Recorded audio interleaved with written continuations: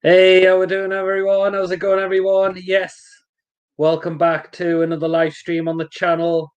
So yes, in this one, we're going to be discussing is which players you would like to see the club bring in this transfer window.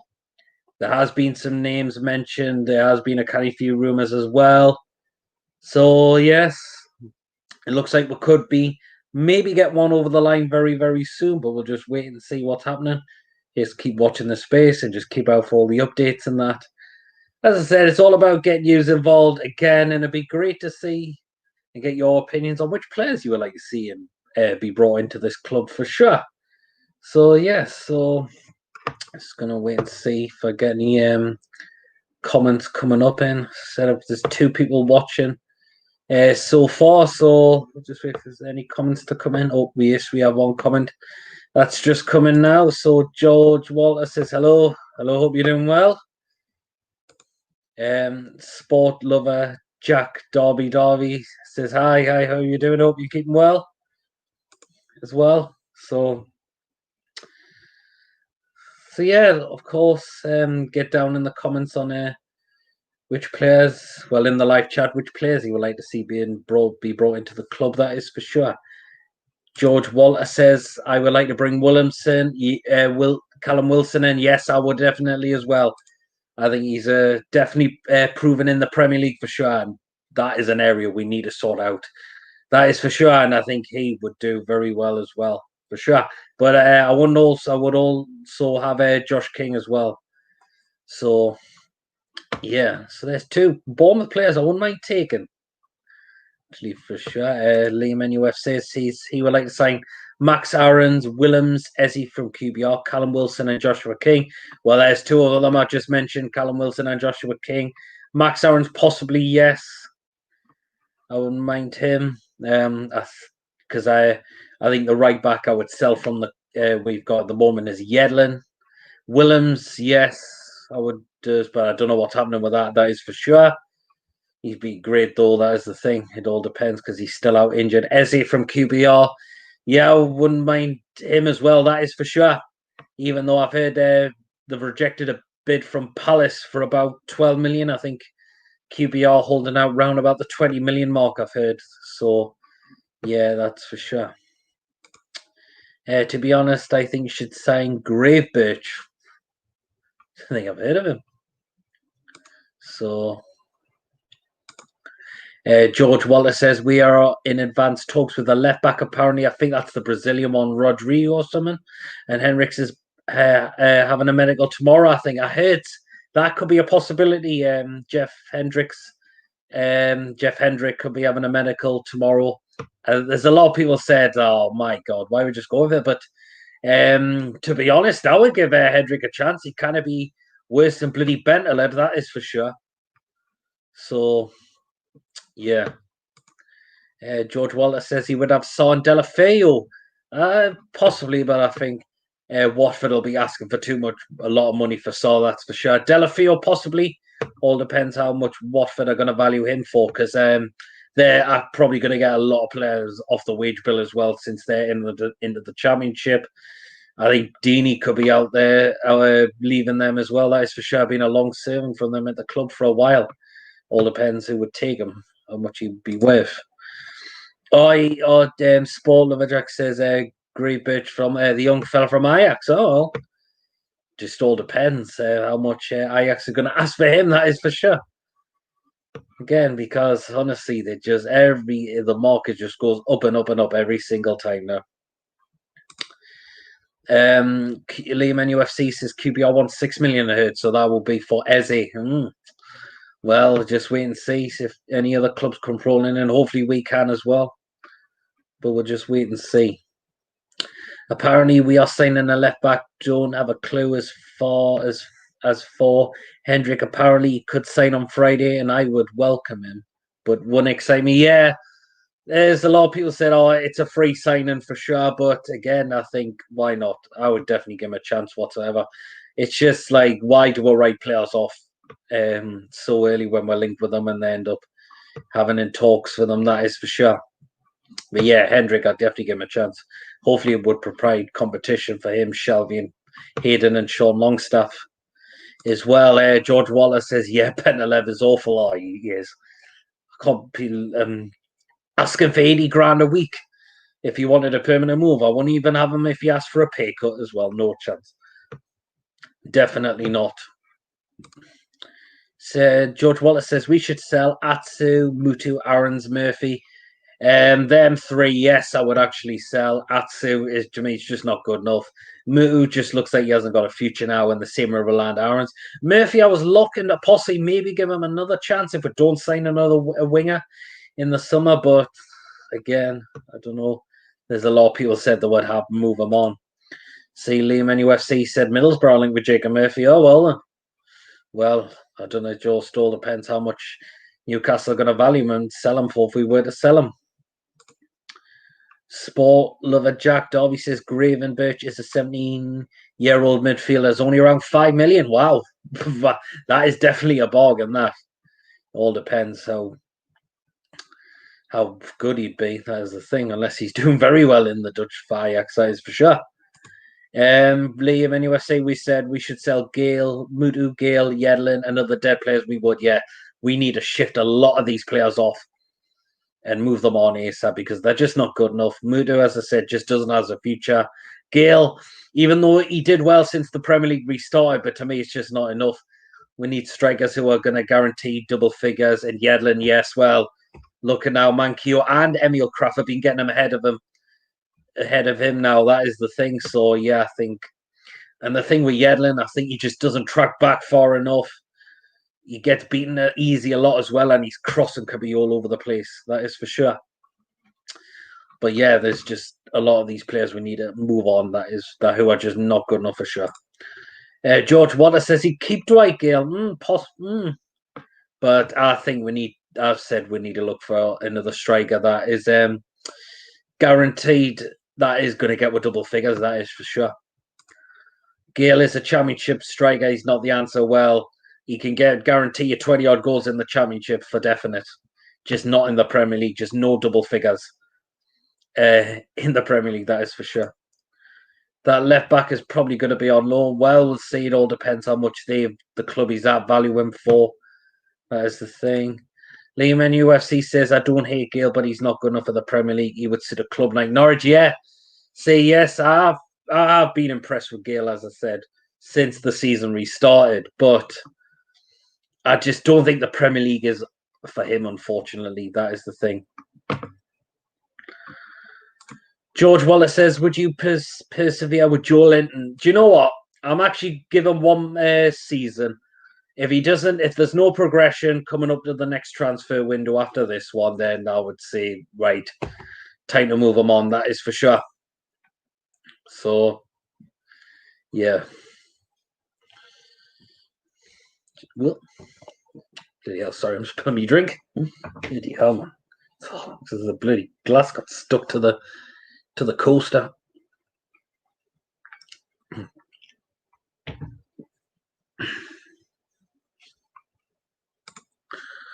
And also, I think you need to sell Joe Linton inside a midfielder, striker, and a defender with the Switzerland beast. Well, it all depends. If he said the Switzerland beast, if he's on about Fabian Schär, to be honest, I think I'd move him on. I think he's looked very disinterested this season. That is for sure. He's lost his starting place because Fernandes has been doing well. And since the season restarted, I just don't think he's looked up to it. For sure, I mean, the quarterfinal against Man City in the FA Cup, I mean, what was he doing? Oh, definitely not, no. Nah, I think Fabian Schär's looked very disinterested this season. For definite, Liam and UFC Gale is like Norwich, too good for the Championship, not good for the Premier League. Yeah, I totally agree with that. That is for sure. Liam and UFC says, is the vodka Jack Daniels in that drink? No, unfortunately not. It's just Pepsi Max Raspberry. Honestly, I think that stuff's become so nice. Pepsi Max Raspberry, I don't know why. I've just loved it ever since. George Wallace says, yeah, but with 35 million to spend, we can't bet many permanent players. Well, it is rumored 30 million. I don't know how true it is for definite. We'll just wait and see, unless if it is. But yeah, We're just waiting. You're not going to guarantee to get a lot. That's the thing. It all depends how much we sell players for as well. George Wallace has many Liam and UFC. He would sell Fabian Schär as well because he hasn't been the same. Well, he hasn't. And he would sell Lejeune, and he's too injury prone. That is the problem. And it has been because I think Lejeune, when he was playing, he was very solid for us. But yeah, the injuries have just caught with him. That is the thing. So yeah. I would actually maybe keep Lejeune on, actually. That's the thing. Sport lover Jack Darby says, try and get yourself in the team. You're better than most of them. Oh, I wish. I think we would be mad not to sign Callum Wilson or Ollie Watkins because they would make a huge difference going forward with ASM and Miggy's pace. Yes, as I said, that's what ASM and Almiron need is better players around them up front. For sure, because when you got strikers not making the run-ins fast enough or just don't make it at all, well, there you have it. That's why there's lack of goals being scored for sure. George Wallace says, do you think we will sell players? Hopefully. I think there's been rumours we might listen to a couple of offers for the likes of Atsu, could be one of them, possibly Mutu, but we will just wait and see. But yeah, we need to sell some of these players on who are just not good enough for this squad whatsoever. Liam and UFC, if it is, that's embarrassing. As Dobley has a similar budget, well, yeah, but all depends. A lot of people said, well, you know what Mike Ashley's like, but again, it definitely, you could see the coronavirus pandemic has played a part in that. That is for sure. Liam and UFC says Brentford want 50 million for Watkins, Ollie Watkins. Don't think it'll last that much because I don't think he's worth that much. He's playing in the Championship. George Wallace says no, they want 20 to 25 million. That is reasonable, I would say, for sure, because he's done it for Brentford. But shame Brentford just missed off in the playoffs against Fulham. Oh man, never mind.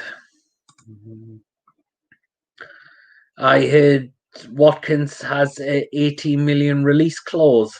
Oh well, to me that is a bargain these days. Ollie Watkins, I think I would give him a shout for sure.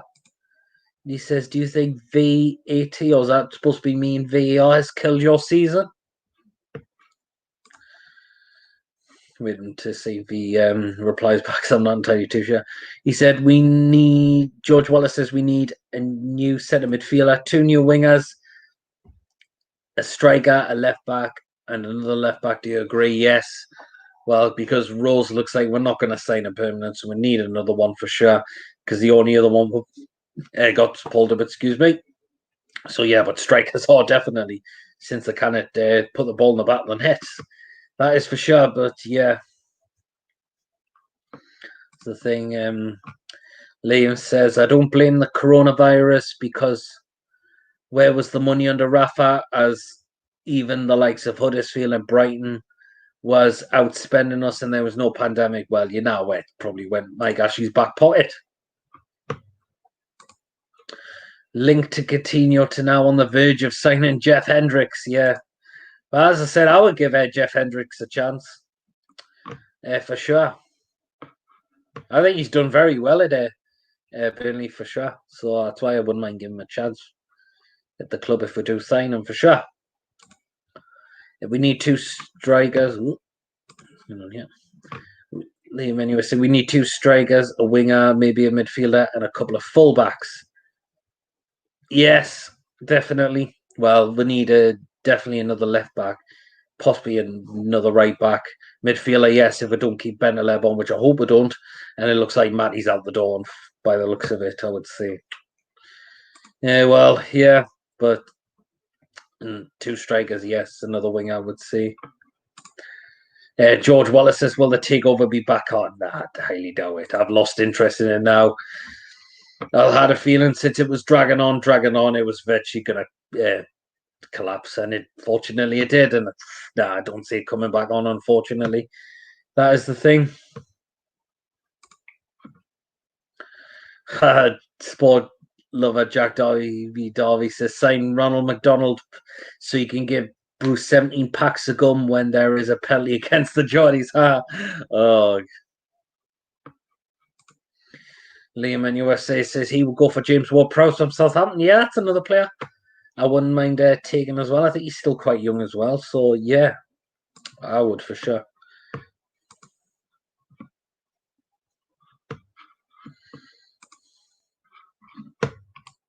Let's wait and see if we've got any more comments. I'm just, yeah, if there's some more coming through for definite.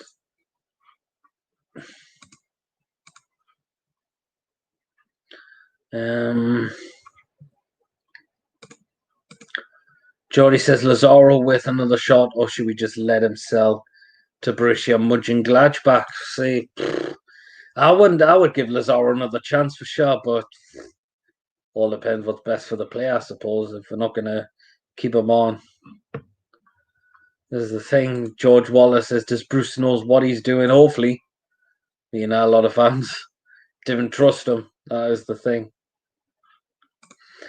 Jody says, one before that actually. Gilmore from the Blues is a good shout. Possibly. Geordie, which players, go back to Geordie's comment, which players would you like to see? As I said, I wouldn't mind Callum Wilson, Josh King. I actually wouldn't mind Ryan Fraser from Bournemouth as well, to be honest. So, yeah, Jeff Hendrick, yes. I would actually give him a shot, so why not? Because I don't think we're going to attract a lot of high-quality players. That's what I meant to say. So, Liam NUFC can't see the point keeping Lazaro as he would be lucky to get 5 minutes on the pitch. He could be asking that he wants to start a lot of more games now, which he hasn't when he played for us. Maybe the odd game it was, but just not an awful lot for sure. So that could be the thing. That could be stopping us from signing him permanent for sure. But yeah.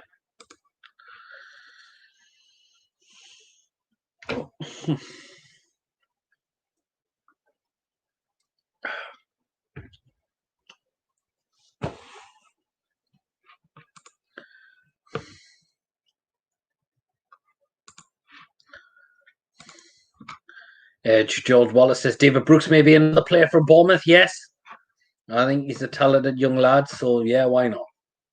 That's another player I wouldn't mind giving him a chance.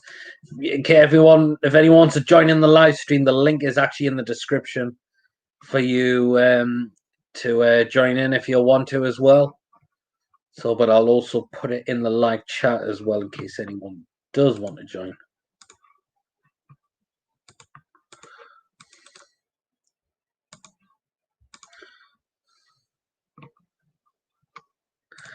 Or Lehman FC says, would you take McNeil from Burnley? Very talented player as well, for sure, but I think Burnley would like to probably keep a hold of him for sure. But yet again, I heard some clubs are interested in him as well. That is for sure, from what I've heard. Hesport, I love it. Jack Darby says, for some reason, my dad thinks I look like Jimmy Neal. Oh, he was a great singer, him, like. Geordie says Newcastle should replace Jordan Linton with John Preston, who plays for Gateshead. That one actually surprised me if Jordan Preston was to be better than Joe Linton. And if we got him, he would score more goals than Joe Linton for sure. I'm glad to see him that he is staying with Gateshead for sure, because he was definitely a key player for them last season. Just gutted Gateshead got knocked out in the playoffs. Completely let that slip. Liam NUFC says, I think it's Wolves and Everton who are linked with McNeil. Yeah, I think it was there. I think those two clubs were definitely mentioned for sure that they fancied getting him. Geordie says, Jack Darby, is he your crocodile shoes? That's a really good song that Jimmy Neal has sung as well, along with a few others as well. For definite.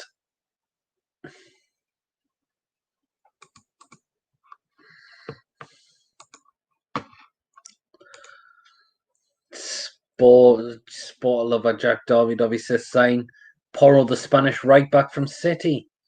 I think City wouldn't surprise me if City would ask him to a load of money from that is the thing. What? I don't know. George Wallace says we will go for loan players. Well, wouldn't surprise me if we were to get more loans in this transfer window, since we're like to be that a lot of the time recently. Was definitely in the last transfer market for sure, before this current one.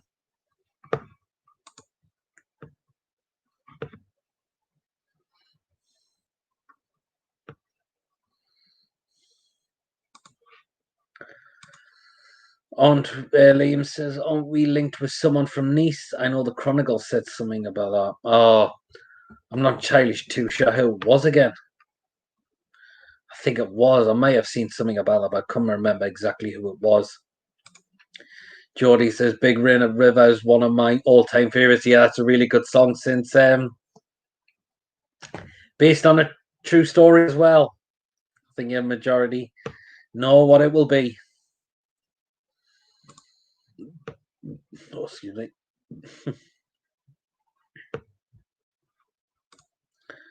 Try and do a shock and do Roberto from Barcelona. I think Barcelona will be asking a lot for that as well.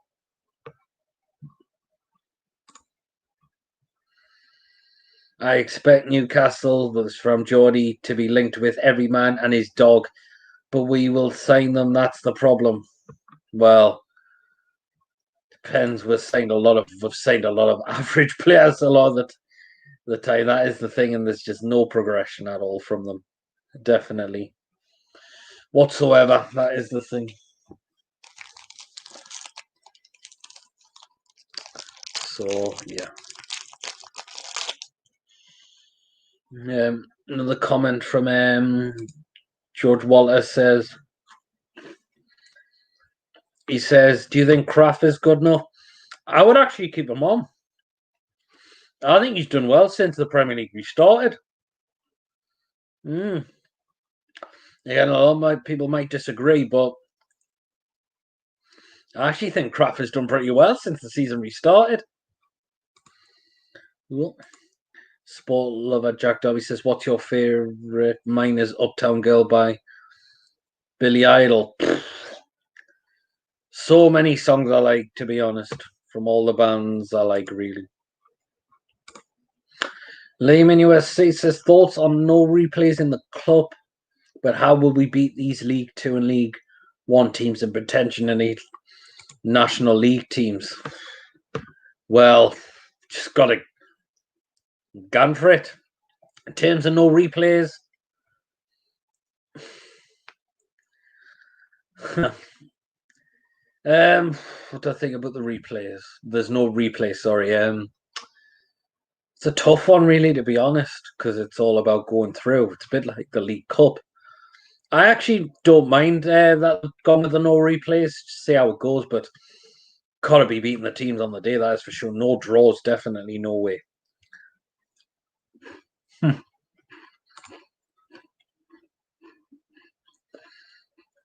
Spoiled over Jack Derby says he's eating a chocolate bar, which is Joe Linton flavour. Showing NUFC Foreman what that chocolate biscuit, it's a Rocky.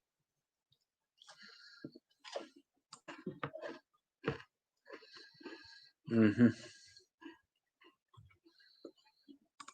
George Wallace says Hendricks is a centre midfielder. Yeah, he is. As I said, I would definitely give him a chance for sure for signing him.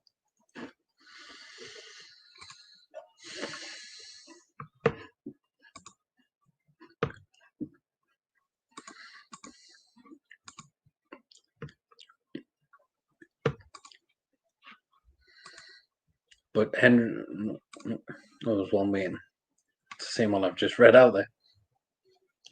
So yeah.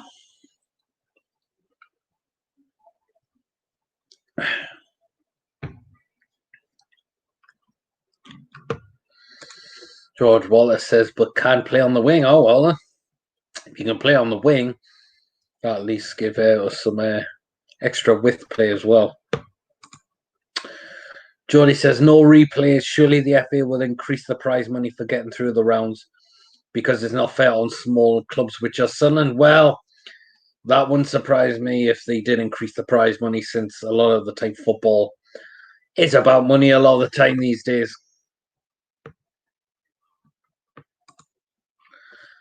And Liam NUFC says, I'll still stand with, if Birmingham, Swansea, Portsmouth and Wigan can win something, why can't we? Birmingham won the Carling Cup and their owners were the West Ham owners. Yes, Birmingham, when they won against Arsenal in 2011, thanks to a Koscielny mistake and to allow former ex-Newcastle striker Obafemi Martins to grab the winner.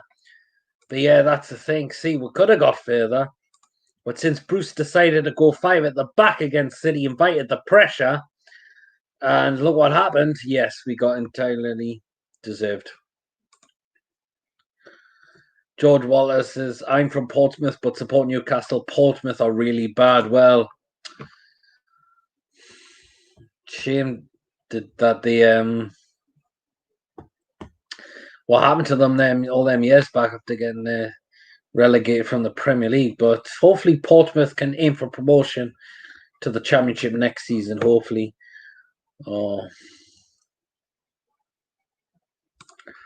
Retro NUFC J says, Ari Pierre, I am doing good, thanks man, and yourself.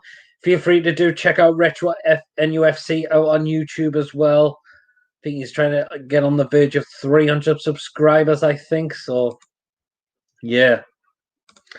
Jordy says, Tom Allen has joined Accrington Stanley. Who are they? Yeah, he has. He has just signed a new contract as well, but I don't mind sending these kind of players out on loan if it gives them that experience, for sure. Liam and UFC and Wigan beat Man City, remember? Oh, yeah, I remember that. But Wigan, I know Wigan also relegated the season as well. We will probably struggle against Portsmouth well if we played a very weak and signed out. But yeah. I see Charlton saying some good players. I can see them fighting for playoffs. Yeah, shame they went down, but hopefully Lee Boyer can bring them back up to the Championship again. Yeah, for sure. We'll just wait and see. Retro UFC says, cheers, yeah, no problem, man.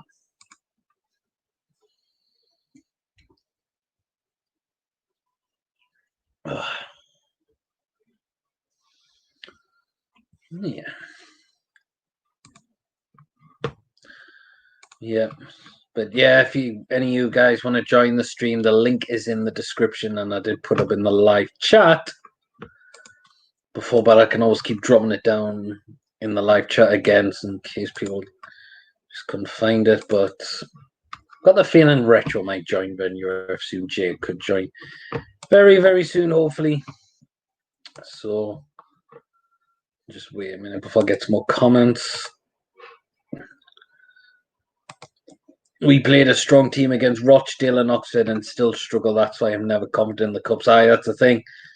But yet again, the players have got to do a job. And just very close to throwing it away, just completely giving up. Sean NUFC's foreman, Matty Longstaff. I wish we kept him on, but as I said, I think he's going by the looks of it for sure. Liam NUFC says, I think Portsmouth could beat us, George. Well, hopefully not. Didn't want them to do that. It's for sure. Just read me Facebook quickly. Newcastle United women won 9-0. Today in the friendly. Actually, I've been to watch the women play since everything was stopped because of the coronavirus. But yeah, I've seen the women play. And to be honest, they do play really well.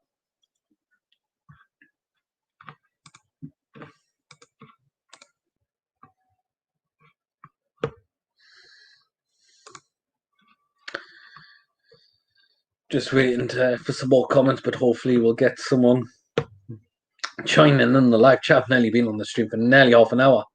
It's normally people coming straight away, but we'll just wait and see. Hopefully we'll get some people in very, very soon, hopefully. So, yeah.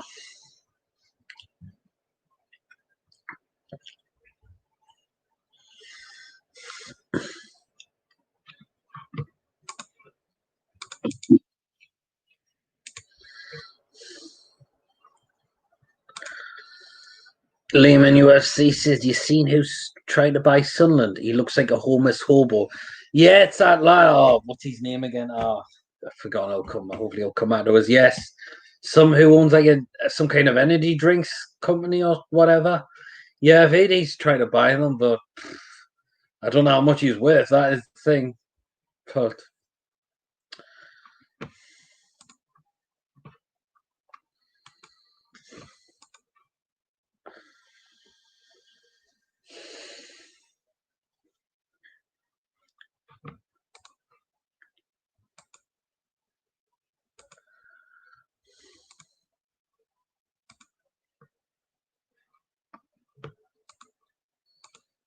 so, do you think we will get replacement? Oh no, he's got another one relegated. Hopefully not. Definitely, hopefully not. I don't like this. I'm not, and I'm not even going to predict us that we'll get relegated. That's for sure. I don't want to show that kind of negativity at all. Say we're going to go down next season. Definitely not want to show that kind of attitude. Will Story, that's it. Yeah. If he buys them, I don't know how well he's going to do with them. That is the thing. How what his passion is for that for their club for sure. Liam in USA, I think us, Crystal Palace, and Fulham will get relegated. George, and Brentford, Norwich, and Millwall to get promoted. There's no reason why Millwall can't. I just said, hopefully us don't get relegated. Crystal Palace, if Zaha leaves them, I think they could struggle big time. They were very poor towards the end of the season for sure. And yeah, and Fulham will get relegated. Well, look what happened to them last time. They need to spend and make sure they get the right players in for sure. They spend over 100 million, but they were constantly leaking in goals pretty much every single game they played. Hopefully, and Brentford. I want to see Brentford try and get promoted for next season for sure. I would like to see them in the Premier League, and of course they move into their new stadium as well for next season. Actually, going back to where the clubs. Norwich, possibly. Well, it's a team that goes up, down every time now. Millwall, anything with Millwall, a lot of their fans are bloody hooligans. Liam in UFC, apparently he's another Donald, the potential New Zealand. Oh, well then. So you got that feeling he might not succeed with them, that is for sure. So a lot of fans thought Stuart Donald was going to do that, but he just hasn't got the money to take him forward. That is the thing, and the Southern fans are asking him to sell up and go for sure.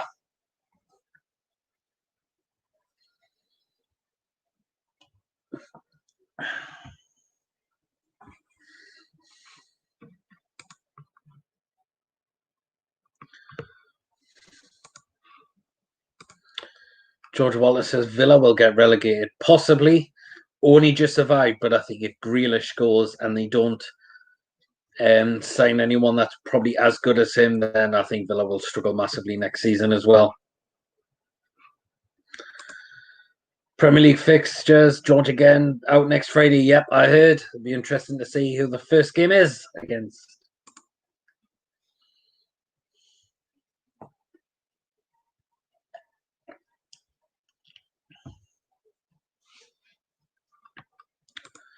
Mini Deepu on G Fuel. Was that supposed to say? Says hi, how you doing? Hope you're keeping well. Liam in UFC said, I said Donald wouldn't take that club forward. He did nothing at EC. Well, yeah, you can then.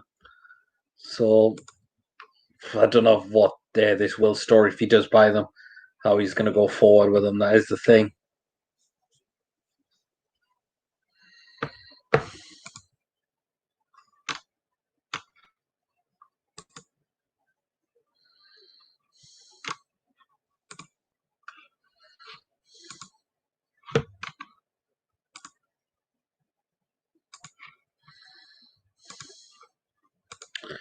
Just waiting for some more comments, but hopefully, again, we'll try and get people in the live stream. I think this is the longest I've gone on a stream without having anyone in so far for sure, but we'll just wait and see.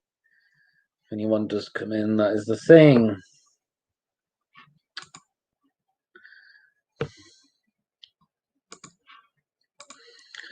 George Wallace, he says, do you think Portsmouth are a bigger club than Sunderland? Oh.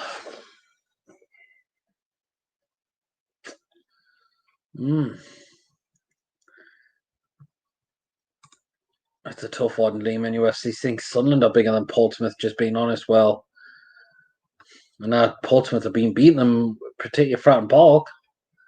Know that, but have maybe lost a couple of away games up there.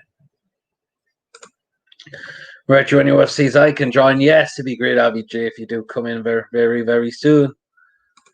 Liam, NUFC Sunderland are bigger than some Premier League clubs. Well, yeah. Particularly clubs who are very less ambitious.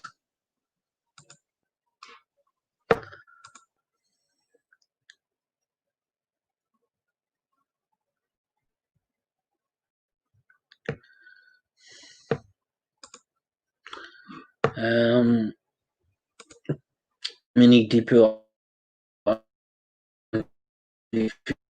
says Wilma Barrow. That would be the good defender from Zenit. Excuse me. To be honest, I've never heard of him. I don't think I've ever heard of him. George Wallace says, have you ever been Portsmouth? Any of you? Never have. But if they did come out the Premier League, yeah, I wouldn't actually mind taking a trip down there for an away game, for sure. I've never, or wouldn't mind actually visiting the place in general as well.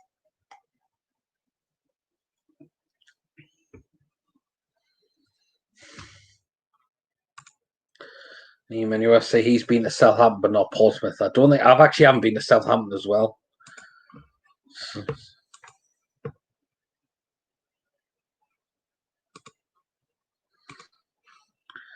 Right, again, I'll keep putting to the link because I know Jay wanted to join very soon. Hopefully he will.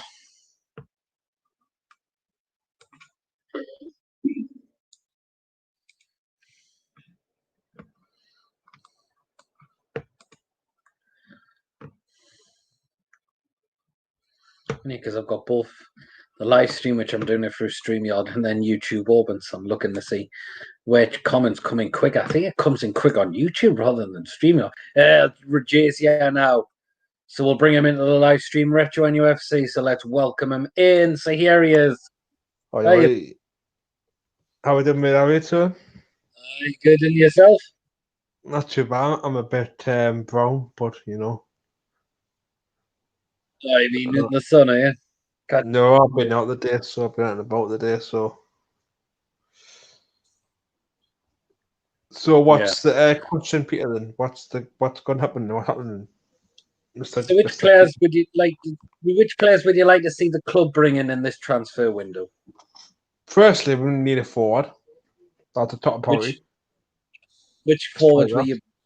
They would be linked to the likes of Callum Wilson, Joshua King. Would you take any of them too?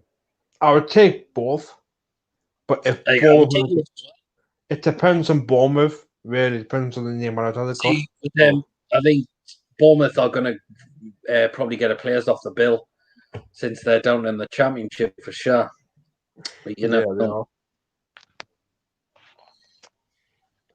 So I reckon just a striker, a couple of defenders in as well. We need to bring in. Any other players? What about Callum Chambers? Callum Chambers. Callum Chambers. Callum Chambers from Arsenal. I would give him a chance because he's tall and he's got experience. He's a bad defender, Callum Chambers. I know he has been injured quite a bit. What about the potential of us getting Jeff Hendrick from Burnley? Would you give him a shot? Hendrick. Yeah, if he's old enough when we get him, but depends if we'll get him. 20 years old, he'll be a free transfer as well. I said I'd get him. I said he cannot be worse than Billy Bentaleb. Aye, exactly. But that was shite. He's gotten back to Buddy so I know he's shite with us. I wouldn't even if he asked for a pay cut, I wouldn't take him. Still. Exactly, because he's grew up, really. In terms of the club, he's done that for since he's come in. Yeah, just read some more comments. Liam anyway says, would you go to Exeter or Plymouth away if we played them? Yeah, why not? Even though it's right down the country, I would travel anyway for an away game. So. Yeah, it'd be good experience to do that. Mini DPU on G4 said Daniel Sturridge would be good. Problem is, Yeah, he's had his time now. He's injury before now. He said he thinks he's got unfinished business in the Premier League, but Not my cup of tea. Like no, I would say no on that one. good. He's good back then, but I think he's. I would take for me, a young striker. I would take one from QPR. Eze. Yeah, I would take SES because give him a chance. He's young. He's got the talent. Yeah. Liam NUFC says, we need 2 strikers retro and sell the likes of Mutu and Gale. Yeah, I've said I'd sell Mutu and Gale for sure. Yeah, get rid of Muto, get rid of the wartime of Gale, get rid of the both, get some new ones in. We need new faces. Looks like his future's not here anymore, and Gale is better in the Championship. Yeah, definitely. He's better than Norwich. Give him an Norwich or something like that. They can get him back there somewhere. So what happens in the future. Liam in UFC, we need 5 or 6 signs, in my opinion. Well, definitely need some. Well, like me, you, Archer, and James. What's the I'm so fascinated? George Wallace says we need to sign Lazaro. Yeah, I would sign him. He's doing what's he doing wrong for Newcastle? Nothing. He's coming to the club.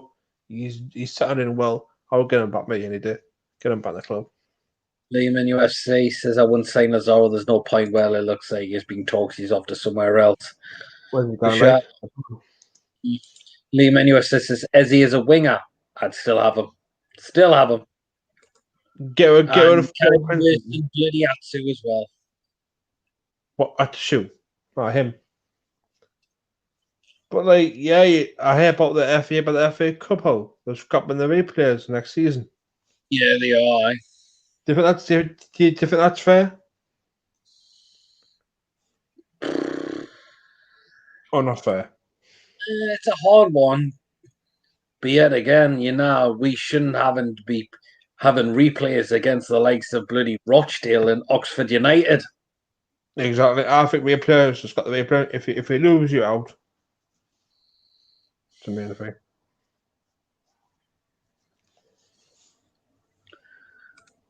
Oh, George Wallace says Irving Lozano. I think I've heard of him actually. No, I don't. Don't think I've heard. But some players now have got it's gone down. Norwich has gone down. It'll take for Norwich out of their squad who went down. I would have Max Aarons from Norwich. Max Aarons is a good sound. Well, link with Cantwell, I think, as well. Neyman UFC, Eze and Sir Maximum would be good partnership, yeah. Definitely. Get rid of him. He needs to come on next season. This is his first in the club. Get him. He needs to be on the wing. He's not a striker, he's a winger. George Wallace says he's a Mexican right winger. All right, then I'll have to look him because I don't think I've seen him before, but who's that like? He's called Irving Lozano. I've heard of him. What team does he play for? I'll have to have a look actually. Yeah, that's what I'd look on FIFA. No one later on at all. Irving Lozano.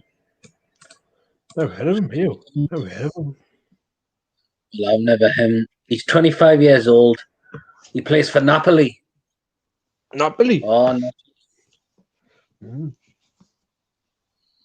And apparently he's probably known by his nickname Chucky. Chucky! Oh, my word. Chucky for his nickname. Yeah. Defenders in. Who would you bring in then if we had to get rid of some midfielders? Midfield. But he's a midfield. I would give Jeff Hendrick a chance in centre midfield. I think it'd propine the competition. For Shelby as well. Provide competition for Shelby here and there. Sean Longstaff for sure. Would you keep hearing? Yes. I'll keep hearing. Yeah. Keep hearing this season. Mini DPO on GPU says we should get Defoe better than Joe Linton. Defoe. He's knocking on a bit now, but it wouldn't surprise me. The ex-Magnum. Yeah, chance. I Name want and the his shit. talking to Norwich, I think Max Aarons is an upgrade on what we've got at right back. Yeah, said he to me, we need a shift Yedlin out. I would say for sure. We do. George Walt says Napoli, and same with I. So is the player from Napoli. Yeah, Napoli. Yeah. I know we've been linked with the Colombian striker called Cone. Forgot what his name is. I heard about that as well. Will we get these players in? World Cross? Oh, World Cross. We'll press. I'd give him a shot if we could, but Yeah, because he's English. He's English talent, so depends what Southampton want. It won't surprise me if Southampton wanted to keep him. I know Højbjerg's gone. is he? Højbjerg? He's got the Spurs, isn't he? Got the Spurs. Yeah. Got to Tottenham for the season. But a long time now for a 5-year deal.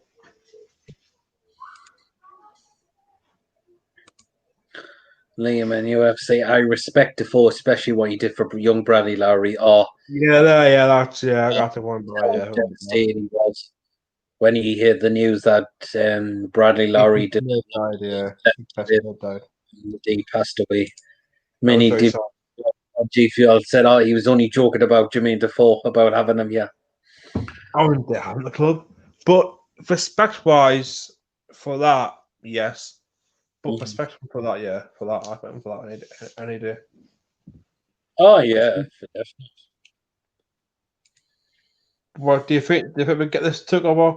Will the takeover happen again, Peter? What? Will this takeover happen again? Do you think what happened? I think it will. Absolutely no chance. Because I reckon because Ashley actually wants to get rid of the club, apparently. There's rumours, but he's trying to resurrect the deal. But nah, I think he will. I think it's not Ashley's fault. It's the Premier League's fault. People are pointing the finger at the Premier League this time for sure. But still, Levy, the one back MP, he's getting involved as well, I don't know. So he'll hopefully get on touch again. I just don't think it's going to happen again for sure, unfortunately. I bet £2 on it. I bet £5 on some. I bet £5 on it happening again. I just don't think it is anymore. I've lost complete hope for sure. Yeah. Anyone know that it's Alan Shearer's birthday the day as well? 50 I'll get on the 50. But he had a good career customer. He's there for 10 years. A good career for. Got with the goals. He needed to get. He got. He played well, so. Lehman UFC a few years ago, I would have took the 4, but not now. Yeah, I think I would as well. Yeah, he's too old now. In UFC, I heard Ashley's getting lawyers on the Premier League. I've heard that as well. Yeah, he is I. Get lawyers that can get this deal sorted. George Wallace says, "Is Murphy gunner for the Premier League?" Thing is, I think we've wasted him for sure. We're just coming in for nothing. Done nothing, has he? For 12 million, what's he done? Nothing. It could be. Mini GP takeover. Do you mean take the piss? Oh yes, absolutely. Take the piss out. Take the pick. Murphy is a championship winger. He'll go to Middlesbrough. Well, we'll just wait and see. I wouldn't mind giving him a chance, but I think it wouldn't surprise me if we were to sell him for good price. We'll get him for. We'll get him for. So hopefully we get him in. Any other players you'd have at the club? Pretty hell, that's what I think.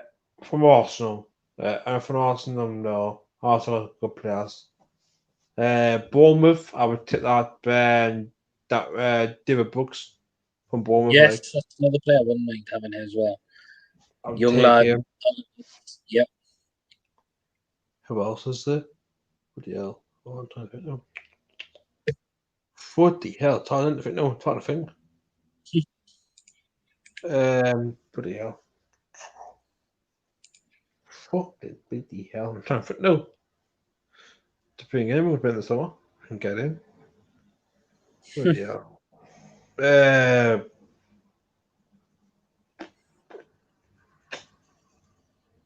I can't think now. I can't think of anyone. We get linked with so many names. Or And it just feels like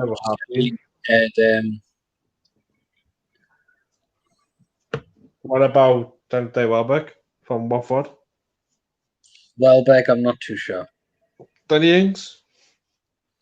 I think you'd be staying at Southampton. Yeah, well, now only for season now. Liam NUFC says, do you miss playing Middlesbrough? So you haven't played them since. I miss playing Sunderland, me like Sunderland, mate. I miss playing Sunderland. In the But, derby. well, I don't think that's special, to be honest. Yeah, I'll watch Sunderland, mate, playing against Sunderland. What better? George Wallace says, so can Ashley actually sue the Premier League? I don't know. I think you can, you know. I think you can. Again, you could just get the response from the Premier League that the PIF pulled out. They pulled out. Mm-hmm. When UFC says, would you take Mike from Brighton? He did well at Huddersfield. I would have liked to see Aaron Moy play for us. Yeah, he's a good player. The Australian midfielder, yeah. About. Yeah, would have. But you take one from Arsenal. Any player from Arsenal? Do you think Arsenal will be selling their best players? They're selling. I know that. I know Arsenal's getting William. Yeah, they're getting William. So, any player you give him Arsenal, you bring it Newcastle United in the summer? See, I know Arsenal are trying to shift on a lot of players as well, but a lot of them that put up for sale are bang average. I wouldn't take it as well. He's crap. Özil, I just don't think his heart's definitely not at Arsenal for sure. No way it Would is you now. take Adam Ramsey? How much wages? Would you take Ramsey? Ramsey's Juventus. Liam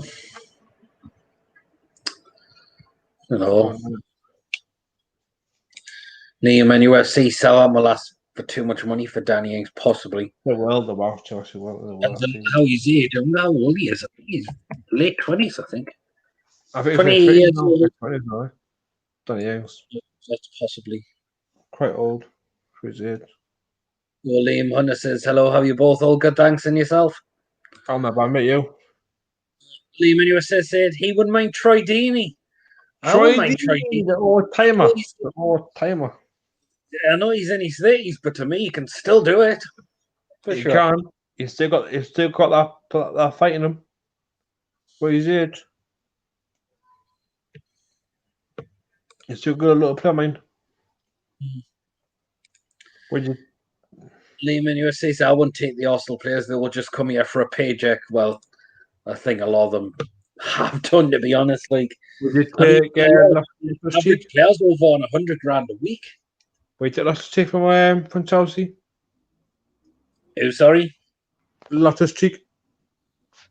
Maybe, it depends. How much Chelsea would want him for. So I don't think he's playing enough games for them, for sure. I would take him, mate. I get him because I give him a game time. Mini DP on dual fuel Ronda and Solomon Ronda. I wish we kept him on. Solomon Ronda. Solomon Ronda. We're coming from West Brom. That's something.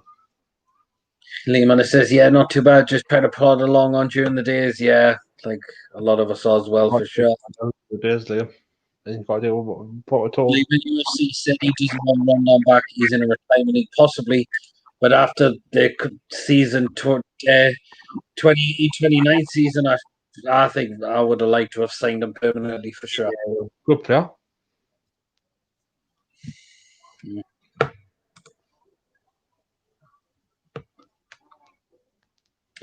But yeah, just I was going to say, guys, if you're new to the on the channel, make sure you do subscribe and like as well, for sure. And as I said, go and check out Jay's channel, Retro NUFC. How many subs are you on now? I don't know. I haven't checked. How tech Peter for us? You're the wizard. I'll come on, Yeah, €250. €257. So you're just under halfway to getting just over halfway to getting to 200. 400. So yeah, keep on doing it. Very good. There's one coming from on YouTube, but it hasn't shown in the live stream. No, sure. Said, would you take Puka 11 goals in a shitman's team? I said Pookie, I wouldn't. Yeah. Pookie for now. I'll take him for now any day. Mini deep on G Fuel Liam NUFC. He chose to be with Rafa. Well, yeah, that was the thing. He didn't need it, like he did in the end.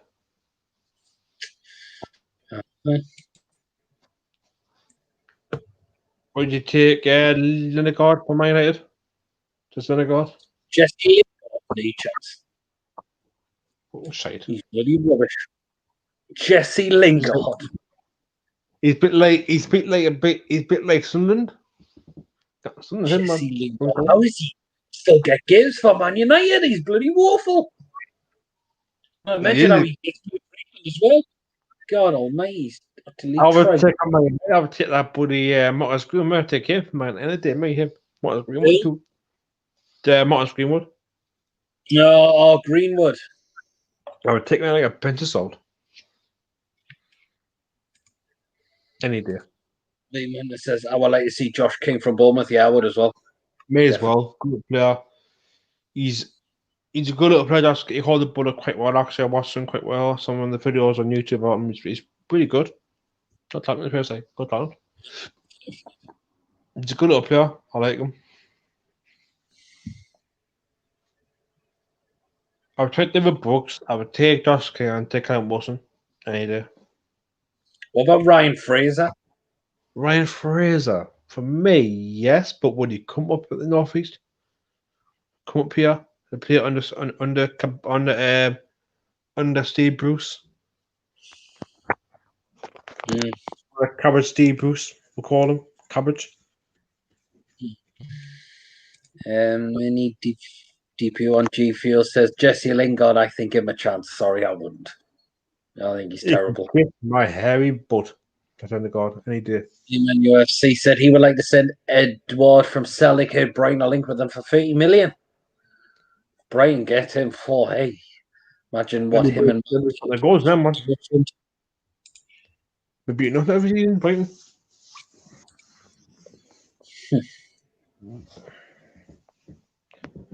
Who would you take from Brighton then? God. I would take from Celtic. I would take that Morelos. From Rangers. I would not take him. I thought he was going to go later, but it looks like that's fallen through now. I would take him, mate. From there. Oh, what about James Forrest from Celtic? James Forrest, maybe. Celtic, good little lad, good player, good feet. I would take him any day, mate. Any day.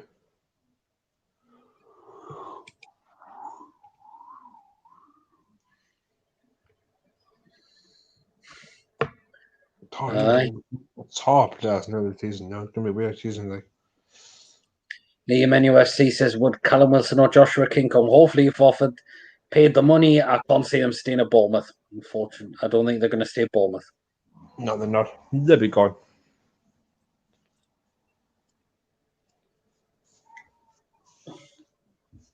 I reckon Bournemouth going to lose players somewhere like that. Lot of players. Going to loads of players. Bournemouth season. Bournemouth will lose a canny few. They will. Will they get back in Premier League again next season? Hopefully they will. Shame Eddie Howe's left. Yes, it's very sad news, yes. I'd like to meet Eddie Howe now.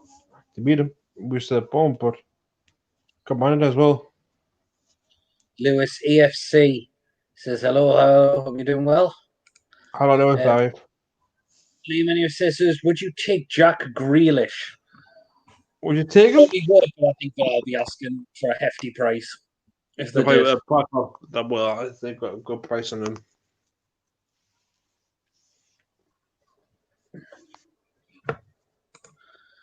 I was surprised about Bournemouth going down well. I was Wait. kind of with it. Enough over 38 games. That was the problem. It was sad. It was. Hopefully they can bounce back up. It will. Anyway, said hey, West Ham and Spurs want Callum Wilson.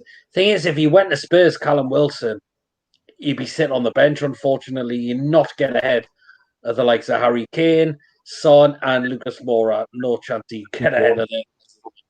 They won't get him. That team.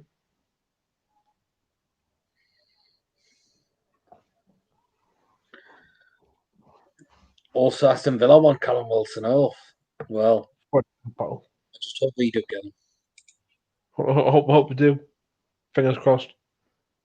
Liam NUFC, I would take Eddie Howe at Newcastle. He's an upgrade on Steve Bruce. I would have Eddie Howe if we were to stack Steve Bruce. I wouldn't mind Eddie Howe as next manager.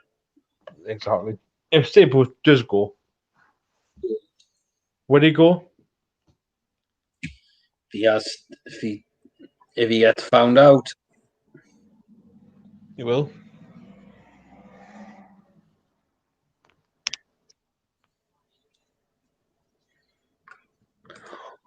Bournemouth won't come back up. They'll be mid-table. Same with Watford. All depends which players they keep and who they bring in. But I would like to see Bournemouth back in the Premier League for sure. Watford, I think a lot of people couldn't care less what happens to them now after what they did. I mean, why sack Pearson with 2 games left? And it got what they fully deserved for sure. True. Lehman, if this takeover happened, the manager of Tottenham would have been your manager. I think he's on about former Pochettino, possibly. Pochettino.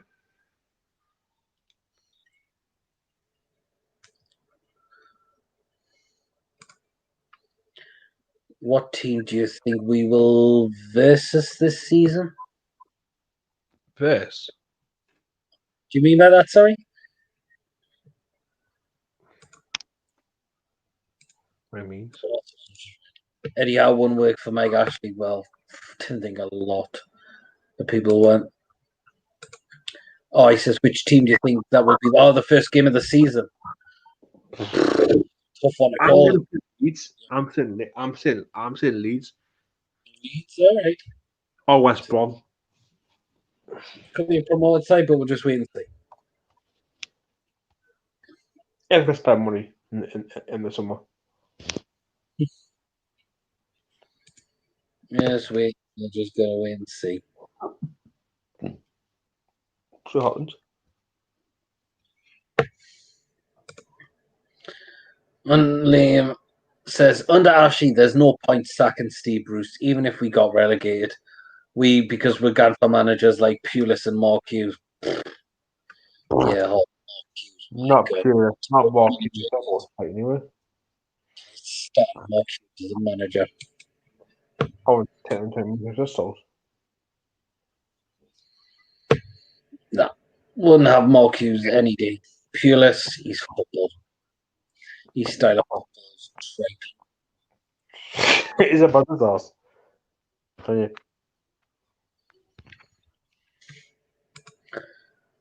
Liam NUFC. We'll get Man United first, then we'll get Fulham away. Wouldn't surprise me as well if we've got a top side at home at the beginning of the season. If we go back the ground this year, not back the ground this year, be good. Think about the ground this year. Back the ground. What if? Aye. Back the ground. The lads a gameplay again when they do the rugby club.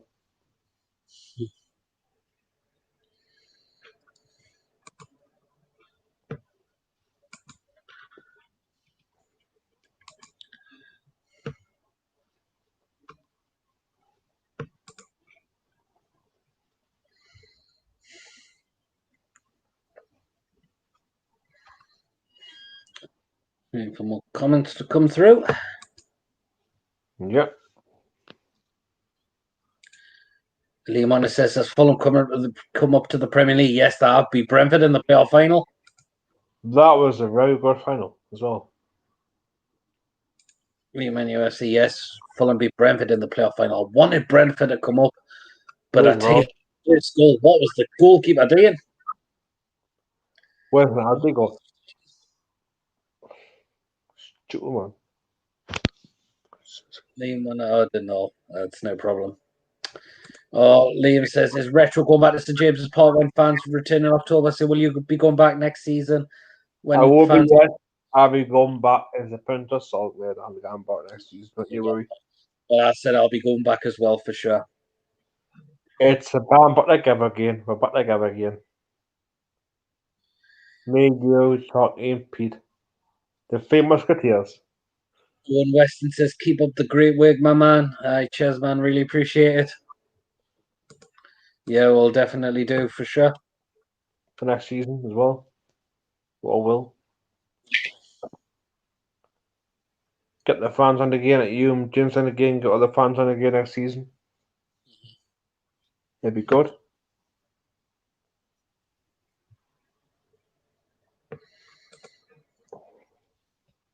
Liam in USA, I only want Brentford up because Fulham support is awful. Well, That's true.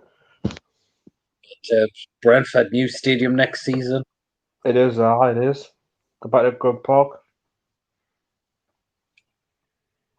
Very sad, but I've heard that fans could be going back to the stage in October. Yeah, I've heard that as well.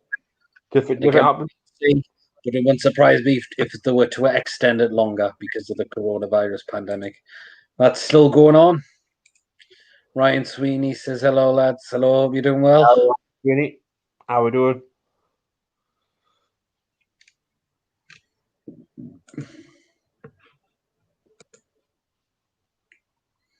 I got the shirt on, so I got the better shirt on tonight, Peter. When you get that one? I'll have for months, this one. I know the back shop sells them either Newcastle or the Metro Centre. Yeah. I think still sells them as well. So it's called the retro shirt, which is a lovely shirt. I'm not going to take I think DW's been selling them as well. Shame they're gone into that situation. They have been selling them as well, so I've been good to get them. Even USA, I still don't know if I'll be doing my 4 hours train journey to Newcastle next season, but I will go to the away game. It's up to you what you want to do. But as I said, I will be back next season. And I'll definitely want to cut some more away games for sure. I'll be coming as well, see them ways like. Ryan Trina, let's hope something has happened behind scenes with the takeover. Otherwise, I'm dreading next season. I think the takeover's finished altogether. I don't think it's going to come back on now, unfortunately. You never know. It is. Even UFC Brentford fans don't like the new stadium. What is it they don't like about it? 2 square like for them. Don't know how to answer. No one knows.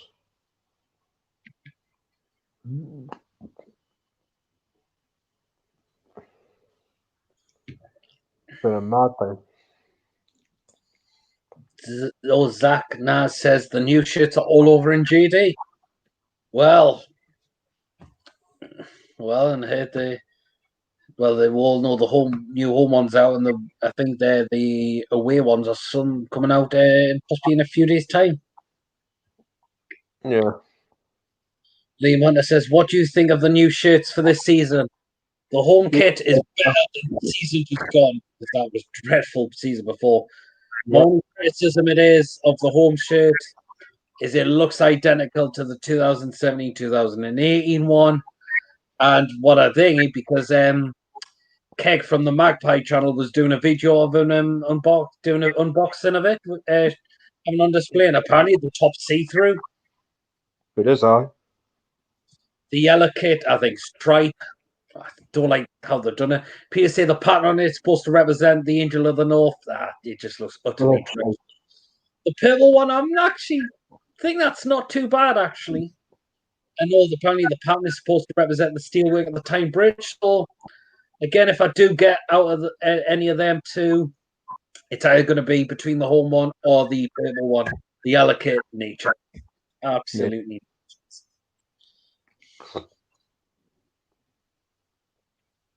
As it was. Liam and UFC thoughts on people who say you're part of the problem. Honestly, I find it pathetic.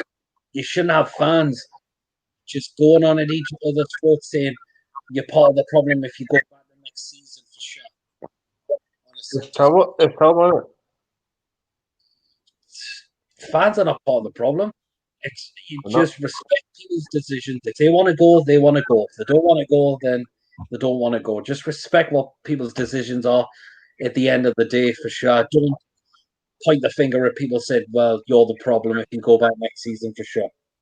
Honestly, it should not be coming down at all. Definitely no offense. No, exactly true. Honestly, I just hate it when people go on like that. It's just very childish. It is childish. It is very true, mate. It's very childish. They don't care, Peter. I call the club because the club's a lovely club. I'll be back next season for sure. I only stayed away for one season because of the Rafa Benitez, the way he was left out of the club. So I think I'll make a stand for it for just one season only. But Yeah, that's next true. season, I'll go back. True, isn't it? True. It's not going to stop me from going back next season for sure.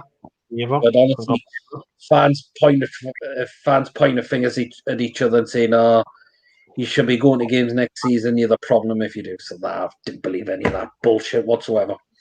all the crap, exactly, son. We know better.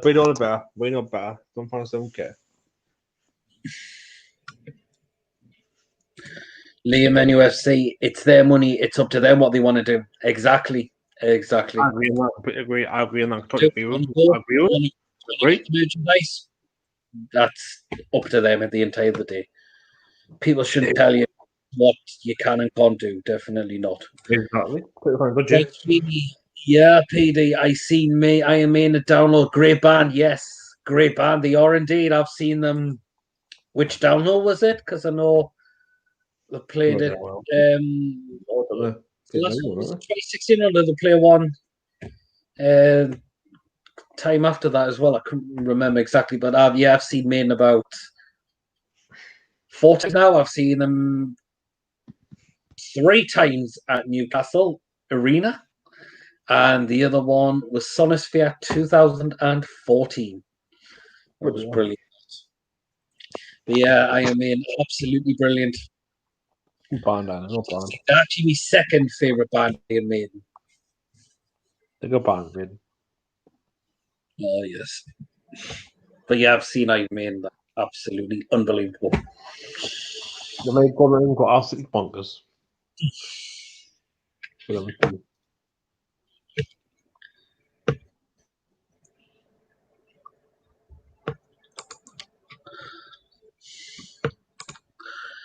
Liam NUFC says, what stand will you sit in next season? Oh, see, I like sitting in the East stand, the Gallagher. Leeds' end's not so bad. I tell you what, the last time I went to games, just in the 2018-19 season, I'd have been sitting up in level 7 a lot of the time. Stand yet, I'm still undecided which stand I'm going to go for the next season when we are again. So Melbourne next, maybe Melbourne pretty good stand. Last year.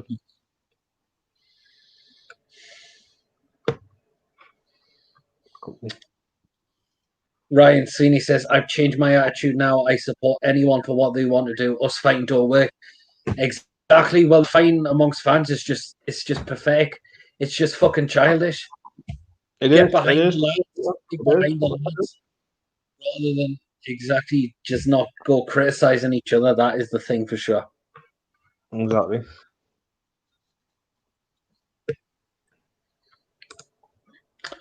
Liam NUFC, if I go to St James's Park next season, it will just to prove I'm not plastic. Yeah. If you're a die-hard Newcastle fan, you will go the game no matter what. It will. Yeah, exactly. Mm-hmm. Right, Sweeney. Yeah, I think it was 16 now. Yeah, I remember then. It was one of Motorhead's last performances that year as well. Rest in peace, Lemmy. He was great as well.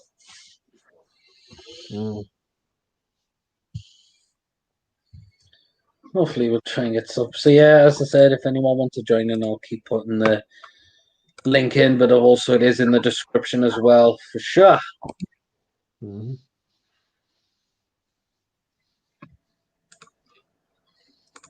Liam says, when you go to away games, do you travel by train or coach apart from Palace? Away, I get a train, I get a bus to Palace. It's been coach for me normally. Actually, it's always been coach for away games for me.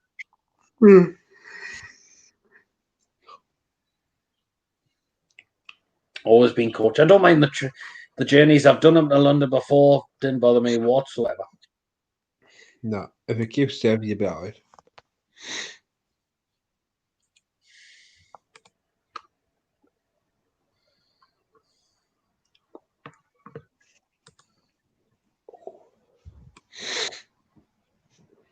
So, yeah. I don't mind the coach journeys. I've got to get them. I've got to get them. Exactly. And plus, they're well a lot cheaper than trains anyway as well. Yeah, probably are now. Talking about like in the £100 section, be possibly more by train. Exactly. I will get the bus. Oh, look who it is, the Harry bro. I will join in at 10. Yeah, no problem, Archer bro. Hopefully see you on.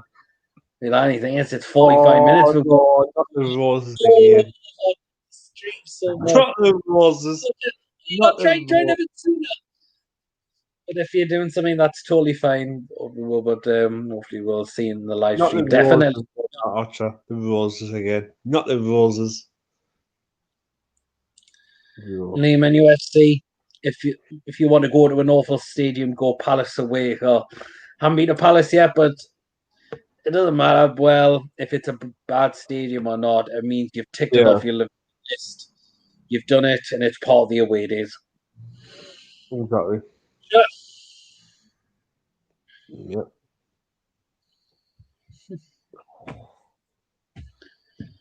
Aye. So, any other players you would like to have at the club, or anyone? Kind of think no. Kind of bloody think any. What about Ryan Sessegnon? I've heard we'll link with him as well, possibly. Yeah. Aye. Lehman UFC says, without my rail card, it cost me under £200 at Newcastle. With my rail card, it costs £96. Oh, well, then, so not bad. I mean, is that for like an all day off peak or like a set train time, actually? Price, isn't it? We said price, wasn't it? Said price for.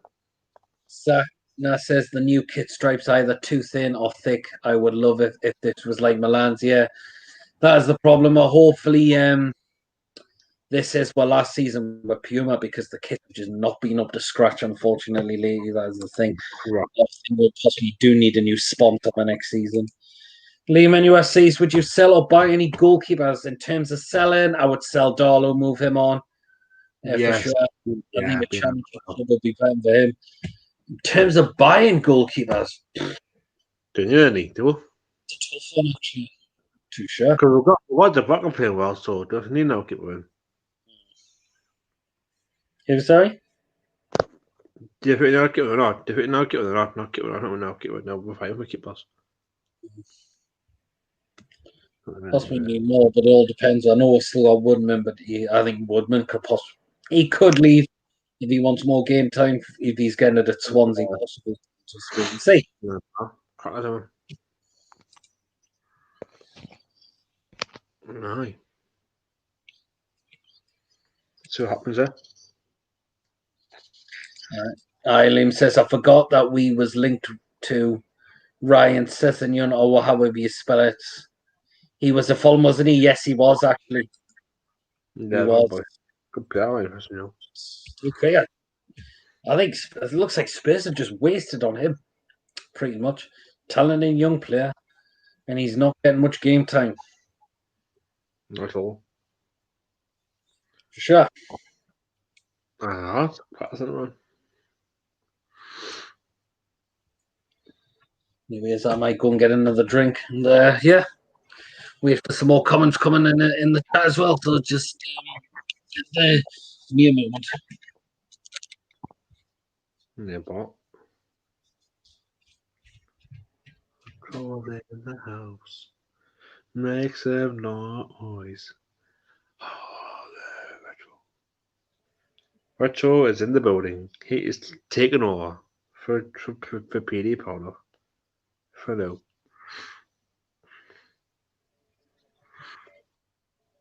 Make some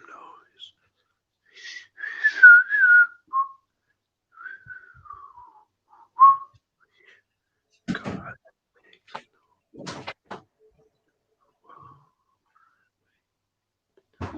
On my way.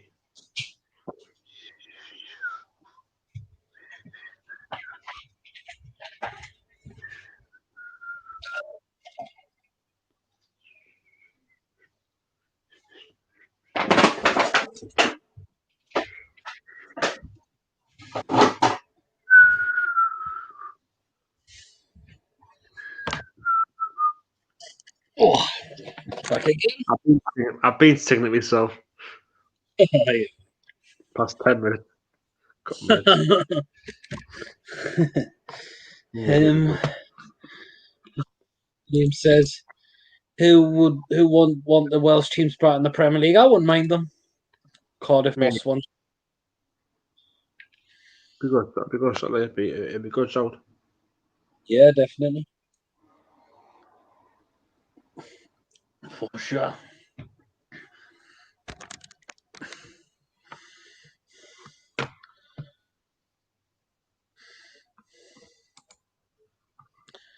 Just waiting on for some more comments in the chat as well. So, would you wouldn't mind Cardiff or Swansea back in? I would say it's like, I don't know. Depends who comes up next season, isn't it? Possibly, yeah. Depends who comes up. Then got to be video for the fitters coming up. The fitters coming next Friday. Fitters What coming was the next last video you did, Jay? Was it after the Liverpool game? So, No, I did it. I did that live stream. It's fucking right. I did the video, right? The Liverpool game. are they getting more videos out again soon? I'll be doing one for the new season when the fixtures come out. Yeah. I'll be doing that. Pop always doing get all that written down. I'll just click I'm them. just waiting for Look some. that way. So that's it, really. That's it for now. I'll try to get back to see next season now. Well, that'll be it for now. Till the seasons come out, when the fixtures come out. Yeah. So I'll do that so I can get any more. So I can do them next year. It's being half from Euroton as well. Yeah. Trying struggling now. Euroton is struggling a lot. Yeah. Quite bad. You know, got me From the better one. Bellingham one. Yeah, struggling quite bad. Like it's been struggling really, really bad. Is it? I might just give up. Like give up. I think it's been. Well, you can't go watch them play them in it, can you? Yeah, they got beat the other day against Ashton in the week, so I've been playing crap. Oh, they got Pierre Ashington. Yeah, Were fans allowed to attend, or is it still behind closed doors? Behind closed doors. Well, yeah. Liam NUFC says, as I think Millwall will go up, would you like to see them up someone new to the Premier League? I would, yeah. Awesome. Absolutely hate their fan base for sure. It's just majority just get them into all sorts of trouble and stuff like that in regards to crimes and yeah, it's true. I just hate their fan base. Well, not to it. Shite. And a bunch of hooligans. Like some fans now. Oh, but you see a lot of Millwall fans that doing stuff with like knives and stuff like that. I think, was it when Millwall played Everton? I think it was. I think one of the Everton fans got their face slashed by some kind of knife or blade. Bloody hell. Absolutely. Oh, my word. My God. That's why I don't like the fan base. That's why I hate the fan base. Yeah, look at our fan base. We're fine. We got the games happy. Like we go home happy, Larry. Even UFC, imagine Millwall versus West Ham. Oh, God, yes. Them two hate each other badly. Oh, they do indeed. They do indeed, for sure. Yep, hate each other badly. Been mental. Been horrible. That happens in the near future. Yeah. We're going away as well. We're going away in end of August. I'm going away for a week. Anywhere nice? I'm going to Armouth. Yeah, Anmouth. No, Armouth up Northumberland. Oh, wait, how long for? A week. Where you staying in, like? In a cottage with my family, so it'll be good. Oh, Kenny. Aye, Anmouth. Not Anmouth. far from Cresswell. Not far from Cresswell. I think it is. Far from Cresswell. Cresswell's not far from Barlow anyway. Lehman UFC and Millwall, my local team. Yeah, I think I remember you saying that as well. They are for definite. Because Cresswell is Cresswell. I'm fourth neighbour. My fourth neighbour, Cresswell neighbour. Yeah. Because I'm not far from there, I can get a bus up Cresswell from here. Straight to Cresswell from here. So to get like a code number 1 bus from there, I can get up to Cresswell. Not far away from here, so where I live anyway. Ashington will not be far from here as well. Ashton's about 10 minutes in the bus from me. Yeah. I can get a Cresswell, I can get a Limo from here. I want it to. Such a Oh, plan. Lehman. Yeah. I like Cresswell as a place to go to. Yeah, they- yeah. It's been on for some more like comments, but instead, what I'm doing is posting the link in the description. Hopefully, we'll get some new people in as well. No, I guess There's some regulars on the other night. it's just me. It's just me, Peter, tonight. It's just me tonight. Hopefully, we might see him later on. Ah, Dan Graham's another one. Lawrence. yeah, I'm still alright. Quinny hasn't been on the live streams for a while as well. But, About him, I haven't seen anything. hmm? And I haven't launched someone. Launched no. Launched still no.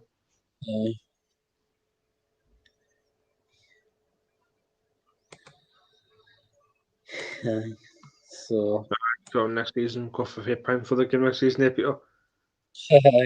Me and you were talking next season, go for £3 for the game next season. oh, definitely, man. Well, yeah. Get away from that David, like. Mm. Stay away from me all times. Come on, yeah, mate. Just what you did. Don't tap him. Don't care. I got you and Shorty. That's the main thing. Mm-hmm. Let's wait for some more comments. And I was thinking about bloody hell. Moments, any I can't think of any other people that I would like to see bring into the football club as well. If, I'm trying to be fit now.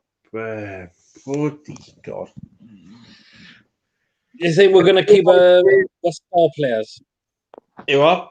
I think we'll keep our star players. That would Yeah, need to. I think we'll. Yeah, I think we'll. Hopefully, well, yes, for sure. We definitely need to keep a hold of them. But definite. Yeah, need to. Start in the near future. Yeah. So Do you think about think of Tom Allen going on loan to Akron and Stanley? Oh no, Ackman Stanley. Who are they? Do you know who are they? Do you know them? I don't know who they are, mate. But I've never heard that. Mm. I've heard that. That was in the 90s. I don't mind some of these players going out on loan if it does give them the experience for sure. So It will give him, it will, yes, it will, give him the experience of being to like non-league, like League One clubs, like, you know what I mean? It'd be better for them. Just, we've got one come back up. Liam NUFC Musa Dembele. I think he's at Leon, former Fulham striker. Let's have a look. Musa It was not Fulham. I think it was not Fulham, was he? Was that Fulham? Let's have a look. Yes, he was actually till 2016. Bloody Then he hell. went to Celtic, and now he's still at Lyon. Yes, Right, good. maybe that second player being a bad lad. Who? A second player being a bad lad. Or up Scotland, a second player, Celtic. Yeah. Him being a bad lad, being break the rules. No, I didn't hear. About going Him. to Spain or something. Oh, I forgot who it was again. He was, do you know? Musa Dembele, he'd be a cracking player, but I think He's he'd be asking for a hefty price. whoever them players know. It's man, can you? That is the thing. I got a cup of tea soon, like, get me a cup of tea shortly. I've been watching TV in bed. I'm relaxing. Because I'm not good. They go do it day, but they go do it there. NUFC says, look what Sean Longstaff going out on loan to Blackpool did to him. Yes. Really helped him for sure, didn't it? Blackpool. And some people said a lot of these academy players should be ready for the first team, but as I said, I don't mind some of them going out on loan, and yeah. Give me experience out and them players. What he's just said there, for definite, about Songs that will be I. Definitely be with him when I get there. Good player.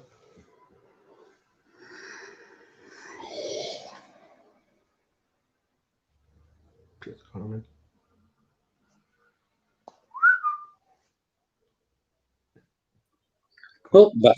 That's going to be funny there. He's back. What the hell was going on there for sure? I don't know. He's on the coke. He's on the Pepsi Max.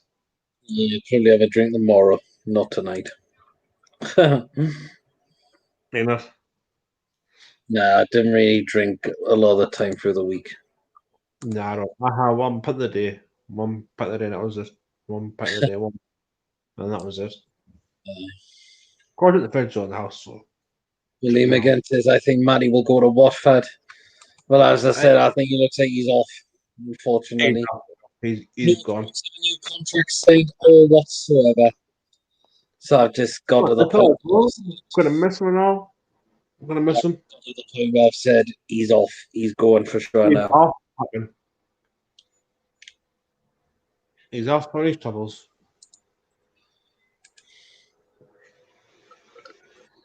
He's off for his troubles. Yeah, I would like to have kept Matty on, but yeah, but no, actually, like, just don't think we are. No.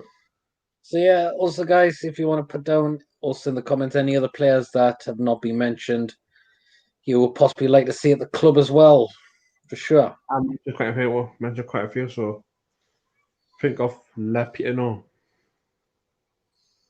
Let Paddy know. Paddy Pocket know. So try and make sure we get some new people joining the live stream. And Archer said you'll come in about 10 o'clock. Yeah, sure, we'll just wait and see. Been a rough one, yeah.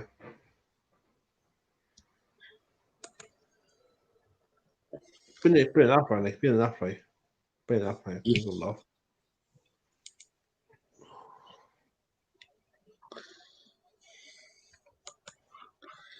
Only McGinn says, will St. Maximin go, you think? Hopefully not. Got to try and keep a hold of him, for sure. We need to, because I'm back out the team. Yeah. I want to keep Alan St. Maximin, for sure. See what happens next season. Because normally, I don't think we'll sell a lot of good players on straight away, but might in a couple of 2-3 seasons. And then they'll go. Hopefully, the maximum doesn't leave us. Definitely not. No. Pardon me. Well, Liam again says he would have Gio Rodriguez from Burnley. Rodriguez. No. I think he's a decent player, Gio Rodriguez. That's my name, Jay. How off Jay? Gio Rodriguez, I know he's like 30 years old, I think. Yeah, He got it. you got it. He scored a cracker against Man United. He did I. He did I. Yeah, definitely, for sure. See, I think Burnley have got a chance of possibly going to finishing a bit higher next season, for sure. Absolutely will. Oh, yes, then we do have a new someone in, and we're going to get Lawrence in now. So let's welcome him into the stream now. So here he is. Hey guys. How you doing, Lawrence? He's on the beer already. He's on his beer. So on the stream, Lawrence, so as you know, the title of this live stream is about which players you would like to see at the club. So who would you like to see the club bring in? Oh, think about positions we need. Right. I think new striker. Yeah, maybe new striker for definite. I'm thinking maybe he's Callum Wilson. I think I'd get rid of both Gale and Mutu and bring in Wilson. I think we could do with a winger probably because it looks like Lazaro's going elsewhere. Have St. Maximin, Richie, Murphy, and then somebody else. Because I think Atu and Aaron's need to go. And Tom Allen's gone out on loan. Yeah. Josh King, would you have Josh King from Bournemouth? Well, he can't really be worse than Joe. I'm not sure, but he can't really be worse than Joe Linton. Yeah. Or Jeff Hendrick from Burnley. Would you have him? Would you give him a chance? Because it looks like he could be signing. Well, I mean, it's annoying as how many people are writing him off before he signed. Yeah, he could be decent squad player. And he kind of be worse than Bentaleb for sure. Absolutely. For me, maybe third. But I don't think he's a starter. But I don't think he starts ahead of Shelby and Hayden though. Maybe he's a backup to Hayden. I think he possibly will provide a bit of competition, but we'll wait and see. But I think he's done well at Burnley. So yeah, it seems like the fans want to see him sign a contract, but it didn't happen for whatever reason. I think we need 2 or 3 new fullbacks. Maybe a couple of backup for Dummett, and then maybe the replacement for Yedlin. Yeah, I said I'd let Yedlin go. Aye. There we go. Any new centre backs? Do you think we need to move on any centre backs as well and bring in some new other ones as well? I think we might need to get rid of one centre back. Just because we've gone down. Well, if we're going to play, say 4-2-3-1 instead of 5-4-1, then which would be the centre back you would move on. It's a difficult one. I think Lascelles and Fernandez got to stay. Fernandez has just signed a new deal and best defender last season. But I think this coming season will be his last. Lascelles should stay. He's captain. I think Clark and Cher, they've got a year left, so could be one of them. I think I would move on Fabian Cher for sure. May as well. That's the thing. I just don't think he's looked interested at all this season. He looked poor. And I think if you're going off, I mean, Lejeune's another one, and that's because of his injuries issues. I would actually maybe give Lejeune another season, possibly, see how he does. Because I think he can be very solid. But yeah. I've just thought Fabian Schedem, he's just looks so disinterested this season. He's just not the player he has been. Take, for example, the game against Manchester City in the FA Cup quarterfinals. I mean, what was he doing? What was he doing giving that penalty away? It happens. Liam in UFC says, as I think we need 2 strikers, a winger, a couple of fullbacks, but we do need a centre back. You think? Yeah, We do. we've still got quite a lot of them. Well, I mean, only really for me. I mean, maybe a new centre back if we're going to play 5-4-1, but I don't want to see that. I'd rather I don't want to just see go the 5 at the 4-2-3-1. back. I said that formation is out the window now for sure. Hopefully, it Absolutely. does not work. All it was just carbon copy of what Rafa did. Yeah, it was. No. But I think, the players suit for. Well, thing is, I think this time round, if you're looking going forward, players have got suit 4-2-3-1 rather than 5-4-1. Like I think St. Maximin, like I think Perez may be better for like a 5-4-1 than St. Maximin, but St. Maximin better in that on the wing in a 4-2-3-1. But I think you can play 4-2-3-1. You can afford to now because in a 4-2-3-1, if you start Perez and Almiron, you might. I mean, and Rondon, yeah. I mean, unless you play Perez out of position, you're probably not going to be able to accommodate them all. I mean, yeah, Perez is better than Joelinton, but I think 4-2-3-1, it's better for Almiron in that number 10 role. Exactly. Yeah. And he's instead of a wide man for sure. Yes, that's the thing. The 4-2-3 since we went to a 4-2-3-1 formation, it's looked a lot more better for sure. Yeah, I think and if we then took a 5 at the back, I think we would have got dragged right down. yeah, I don't think we would have went down if we played 5-4-1, but it looked a lot better with 4-2-3-1, and then we didn't look as the same once we went back. Once for whatever reason, Bruce went back to 5-4-1.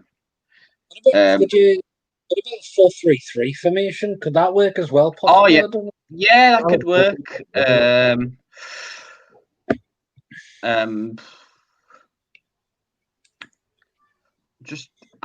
I'll have a think about what kind of positions we'd need for 4-3-3. If you want to look through more comments. Liam just said, but this is actually a question for you, Lawrence. He said, Lawrence, would you take Max Aarons and keep Williams, and would you take Ezzy from QBR? Thing is, Ezzy, from what I've heard, he's more of a number 10. And for me, I wouldn't want somebody to come in ahead of Almiron. Max Aarons, yeah, he'd be decent, but what are you going to? that's the thing. Actually, yeah, maybe could. I'm just thinking Norwich aren't really that rich a club, and then Williams, he'd be decent along with Dummett. But then the problem is they're both too injury prone. So then, if they're both out injured, you're then left with one left back. If we sign somebody else. But I think it depends on apparently Williams. If he's got a long-term injury, then I'd look at someone else. What about Ezzy?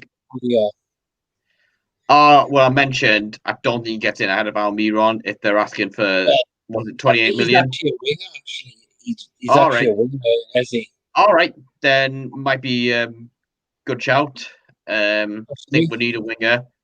For me, I'd still get another winger if it means we're going to move on to Jacob Murphy, because if he's going to be fourth choice, he might just leave.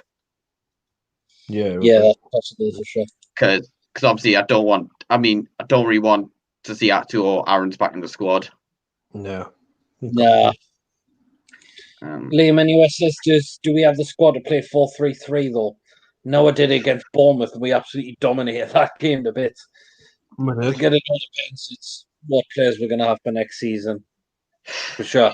All I'm going to say is I hope we do not get 5 at the back anymore. No, I think thinking about 6 midfielders that could for a 4-3-3 formation, right? Shelby, Hayden, Shaw, Longstaff, Almiron. Then you're looking at another 2 then probably another couple would be good. Yeah. It comes under this one. Ezzy can play left wing, Liam says, and he will be a good partnership with St. Maximum.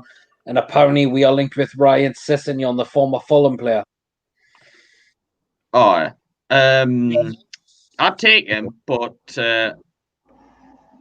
obviously, but that's one of those rooms that I'm just taking with a pinch of salt. Mini deep on G Fuel says, what does that mean? Bored or Tired, tired? I think. Well, then we have a fourth person going to come in, so let's bring him in. Do you want to go, lad? Like, no, I can go on live when they go like before they start. Hello. All right. Hey, Sharky. Peter, I'm gonna head off. Right? Yeah, no, Jay. All right, no problem then. All right, Sharky. No problem. All right, mate. All right, come back, lads. Take it easy. You too, man. See you, man. Make sure you check out Retro NUFC if you haven't done so. All right, so Sharky. Welcome to the stream. Thank you.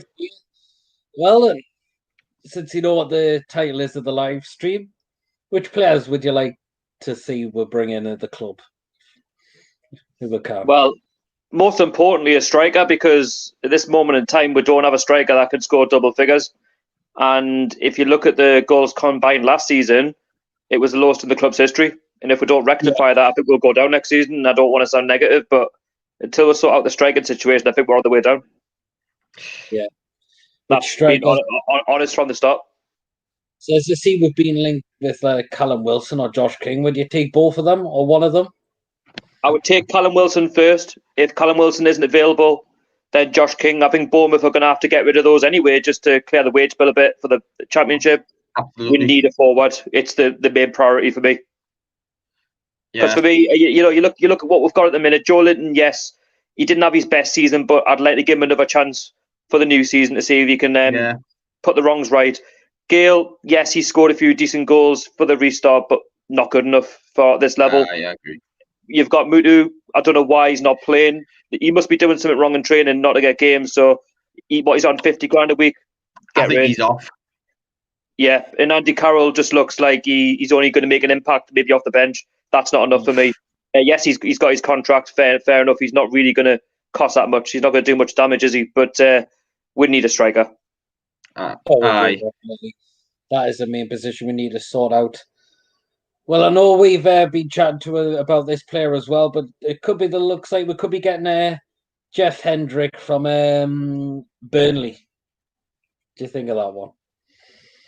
I'm all for it. I mean, if you look at this current regime, we'll do anything for a free signing or anything that's not going to cost much. And if the budget's only 35 million, we're led to believe, then I think Jeff Hendrick on a free, he was one of Burnley's better players last season and they couldn't afford his wages. Now, if you look at the structure of the club, they only tend to pay around 30 grand to 80 grand on average a week. So it's not going to cost an arm and a leg to get Jeff Hendrick in.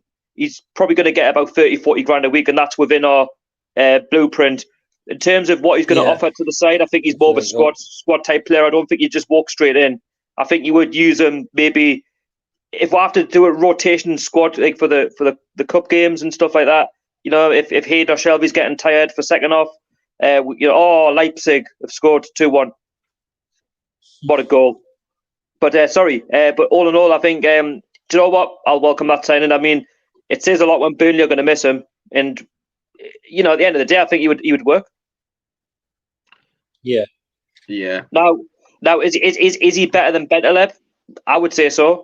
He can't be any worse. Now, I'm not going to. Do you know what it is? I'm not going to judge the guy before he's come in the door, because at the end of the day, any player that signs for this football club, they've got a point to prove. Now, it was the same with Bentaleb when he signed. He had a point to prove. He wasn't good enough.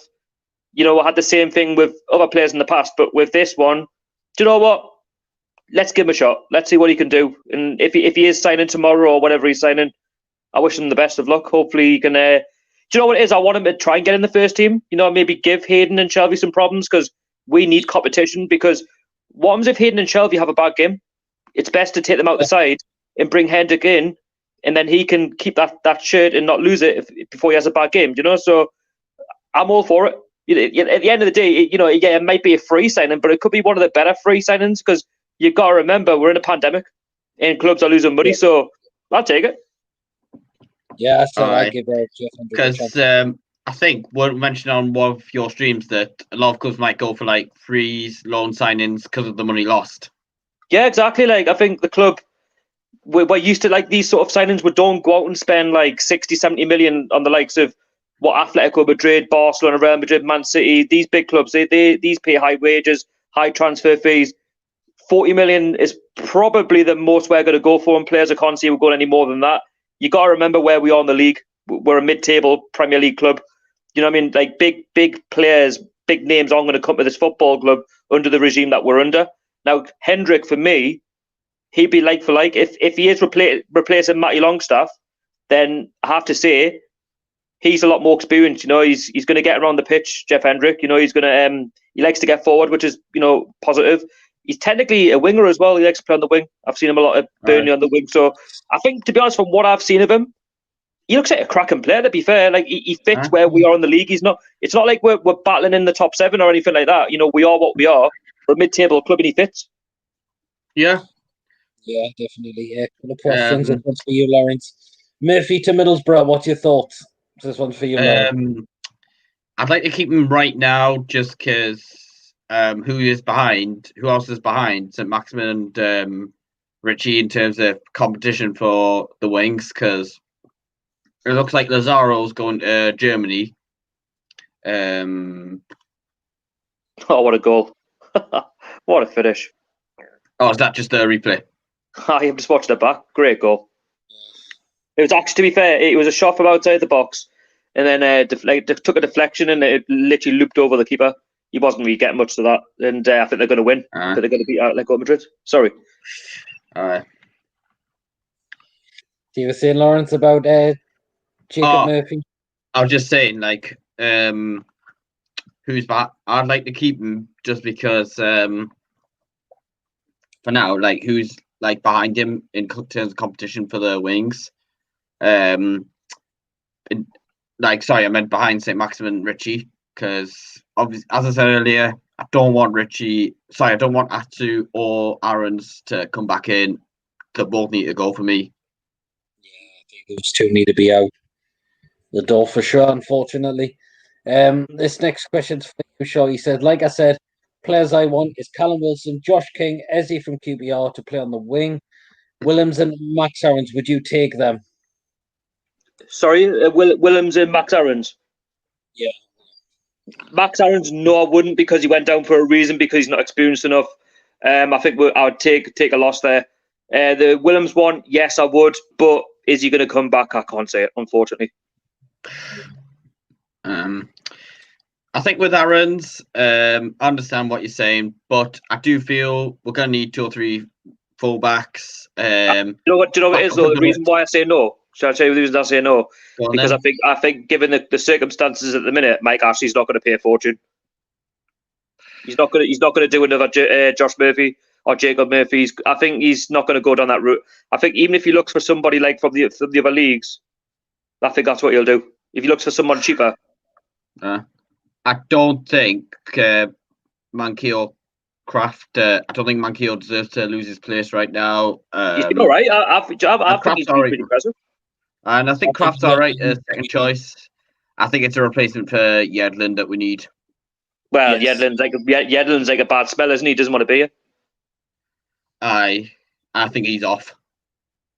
I heard he wanted to go to the MLS, but whether that's right, I don't know. I know Jacob Murphy's been linked with Nottingham Forest this evening. I don't know if he's going to go there. Apparently, Forest have actually put an official bid in.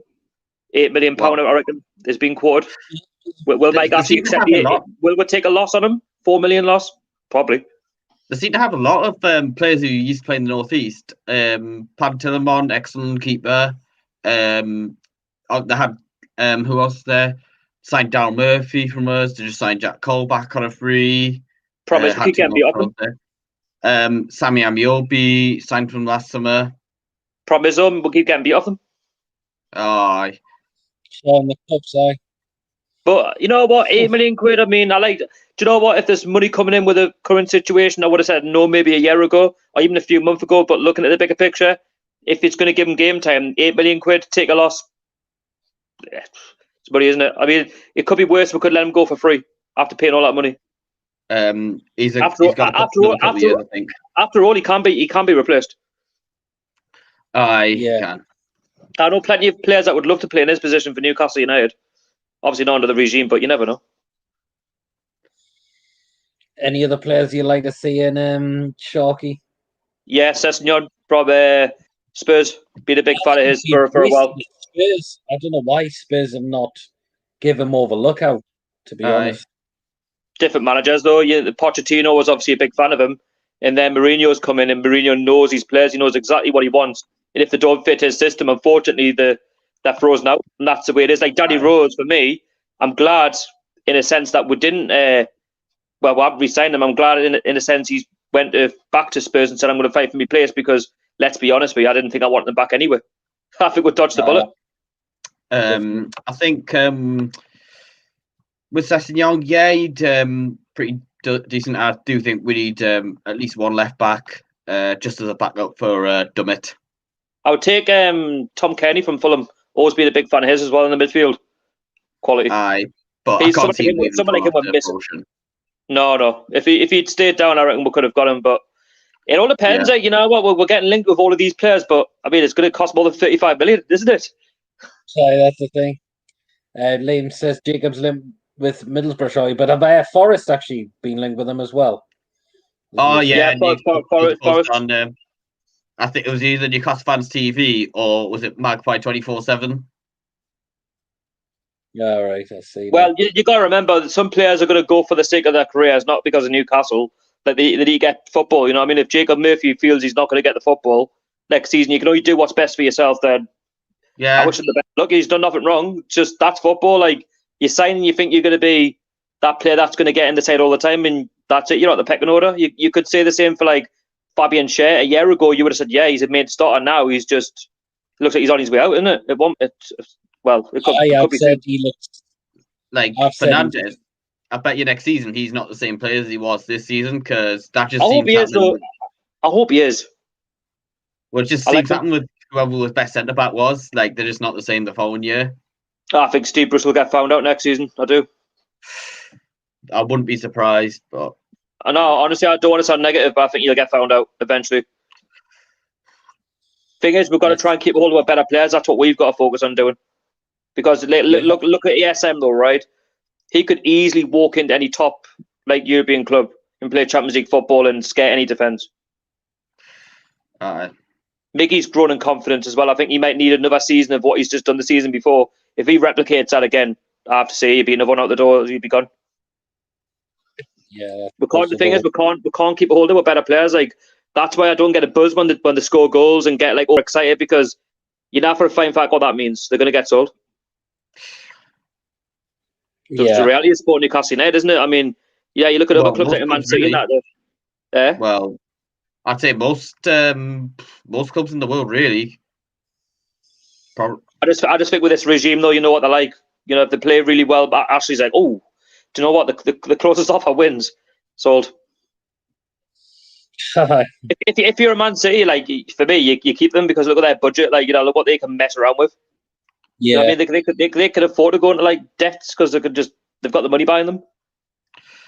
I was more taught in clubs like I don't know Everton and other Premier League clubs that rarely ever get Europe. Oh yes, but I know what you mean now. Yeah, so Everton who spent a ridiculous amount of money on players and they just don't even improve. I meant they've obviously sold Lukaku and Barkley. See that they're a prime example as well. They're trying to be something they're not. They've got all this money behind them, but they don't really seem to go anywhere. Aye. That's the reality. You don't have to spend nowadays. Do you know what it is? You don't even have to spend. Atletico Madrid are out. I'll be up. Just wait. I'll just turn it off. 1 second. Just get me a remote. Aye. So that's Leipzig against PSG in the semis. Yeah, it will be. Yeah. Sorry, I'm back. Wherever I am, there I am. But honestly, do you know what it is? I think it's going to be difficult to bring players in though. Just given the short period of time that we've got between now and the 12th of September, the only way we're going to bring players in is if we have a really poor start to the season and we've still got the injuries from a few weeks back when the season ended. That's it. Who's going to have the money? I'm actually glad this time round that the transfer window is open for a few weeks after the season starts, because I didn't agree with ending it just before the season starts. I think we need a fast start next season, though. I think Aye. we need to start. We need to hit the ground running, because I think the start of last season, I think, was shambolic. Like going down to Leicester away and that, and getting beat 5-0, and not even showing up with Norwich and 3-1, and that needs to be rectified. Otherwise, I think we're in massive trouble. If we go into games next season playing 5 at the back or with a lazy attitude, I'm sorry to say, but that's the thing with this football club. As much as I love it, we're so predictable, and I hope I'm not wrong when I say that we are predictable. Like, you know exactly what's going to happen. Honestly, ask any Newcastle fan, and they say when Newcastle are going to finish at the end of the season, mid-table at relegation. It's predictable. Well, it comes on to the next question from Liam. Says Steve Bruce got found out at Hull and Villa. He will get found out here. That worries me. Well, that's the thing. Like, going into next season, he's got to get his formation right. You know, he played with the 4-2-3-1, and it actually worked. Now, the danger that Steve Bruce has got is, it's changing the formation every time. We don't have to. Just for me, I'd rather get beat 4-5-0 having a go than playing 5 at the back. Honestly, like Man City in the FA Cup, if we got beat 6-0 at home with no fans playing the formation that we win with, fine. It's Man City, that's fine. But getting beat 2-0, people say, oh, well, you've only lost 2-0, but have a go. Getting beat 2-0. Do you know what I mean? Like, look as if you actually care. Don't have 25% possession, which, that's normal against City, but the shots on target, what do we have? Like 1 shot on target or something like that? Aye. That's bad. Sorry, I'm not City, but their defence is crap at the best of time. I mean, when we got beat 5-0, we did play like more attacking formation, like 4-1-4-1. But I think on that day, it was the players' attitudes that let us down. That game was just, honestly, just get completely rolled over. That's something that needs to change for next season, is the attitude. Like the first half of the season, attitudes were just rotten. And then the second half of the season, we played a lot better. The players looked up for it. But then the sort of last few games, again, they went back in their shells for like the start of the season, just weren't bothered. Like, and that's something that needs to be cut out all game, because I think the players, they can perform a lot better than that. They can show a much better attitude. You know, I mean, I'm not trying to slate the players. I just think, that there's games what we lost last season where we could have actually won. We show a bit more fight. Yeah, it's just, but when you watch we play sometimes, and you're like sometimes when I watched them, I'm like, what was that out there the day? Like, why are we defending so bad? Like, what was it? Why are you letting like clubs like Oxford and like Rochdale get in your faces? Like, you're meant to do that to them. Liam says we got lucky last season for sure. Well, you say that, but we were better of the. Where did we finish? I can't remember where we finished now. Where did we finish? It's been that long of a season. Honestly, we were better than the other 7 that went. Well, the other 3, but that's where we are though. We're mid-table. We're literally mid-table until we get some better quality in. Now, is Jeff Hendrick going to start shooting up into the top 7? No, but he's going to add that bit more experience so we can stay mid-table. Because without added experience, we're going to struggle. He says if we go down, we'll be stuck in the Championship like Forest. Like Nottingham Forest has people in the 09/10/16/17 season. It's a competitive league, the Championship, though. It's getting a lot harder now than it used to be because of all the money that's going around from the Premier League. I think Ashley would put the money in to try and get her back up, but how many times can that work? No, that's what I'm saying. There's no guarantees given the strong opposition. I mean, we only just got our promotion, like automatic promotion. It was in April time against Preston, and then obviously winning the league in May on the last game of the season. That just tells you and everyone else how competitive that league is. You got to fight in battle. If you don't fight in battle, you get found out. Also, it's demanding. Like, you can't. We're quite lucky because if we have an injury, say we play a Saturday or a Sunday, our next game's not till the following weekend. Whereas in the Championship, it's brutal. You got a game Saturday, Tuesday, Saturday, Tuesday, Saturday, Tuesday. It's a quick turnaround.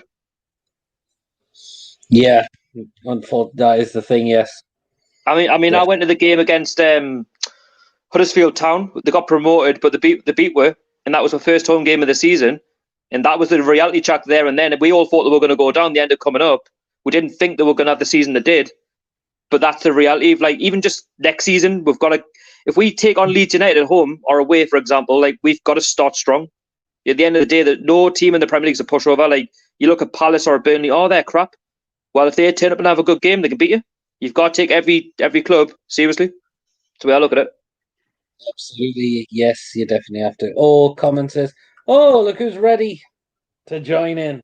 Do you want me to drop out or shall I stay? This four, you get phone, yeah. You can get Okay. phone, yeah. Well, Archie, I'll put the link in the description, so we'll wait for you. I must quickly pop the toilet quickly. So pretty best. Oh.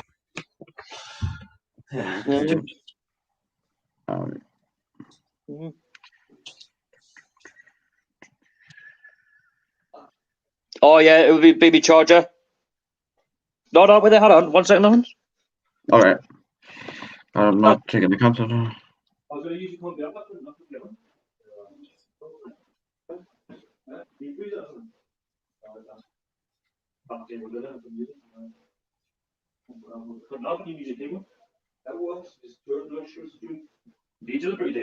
No. Well, I've got a password. No, I couldn't get on. Sorry, lads, I'm back. Straight for Peter now, All right. But no, honestly, like, you know what it is? I don't have any like real expectations for next season. Just apart from hopefully we stay up. That's it. All right.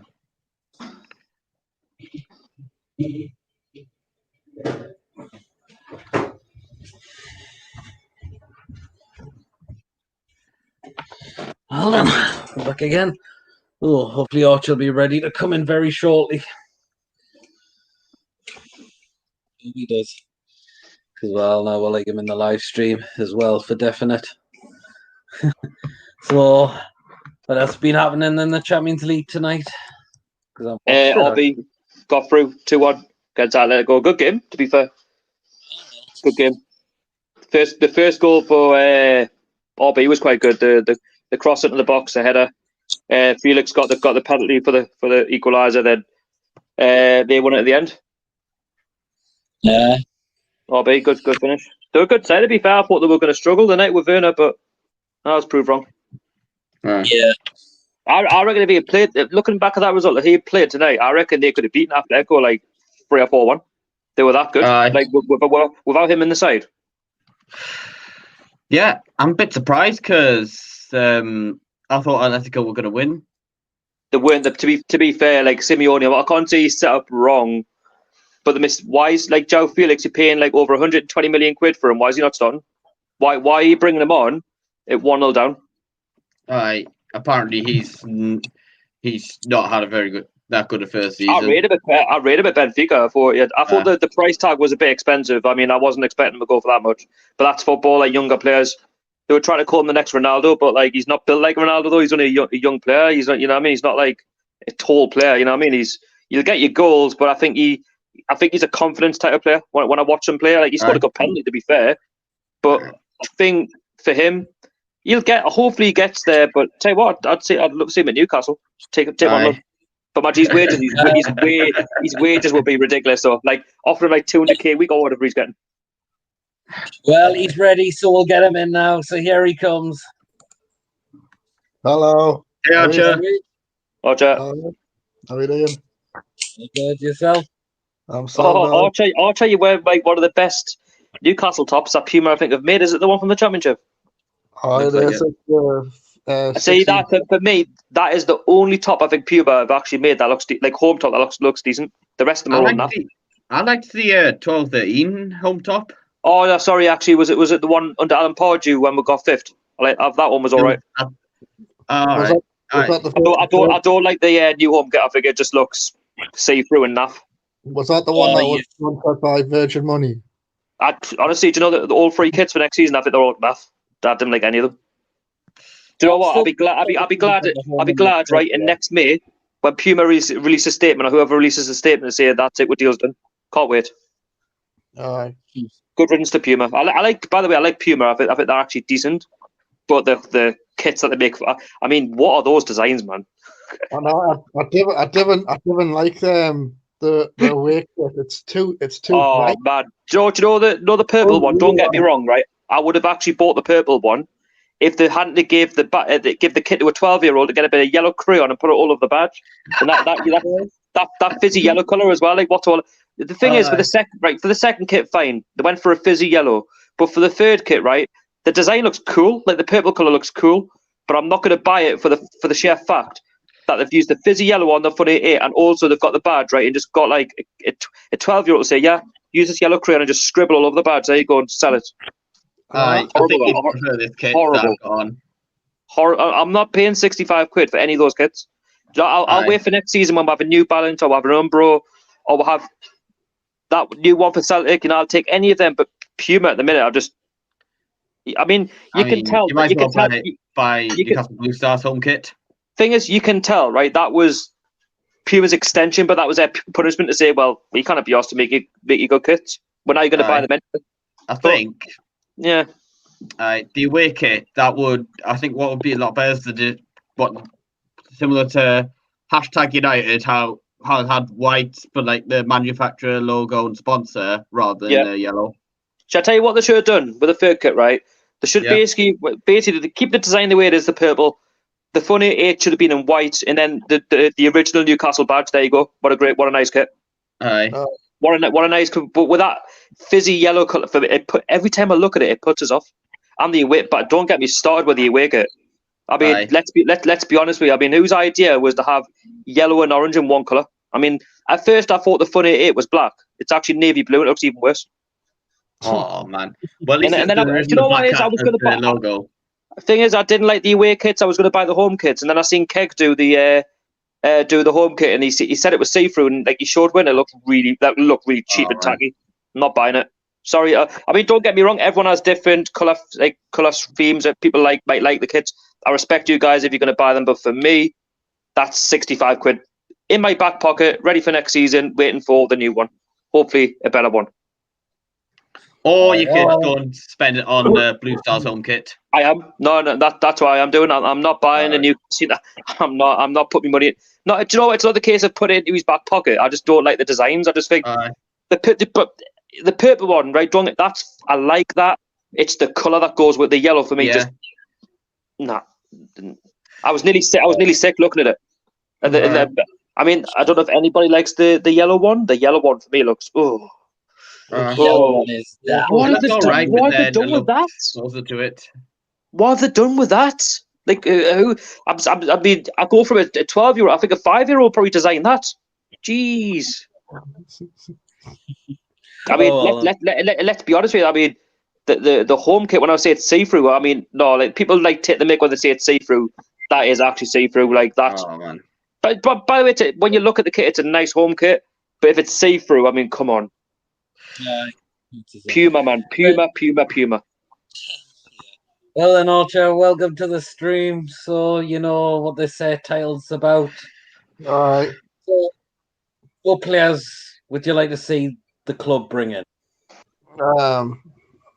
Well, start off with, I'd like to see us get Rodrigo. He's a left back. He's a left back. He plays. You mean Rogerio? Aye, that's the one. All right, I haven't watched him play, but still seem very interested. How much? How much is worth actually? What's his value? I don't know, but he's quite young and he's quick. He plays. I hope he's not well, we all know what happened the last time we bought a Brazilian. I hope he's not that bad. I hope we get fed. Can he get forward? He can burst forward as well. Archer, can he cross the halfway line? Well, I hope so. He must be. What are you saying? Can't cross the halfway line? Dumb it. I mean, how many players have we had in the past, right, who like to get forward like Jan-Matt, right, but they kind of get back? Come on, hope none of that. Do you know who we've never really replaced? Santon. We've never really replaced Santon, you know. Honestly. No, I think Williams is better, but then he's had the injury. That's the thing, you know. Honestly, I don't like to sound negative, but I don't think he's coming back. I don't. I think he's got a lot. Thing is, he's got a long-term injury, and he's not going to make it for the new season. He's out, so I don't think you'll not be registered. I think he is better, but it's the injury wise. Bad. Williams better than Santon. Oh, Joe. No, don't get me wrong. I'd love to see the lad back, but with his long-term injury, you just can't see him being registered for the new season. So I think what our board will do, with the way we like to buy these days, we'll just look elsewhere. That's what we'll do. Yeah. Don't get me wrong, he was a quality player, but I think he was very unfortunate. I think the way the injury came about, and it's one of them that nobody can control. All right. Any other players you'd like to see in Archer? Strikers, we need to sort that position out for definite. My main top striker has got to be Josh King. Josh King, what about, would you have Callum Wilson as well?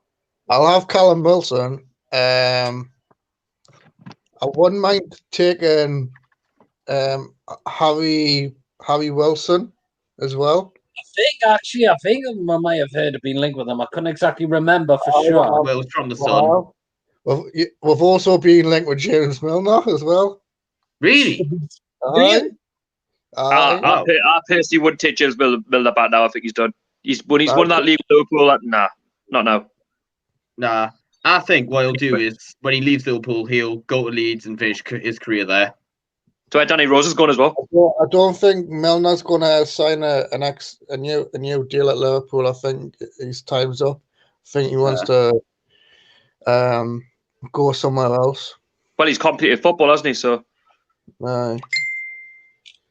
Yeah, that is the thing now, unfortunately.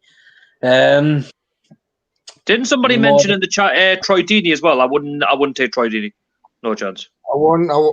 Troy Deeney, no. I wouldn't. I don't know who it was. Somebody mentioned him, and I'm like, yeah, maybe it's 2 years ago, but now I think his career's going down the pan. Now I think when he goes in the Championship, you'll not see much of him. He's now when you get those players who you think will want something, but he'll just dwindle. I think he'll just be mid-table Championship. You might get a few injuries. Hope not.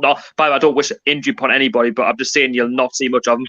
His career will just go down the pan. What's he now? 30 odd. Troy Deeney. I think he's about. As a striker, that's too old. I think he's career going down the pan now. He's 31. I'm not too sure. 32. Yeah, he had his moments in the Premier League, but I think now Watford have gone. I don't think he's really going to be. No one's going to be like. Even if Watford do come straight back up, no one's going to be quick enough to want to buy him, given his age. Nah, I think he'll spend the rest of his career at Watford. Yeah, I can't see him. I can't. Even if he doesn't, I don't see him. I don't see him in the Premier League. I don't. I think he's done now. I could be wrong, but. I like to see that QPR midfielder. Eze, the winger. Beat up. Yeah. He seems he's got good potential, and I think he'll do a good job at Newcastle. I've been looking at him. I've been looking at him for a while. To be fair, Eze, because somebody we need, like just somebody who can make the step up to like the Premier League, but like mid-table. I know Palace have rejected the bid for him. Who have what? Crystal Palace have had a bid rejected. How much? For Eze? I think it was around about 12 million. Nah, he's worth more than that. I think we were looking at it like where we look at like 15, 20 million. I think if someone put a 20 million bid in, they can't turn that down for a Championship side. No. But I think it was around about 12 million Palace put in, and the Palace have automatically turned that down. I think we're asking for 20 million. Was it per Bowen? That's what I wanted. I would have paid. I would have paid the 20 million. Yeah. Back in January when we were letting some players go, I would have bought them. But then again, people say, because he wasn't so good at West Ham. But you got to remember that the season was a bit dodgy, though, wasn't it, after January, because it had to stop and then started again. You could see the best of Bowen next season for West Ham. You could see it return to West Ham. Actually, I think he's done all right for them.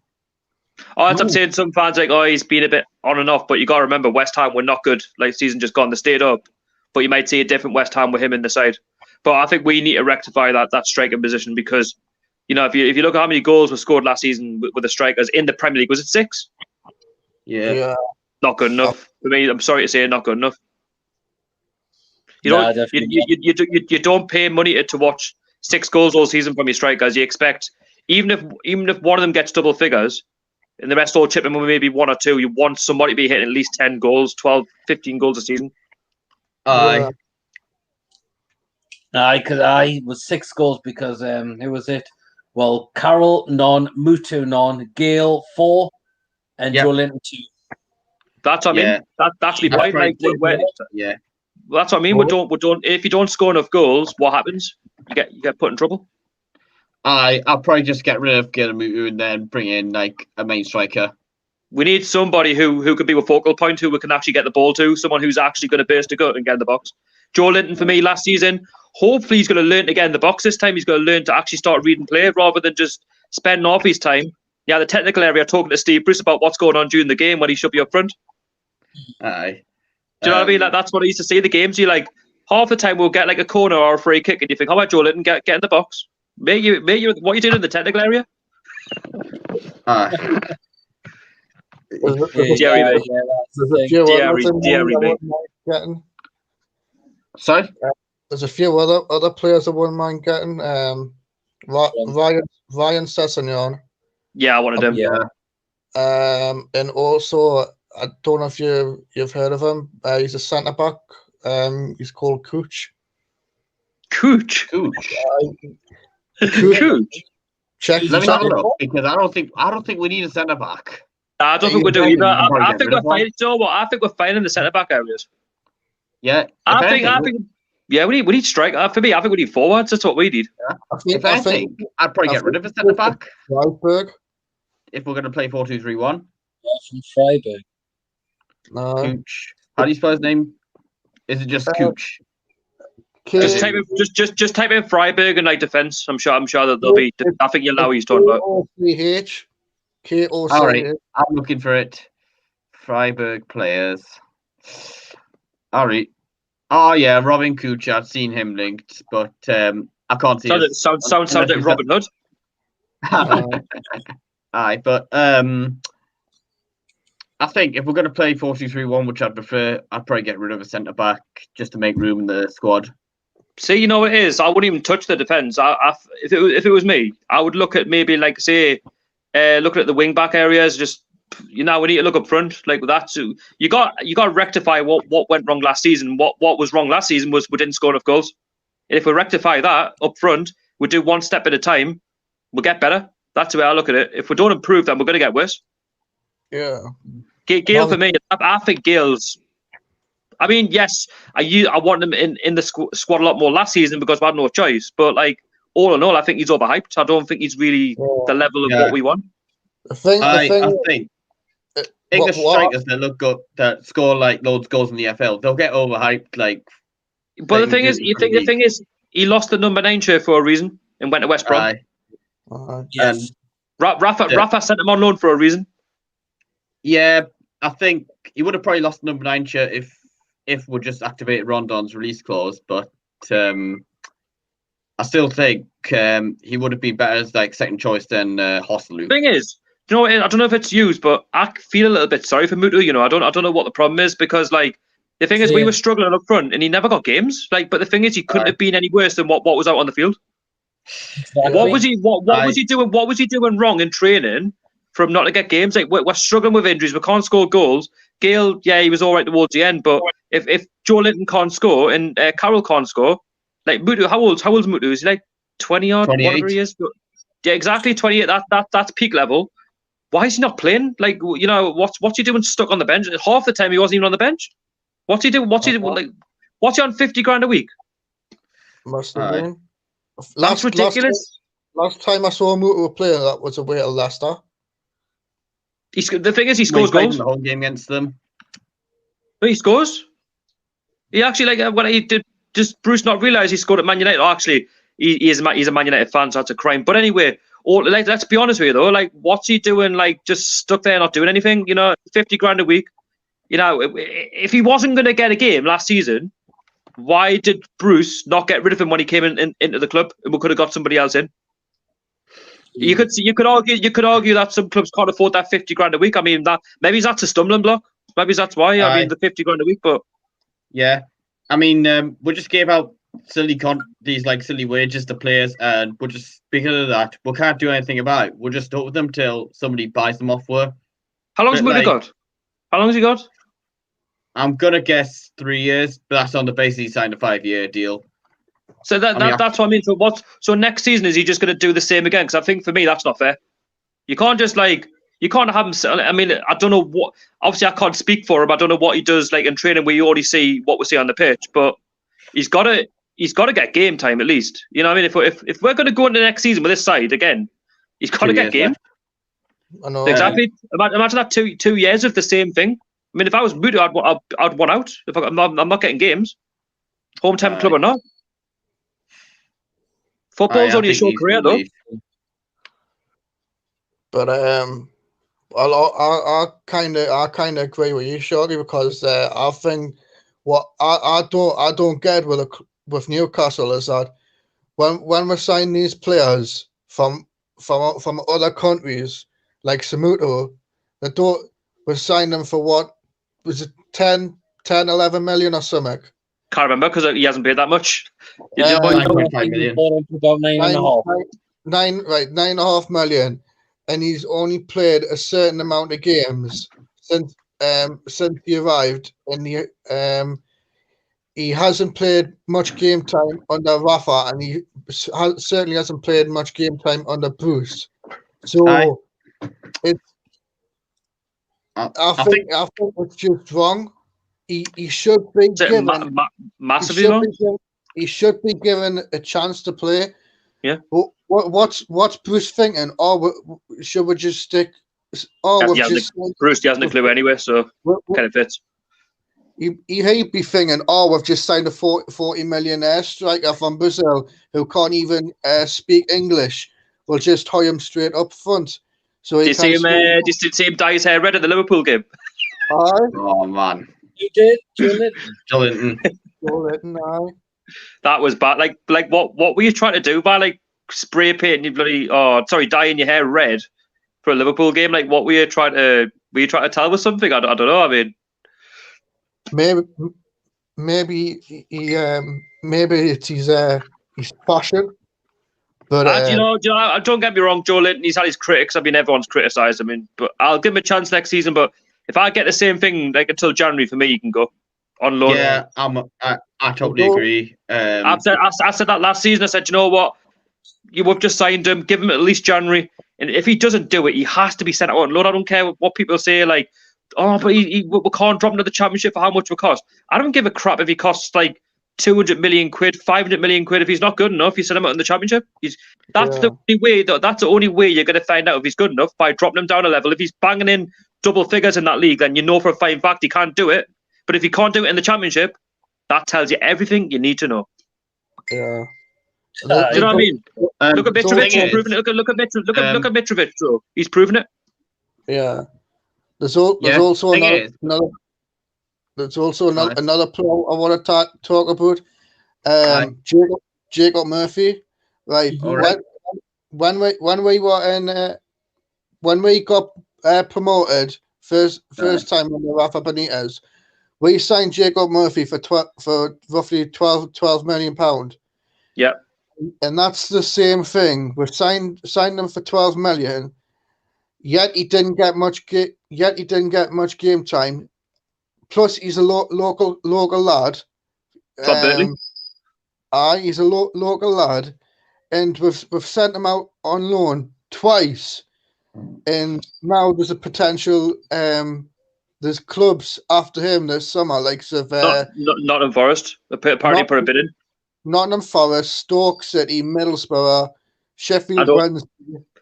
Middlesbrough could be for the fact he's not too far away, but I think Forest will get at me. I think if Forest have put an official bid in, I think I know the club don't like to take a loss, but I think we will. I think if it is 8 million, I think they'll take a loss. See, there you go. I would get rid of Atsu and just keep Jacob Murphy. I still think we can get the 12 million back, but in this current climate, I don't think clubs are going to pay that. So I think if we get 8 million, I think we'll take it. Yeah. And then we've got Lazar. He's still on our books as well. Get him out. I know. How long's he got? He's got a year left or something now. I mean, him and Servette, they're pretty much in the same boat. Right, we gave him a stupid contract 4 years ago. So really, we can't do much. We're just stuck with them. We're just stuck with them because we gave him the stupid contracts. McLaren signings or were they? Nah. Well, Graham Carr signed Servette, but then three managers have decided. Because then 3 managers have proven they don't rate him. Still McLaren signing though, because he was part of that season. Well, they both were. Lazar, well, we signed him like just after Rafa came. Yeah. But yeah, I think at least one of them will go on loan in this window. And then with the other one, they'll get a loan move out in January, or we terminate the contract like we do with Key. You'll go Savvy. But well, both of them. Yeah. Any other players you would like to see come in, Archer? I actually wouldn't mind signing that young Martinelli on loan. I think I can't see him leaving Arsenal. No. Actually, to be fair, he played quite well for Arsenal when he featured. When I seen him anyway. Yeah, you should stay with them. Me and Jay were talking about this one, and apparently I think we were linked with Jesse Lingard from Man United. Oh god! Oh no! Jesse I can't see that happening. No, not for me. He'd be on too high wages as well. Yeah, I would give the youth a chance instead of him. I was saying this to you in the chat this afternoon. It goes, you know what it is? If we're not going to spend on big name players, and because we've got a wage structure, that's why I wasn't happy that Tom Allen went to Accrington Stanley. I know, fair enough, he's going to say it for the cameras that, it's a great move. It's great for my career and that, but I bet he's good at that. He's not going to get a first team chance. Yeah, I'm not saying he's going to walk straight into the first team and get regular games, but that's what you want to see. You want to see him come off the bench in the second half and make a difference. Do you know what I mean? Like, that's what we used to do. Like, you bring your youngsters through and you give them a chance, and that's where the club make profit. Because if, for example, say Tom Allen come in and he was banging in goals, or he was just playing well in general, that's where the club can cash in, and the club are like financially better off. Whereas what we seem to do is we seem to give like Lawrence was saying, 5-6 year deals in contracts worth 30-40 grand a week to unknowns, and they're not good enough. And we'll have to try and shift them on. I'd rather go down the academy route where, you know, they're grateful to be in the first team, that they're not going to cost an arm and a leg. They're going to be on like a couple of £100 a week, and then once they get their main contract, they're going to be whatever the club offer. So they might offer 10 grand a week or whatever. That could have been Matty's situation, and I think they'll be happy to take that. But it's not going to cost the club like an absolute sum each week, is it? I know where you're coming from, but I think most players we sign from abroad, they're kind of like unknowns as well. That's what I'm saying. They could have worked out, but for whatever reason, the manager's not playing them. But that's what I'm saying. Like, what's the point having an academy and having like under 23s if they're not allowed to play? Like, even if they do get anywhere near the first team, they either get chipped out on loan or they get sold before they even get given a chance. Like Tom Allen, for me, I thought that was going to be his season where, do you know what? He might come off the bench every now and again. I'm not expecting him to start games. He might start in the cup games, like you did last season in the FA Cup. But at least if you give the lad a run out, I mean, if Rooney's good enough, if Gerrard was good enough, if Terry, all these players, if all these were good enough, then I'm sure he's good enough. Do you know what I mean? The way I look at it, if you're a manager, you throw them in the deep end and they either make it or they don't. If they make it, there you go. You've got yourself a player on the hands. If they're not good enough, then at least you say, well, you know what, mate, I gave you a chance. You're not really up to this level, but maybe go down a level and prove yourself. You might make it into another side, or you might come to this club in the future. But sometimes you've got to be ruthless. You've just got to say, right, there you are. You came through the academy. You made it through the under-23s. Now you're going to be a man, and you're now going to play against the better sides. And I'm going to throw you, even if they throw them in for like the last half an hour against Chelsea or Man City or whatever. So what? They're going to thrive off that. They're going to love it. Even if they don't play well, and they get absolutely mugged by, like, say, for example, someone from Leicester or Chelsea, whatever, they're going to be better players for it. They're going to learn from it. You know what I mean? They're not going to learn by playing against, like, Sunderland every season. Like, no offence to Tom Allen, but he's not going to learn by playing against Blackpool and that. Like, no offence to them. I'd rather, like, Tom Allen feature against, like, a Leicester or feature up against a Man City or a Liverpool, so he becomes an even better player. Do you see where I'm coming from? Aye, because I was wanting Watts to start the last couple of games the season. He's another one. Throw him in the deep end. You know what? Thing is, he's another one. Give him a chance. That's what I'm saying. You know what it is, right? We don't like to spend on big name players. We don't like to pay high wages. So you know what it is? The club, the board just need to just give these guys a chance, and if they're not good enough, let them go. That's the way I look at it. Well, with Watts, I think he'll be good, but the thing is, we've got enough. I think we've got enough centre back, so I'd put him out on loan. I still think Tom Allen, though. I think he could have been a really. He could have been a key player for us in the new season. But you know what? That's the thing. They've given him a 2-year contract. That's what I'm worried about. Like, he goes down to down Accrington and Stanley. Maybe he plays well. Maybe he doesn't. But even if he does, in a couple of years' time, they might say, bye-bye. Your 2 years are done. That's it. I don't know. I think for Alan, I would have one thing that came to my mind earlier was that maybe we won't getting beat 5-0 Man City. It was on junk minutes, but put him on instead of Atsu.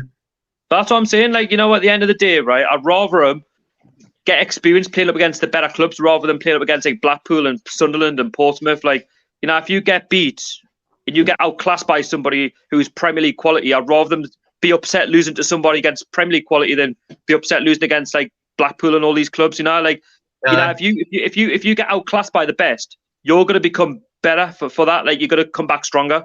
Do you know what I mean? And he's going to be thinking, do you know what? I've had first team football like he did last season. I bet you he was chomping at the bit going into the new season. Maybe, do you know what? I've got a chance. If even coming on second half to dictate play, he's not allowed to do that now. That's why I'm disappointed. He's not allowed. I think he might maybe his 21-22 season. No, it is though. The only way he's going to get back on our side is if we got bad injuries going into the new season and we're halfway through. We're playing games like every 3-4 days, and we can't do anything about it.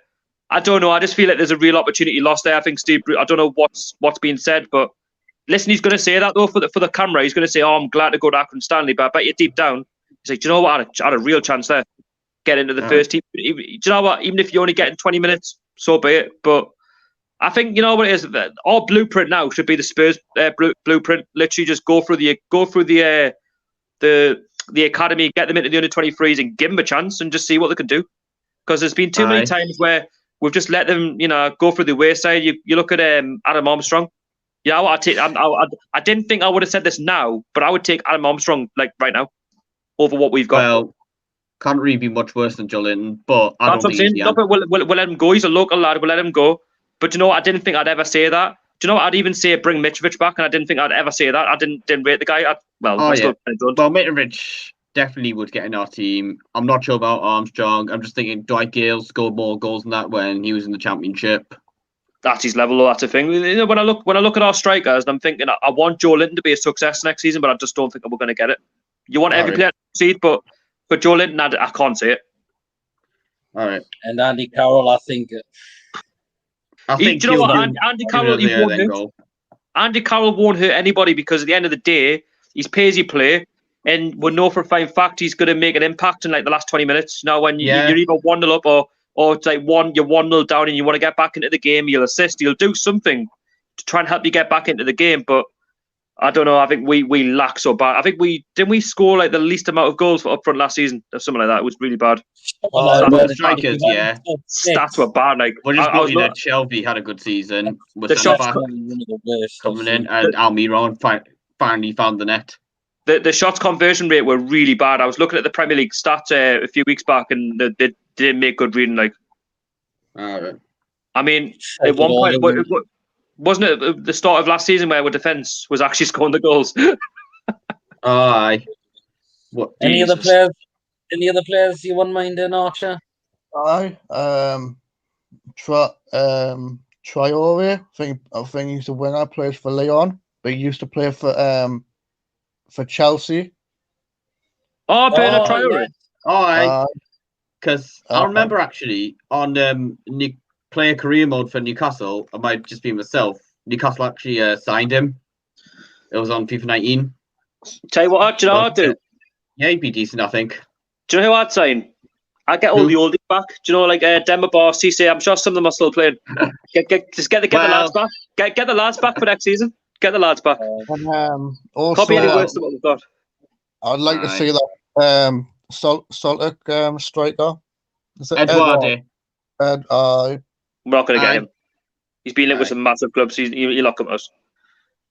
Well, but even you if never know, just for the game time.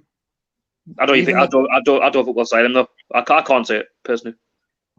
Even if we get that, if we did get that Traore kid, that'll just basically help out St. Maximin and Almiron and that. I wouldn't mind Robert Lewandowski. Wouldn't mind him. Well. You say we need strikers. I mean, I'm sure we can always give Bayern Munich a ring to say, do you know what? Hey, Bayern Munich, 400 million. There you go. Take or leave now. But no, there's no takeover. That's never happened. But anyway, but we need a striker. The main key area, we need a striker. I don't see why not. We'll get Ivan Toney back. No, I wouldn't take Ivan Toney back. I mean, talking of him, we're actually getting some windfall from that. 1 million. What's that, man? But have a guess where that's going. Mike Ashley's pocket. Okay, that's just 1 million. Well, it's just 1 million, so aye. Fair play to Peterborough, though. I mean, they're getting good money for him, though. Fair play to them. Aye. I knew he'd leave. I knew he'd leave, but for me, I don't think he's Premier League quality. He's 24 and he's not played above League One level. Thing is, everyone's crying like we got rid of the next Aguero. Oh no! Like what's good about Peterborough is they actually are a profitable football club. Like any player that they bring through, they're really good. Aye. They're my dark horses to go up next season, like from League One. I really think they're going to do it. Aye. You know who else I like to see? Who? Pookie. Team of Pookie. Nobody's spoken about him. To be fair, I mean everybody was wanting him at the start of last season. Yeah. I think he's a bit like Mitrovic. On his day, he can look like Alan Shearer, but on his worst, he can look like Riviere. Where's he playing next season, then, guys? Where's he playing? Who, Pookie? Yeah, is he at Norwich or do you reckon he's coming back up, or do you think he's gone elsewhere? Tough one to call at the moment. I think definitely English football. Either Norwich or a Premier League club, but I haven't seen much links to him. I'd laugh if he went to Wigan. I believe they haven't got the money. Have they got a player called Goodwee? Is it Goodwee? Godfrey. They're asking for 50 million for him, I think. 50 million? What, 15 million for him? 50, yeah. 50. 50 million for him? Yeah. Well, I'll probably go about 30 million max, and I wouldn't go any more than that. And then this other striker that I've been hearing about on your channel, Peter, is that was it Ollie Watkins or something? Oh, Ollie Watkins from Brentford. Aye. Like, I wouldn't personally. Sorry? I haven't really got an opinion, but I don't think I'd really go for Ollie Watkins. Aye, because just because we've seen Dwight Gale look so good in the Championship that he's not doing in the Premier League, so I think he's skeptical. He's too much of a risk. Yeah, I think how much do they want? 16 million, but that's his release clause, so that's fair enough. I mean, we're struggling with a 40 million rated striker at the minute. I mean, 16. Don't want to be doing any more. Thing is, I mean, go on. Was Joelinton's price tag actually 40 million, or was it not something 10. else? 10. No. Well, that's the net spent, because if it was a 10 million price tag, then that's 20 million profit. We're daft enough to get him though. I mean, Hoffenheim were like, just like, Newcastle put in a bid. They're like, oh yes, quick, 40 million, quick. Just get everything signed, quick, and then just laugh when he's gone. 40 million, there you go. Once that's come through, they're like, yay. No, honestly, do you know, it's just, I don't know. I think the board signed him just to try and prove a point that they actually spend money. Like, that's not what we were after. We wanted a striker who was actually, even if we spent less, but the striker could, like, score goals and he was Premier League proven, then that's fine. But we didn't want you to spend 40 million for the sheer sake of it. Like, to say, oh, yeah, we spend money. Like, 40 million these days is nothing. Not now, it's not. People are spending, like, Ronaldo went to Real Madrid for 80-odd million quid. Nowadays, that's pennies. Footballers are going for, like, nigh on, like, 150 million quid. Joe Felix is going to, like, Atletico Madrid for, like, loads of money. Do you know what I mean? For hundreds of millions. It's nowadays, like, imagine, like, back in the day, right? 30 million pounds used to be really, like, expensive, like for a decent striker. Now it's pennies. That just gets you mid-table. Nowadays. But I can't see the transfer records being broken for some time after this pandemic. No. Well, unless the game's called Manchester City and you just spend money like it's an out. Aye. Man City just keep spending money. That's the thing. The PSG are the same. Win the Champions League because of the money they'd get from it. I think they'll win it. I do. I think Man City will all out win it. I think Bayern will win it. Do you reckon? Yeah. Well, don't mention Bayern Munich versus Chelsea in that music because they don't like it. All right. What's going on with it? Apparently, you were talking about the Sunderland ownership, that Liam Story, whatever he's called. I forgot his name now, but Brian Story, people are comparing him. He's like Stuart Donald, but I don't know. they'll take anybody. They'll take anyone to get out of League One, wouldn't they? Wouldn't be surprised if he's just the same. I honestly don't. Honestly, I don't even feel sorry for them. I don't. I generally don't feel sorry for them. Be a good one. I just think he'll just be the same old. Stuart Donald's like Mike Ashley, won't sell. He's just the talk. What he'll do is right. What he'll do is he'll just say, "Oh, I'm trying to sell the club." So then fans will stop buying season tickets, and then once we've done it, they're like, "Oh, actually, no, I wasn't really selling the club. Just want his back. Just need me money." But I don't fancy Sunderland to get promoted next season. I really don't. With a wage cap now, do you know what? I'm actually in favour of it because it means now that even the bottom clubs who were like in League One last season now have a chance. It's a level playing field. I like that. It's a level play. I mean, everyone's got a chance. All right. Do you want to read out more comments? I don't think I've got any that's come through. That's the thing. No new comments have come through. So let's have a look. The last one was from you posting link to Archer. Yes, that was the last one. Right. Something's come through on Sky Sports. Pilot events to test safe return of spectators to resume from Saturday in hope the fans can attend sporting venues from the start of October. So the same from the start of October now. That's what we found out. Yeah, because that was what Boris was saying about a month ago. I can't say it though. I think fans. Like, say for example, we got 52,000 capacity stadium, Amber. So I can't see like a full house around October. I can't. Even the ones who haven't got season tickets. I think it'll be like some percentage. That's gonna be boring. That though. Imagine that though. Imagine like Newcastle versus Man United, right, on a Saturday. Oh no, let's just say Newcastle versus Burnley. Normally you get like a full house capacity, right? Imagine that on a Saturday where you're only going to get like, is it 25,000 fans or something allowed in October? Is that right? Or am I getting that wrong? Like what's the point? Like, you might as well let everybody back if you. I don't agree with that. Like, I think fans shouldn't be discriminated against. I think either let everyone back or you don't at all. Until they know it's mathematically safe, then everyone should go back to be able to enjoy the game. Because I feel like imagine fans who are at home. For sure, definitely like, no way. The thing is, right, in October, like, the ones who've got season tickets who are on a plan, they'll get in. But the ones who, like yourself, who want a season ticket next season, who haven't got one, for me, I don't think you're going to get into at least November, December, January. You might even be around about December, January, because you're going to be like last in line. You're not part of like that percentage.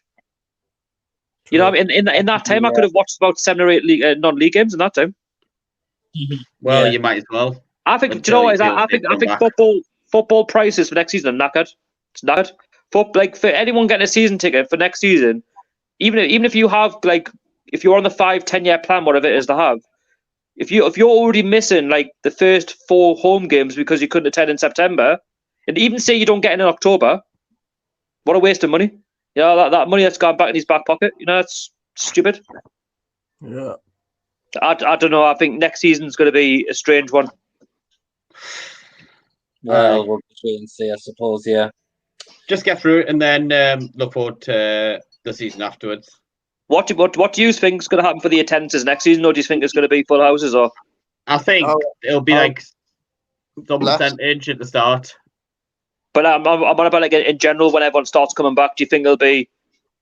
Do you think it'll be full house, or do you think I can't see it personally? I think there will be some fans who decide, well, I could go back, but I'd rather not, just because I don't feel safe. But not just that, though. I think with obviously the takeover collapsing, with the problems at the football club, if you look at the bigger picture, obviously last season was around 40,000 fans. Then Mike Ashley gave away the season tickets, the half-season tickets for free. I think none of them. I'd be amazed if many of those decide to want to buy a season ticket. I'd be amazed. I think it'd be 45,000, something like that. I don't think we'll get that. I think about 40,000. I think we'll miss a lot of fans. Also, you got to remember as well, a lot of people would have lost their jobs. Obviously, there's no money around either, so you got to look at not everyone can afford to go to the games. You know what I mean? People, you got to think now. I think the UK has just hit a recession. Yeah, we have. So who's going to afford £600 a season? No, not many. It's a good point. Don't quite think it would be like Well, never mind. I think about 40,000. well- I think we'll have the that's what it'll be roughly. Aye. I mean, there might be points where people will talk about, oh, we're going to have a really empty stadium for this game. No, I think it will be it'll be a decent crowd. I think it'll be about 40,000, but I think about 10,000. No, The thing is, I say 40,000 because it could be a lot of factors. Like it could be the recession, people losing their jobs. It could be the fact that people don't want to go anymore because they don't like the regime, or it could be the fact it's just all around people have given up. I don't know. It could be anything. Yeah, well, Liam's just said this is the first comment that's coming in about 50 minutes ago. Hey, but Peter, you've had company in that time. 40k at 40K most. the most, Liam thinks. That's what I'm saying. I can't. Do you know what it is? 40,000 in the Premier League is still good. Yeah. That's even like Chelsea. Like I mean, that's what Chelsea. Well, I think they get a bit less than that. I think they get about 37,000 or whatever it is. But that, do you know what it is? Like we are used to selling the stadium out, but you got to remember where we are in the world. It's not the most richest area. You know what I mean? It's quite. Yeah. I got to be careful what I say, but that's it. Is that's the northeast? You know what I mean? We love our football, but when things aren't going well, or if it's to do with a football club, or if it's to do with the outer world, like the recession, people can't afford it. People lose interest. Well, I'm going to get on to the next question. It's from the Toon Review. What? There it is. Cheers for joining in the stream, mate. Hope it'd be great to have you in if you want to possibly join in. He says, have you guys spoken about that war funds? Total scam, needs to be avoided at all costs. I'm on the big group with the Newcastle United Supporters Trust, and no one agrees with it. I know about that. Yes, I was watching. I was watching Steve Rafe's YouTube channel this evening, and Malcolm MacDonald was on with Gibbo, and they were talking about it. Apparently, they set up a fund. Now, apparently, they want something like £500,000 or something like that to try and raise to take the matter to court or something like that. And I think it's a total. I wouldn't go for it. I wouldn't be putting any money into it if I'm being honest. I mean, the Newcastle Supporters Trust. Yes, it's only £1 a year, but what's that? You know what I mean? You got to get your voice heard, aren't you? So. Aye. You know what I mean? It's a quid to me, but getting supporters to pay that kind of money for a fund because a takeover didn't go through, I think that's wrong. You can petition, but getting people to like put money in to a charity where you got to remember we're in a recession now and people haven't got the money anyway, and you can't expect people to put money in for something that could potentially go into the Premier League, go to lawyers. We're not going to see it back. Aye. I don't know what you were going to say, Lawrence. I think War Flags was saying that this is not us because I think a lot of people were thinking it was them. Oh no, it's it. I think so. I heard about it this evening. I think so. Steve Rafe was talking about it, and he was basically saying you would avoid at all costs. I know it's a fan related thing, but don't put money in. But I mean, if fans want to do that, they can. But apparently they was told just to stay avoided. Now, at the end of the day, the way I look at it with this takeover, it didn't go through. It collapsed. You know, we've got to move on from it. You know, if it comes back, it comes back. But I don't see it, unfortunately. That's my opinion. It might be unpopular, but the way I see it is you just got to try and back the lads the best you can.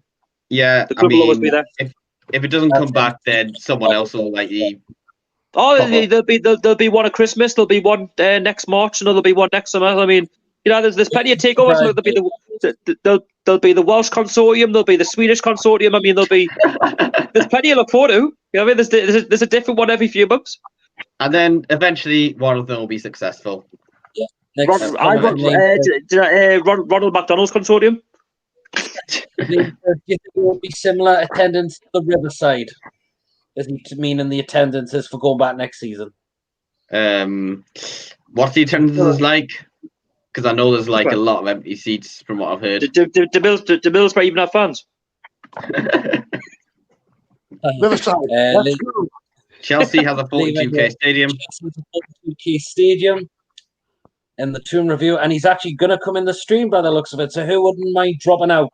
I'll go because I've come in before these guys. I'm saying before Lawrence goes, I was only joking about Middlesbrough. I think they don't really pack it out because of the championship, but I think I don't know. I think we are a different club at Middlesbrough altogether. Bigger stadium.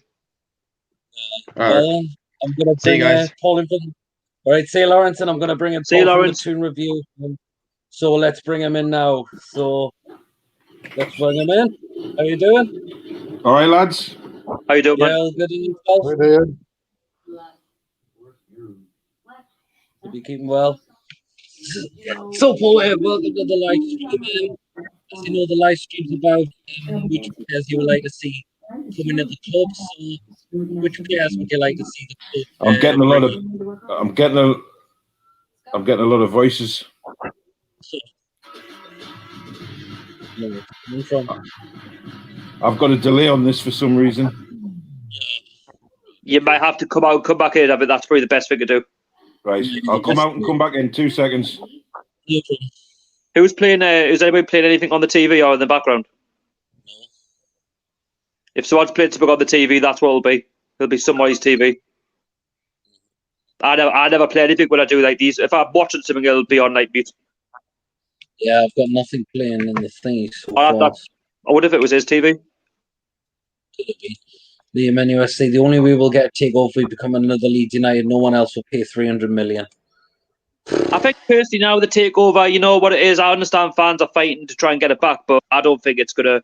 You know, if they've pulled out, you know, it's the PIF who, you know, they need to look at themselves. You know, if they kept that process going, they would have put more pressure on the Premier League because they didn't say anything. And now, don't get me wrong, fans are calling for answers from the Premier League, but they don't have to say anything. They don't have to say a word. Oh, look, figures it wasn't them who said, "Oh, the deal wasn't happening." The PIF pulled out. Yeah. Oh, Dan Graham says, "All right, boys, hope you're all good." He said, "Con join tonight, but got a joke for you. If you want to hear it, go on. Let's hear it then."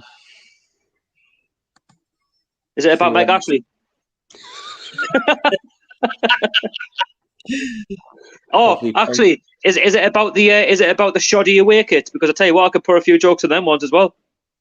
I could put them in the Ronald McDonald category.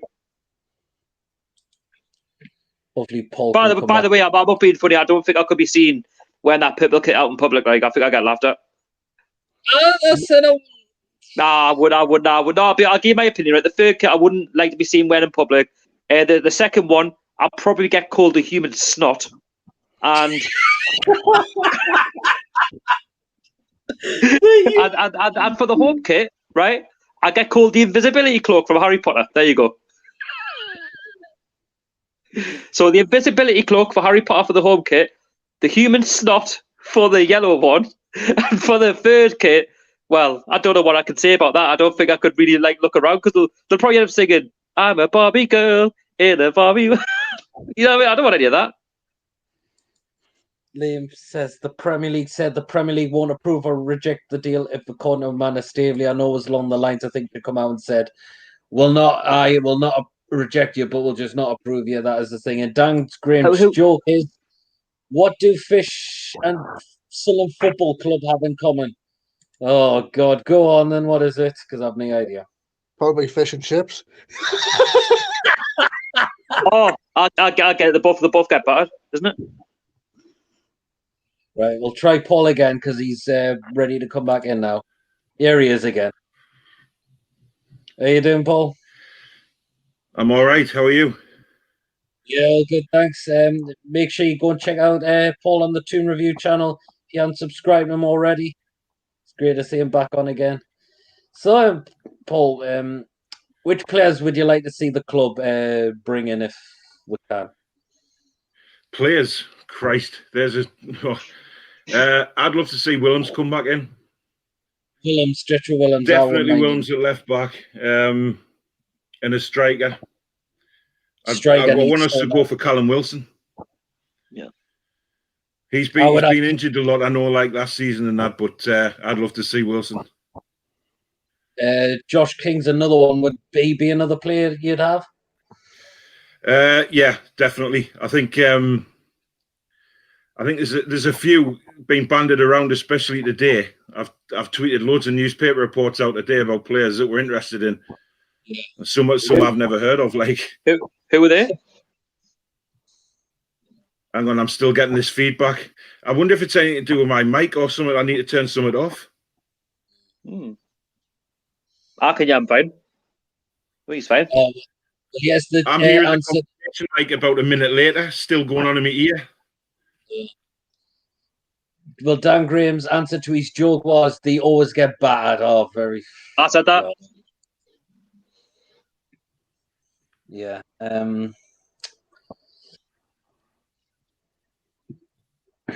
Is everything all right now, Can Paul? Paul still hear you? You still here, Paul? Hang on. I'm here like about a minute later, still going on in my ear. I'm You getting know what, you could try turn your browser off, like try and come back in. That's what I do. Turn the what off? Yeah, it might be your internet, like your browser. You know, like completely go out of it and come back in. See what that does. Right, okie doke. I'll be back. That's what that. Yeah, it happens to me all the time. Jeez. Oh, hang on. There you go. I know why. Oh, was it YouTube and StreamYard at the same time? I had the channel. I had the stream going on the other browser. Oh, sorry. No. That's better. Yeah. Oh, is that the thing? Right. Tell you what, at least you sorted your problems out quicker than Newcastle do takeovers. Oh, mate, honestly, I seen that War Funds thing last night. It all kicked off, and I woke up and I had about God knows how many WhatsApp messages, man. It's just crazy. And people have donated like 400 quid already, and they've lost that money. Yeah, I don't think it's worth doing it. I'm not one like to be against charities, but in a recession and stuff, when a takeover has already collapsed, I think you just got to let the right people do what they need to do. At the end of the day, yes, we all want the takeover to happen, but I think now we need to accept that they've pulled out. That's exactly the way I look at it. And I'm not saying that to be negative. I just think we've been down this route so many times before. I think at the minute it's turned out nasty because the Premier League aren't saying anything, but I don't expect anything from the Premier League. That's the thing. That's why I'm not really like saying much on YouTube, because like, what do you expect the Premier League to do? I mean, they're a massive globalization thing. You know, they're not bothered about us. Yeah, I tweeted out. I think it was yesterday that I still think something's going on in the background. I'm convinced something's going on because it's just too quiet recently for nothing to be happening. Yeah, I'm convinced. But any other players you would like to see at the club? Because I would die in need of some players, particularly up front. I mean, up front has been one of the worst I've seen the season just gone. I think the lowest for goals coming from strikers. Well, like I said, Josh King, Callum Wilson. I think I've always been a fan of Callum Wilson, and it's a shame when he got injured. But I think if he can stay fit, he's the player that I would probably go for over Josh King.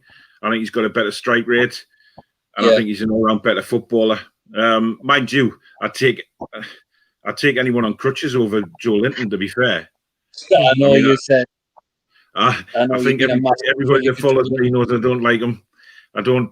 Not that I don't like the bloke. I just don't think he's a good footballer. I think he's probably the worst number 9 we've ever had, and that's saying something given some of the number 9s we've had in the past. Well, it says a lot when we've only scored 6 goals up front all that season, the worst in the club's history. It says a lot, really, doesn't it? And it says a lot when Shelby's your top scorer. You know, it's just what can you say about that? There's just nothing. I've got nothing against Joe Linton or his transfer fee. You know, the 40 million means nought. But when you've been dropped to like he did towards the end of the season, and then he gets brought on in matches, I'd expect a bit of effort, you know. And I'm sick of having arguments on Twitter with people like who just defend him constantly. Just say, well, he's got to, he works hard, he does this. He doesn't work hard. His first touch is absolutely diabolical. Doesn't burst a gut for me. Nah. And even if he wasn't scoring goals, all I'd want to see is a bit of effort. You know, try and get the ball, but he's nothing. And you can see towards the end of the season, Almiron and St. Maximin looking up to see who's available, and they weren't giving him the ball. And you could just see it. So for me, I think he's lazy, mate. Honestly, I think he's too lazy. Yeah, lazy. And I don't subscribe to this business about him. He's playing out of position. He should be on the left. He's played on the left a few times, and he's still been anonymous. He just falls over.